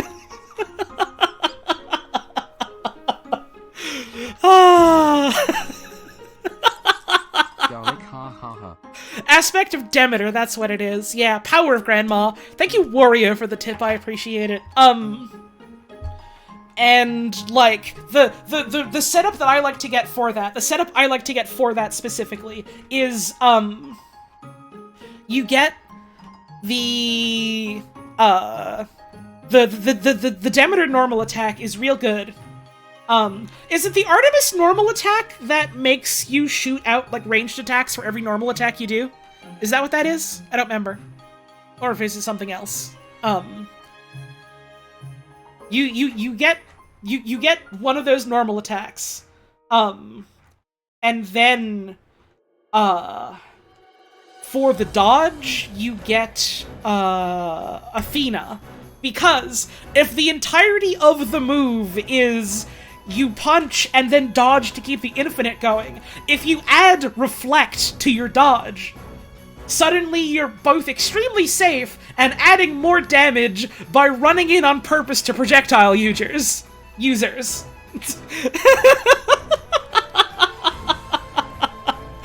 It's really good.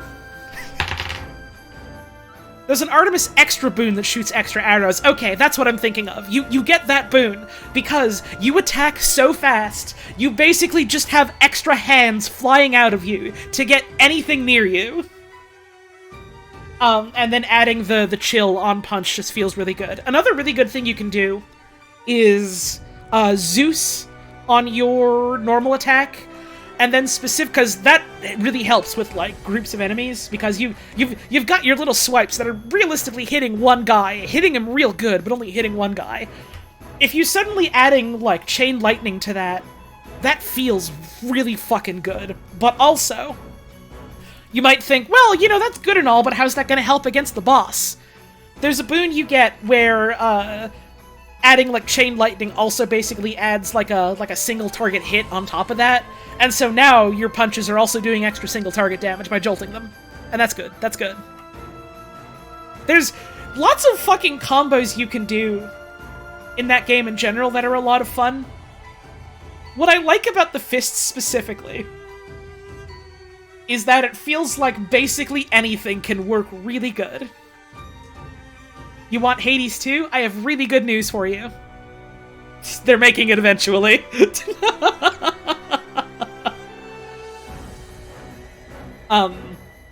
And then for my, like, cast on that, I really like either Poseidon as a get the fuck away button, or, Aphrodite. Because woman is pretty, but also, because Aphrodite's cast is basically a shotgun. You're gonna be up close anyways with the fists. Why not take the up close and personal one? Personal?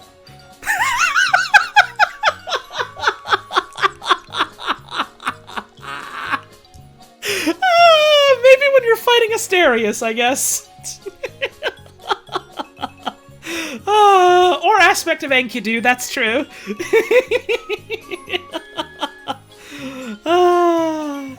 Man, I haven't played Hades in a hot minute. I got a hankering. I never technically completed the epilogue of that game. I might try and do that at some point on my own. Although, I don't know, maybe runs of that would be interesting for people to watch. Question mark. That is for the viewer to decide and not for the streamer. I quite like to play that video game. Haven't in a while.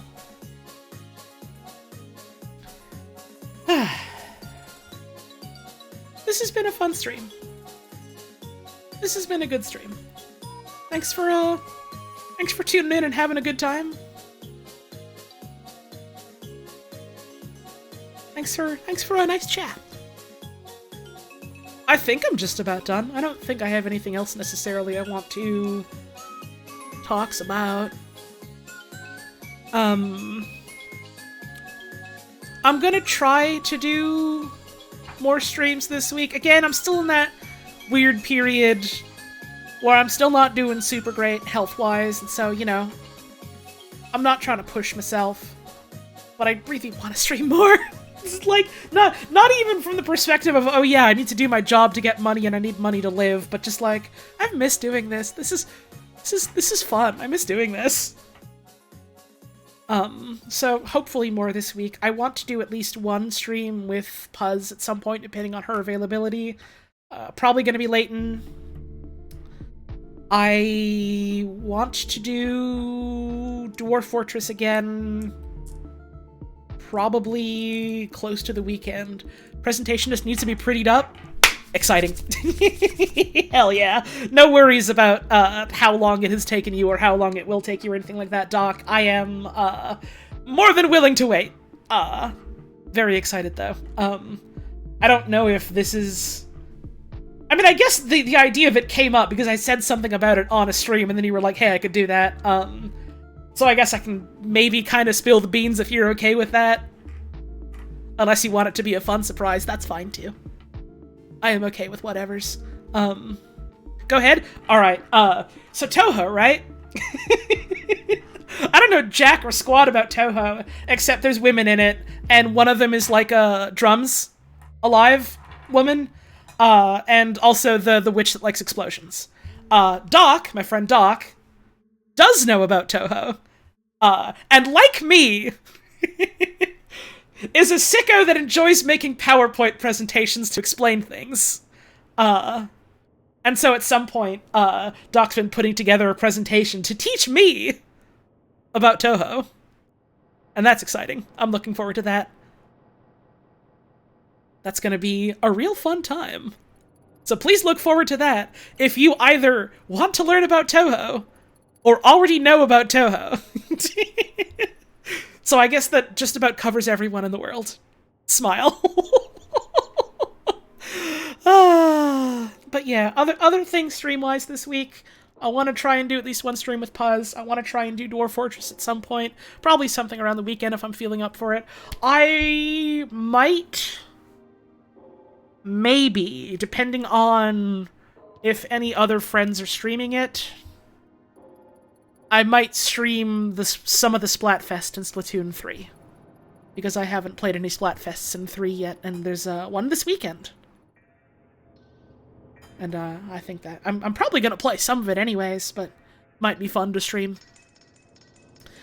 And then the week after this one is GDQ. Awesome Games Done Quick is back for 2023. And Twitch killed hosting, so I can't host it on my own channel, but I'm setting up like a SciTube basically to unofficially host it there for us to watch it together, because I've really enjoyed these like community get-together watches for GDQ. It's been so much fun. I'm also literally never going to forgive Twitch for getting rid of it. It was such a stupid fucking decision.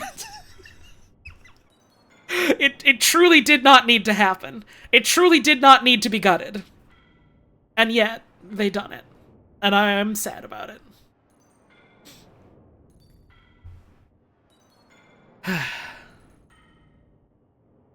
Man. Well, at the very least, for stuff like this, there are alternatives, but man, I still wish the platform just, you know, featured it natively.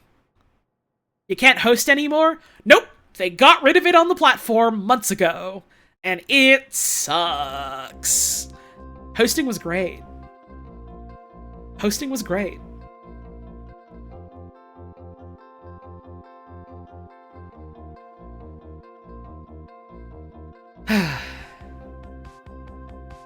And then the week after GDQ, which I'm gonna put together a watch party for that. I hope that's gonna be a fun time, even if it's not gonna quite be the same because we can't do it on this channel. But hopefully folks won't mind too much, you know, having to click a different link to watch it with me instead.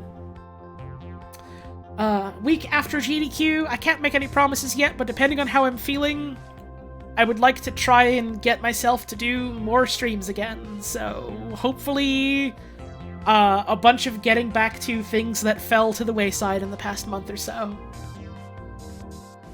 Which I'd very much like to do, so here's hoping.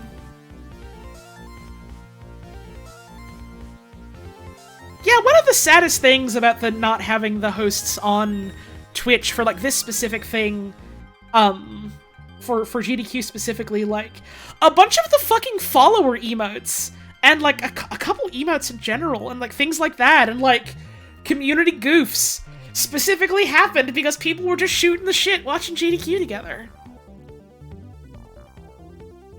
That's why the fucking Green Bros emote exists. That's why Punch exists.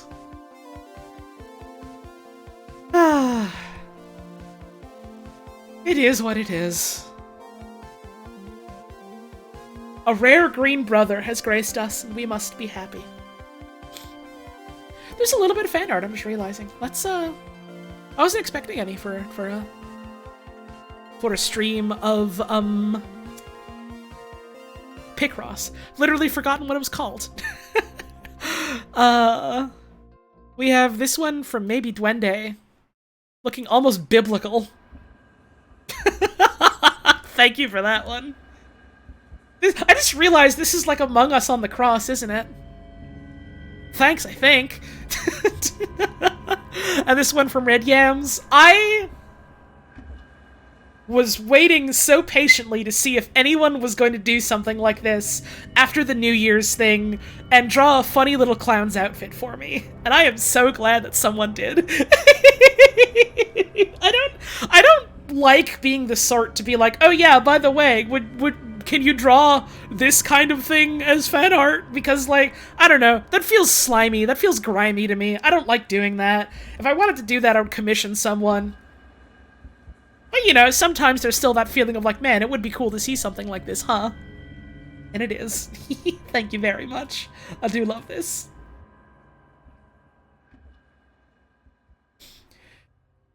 Alright, I reckon that,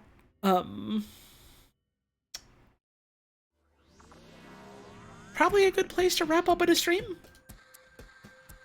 Probably a good place to, wrap up a stream.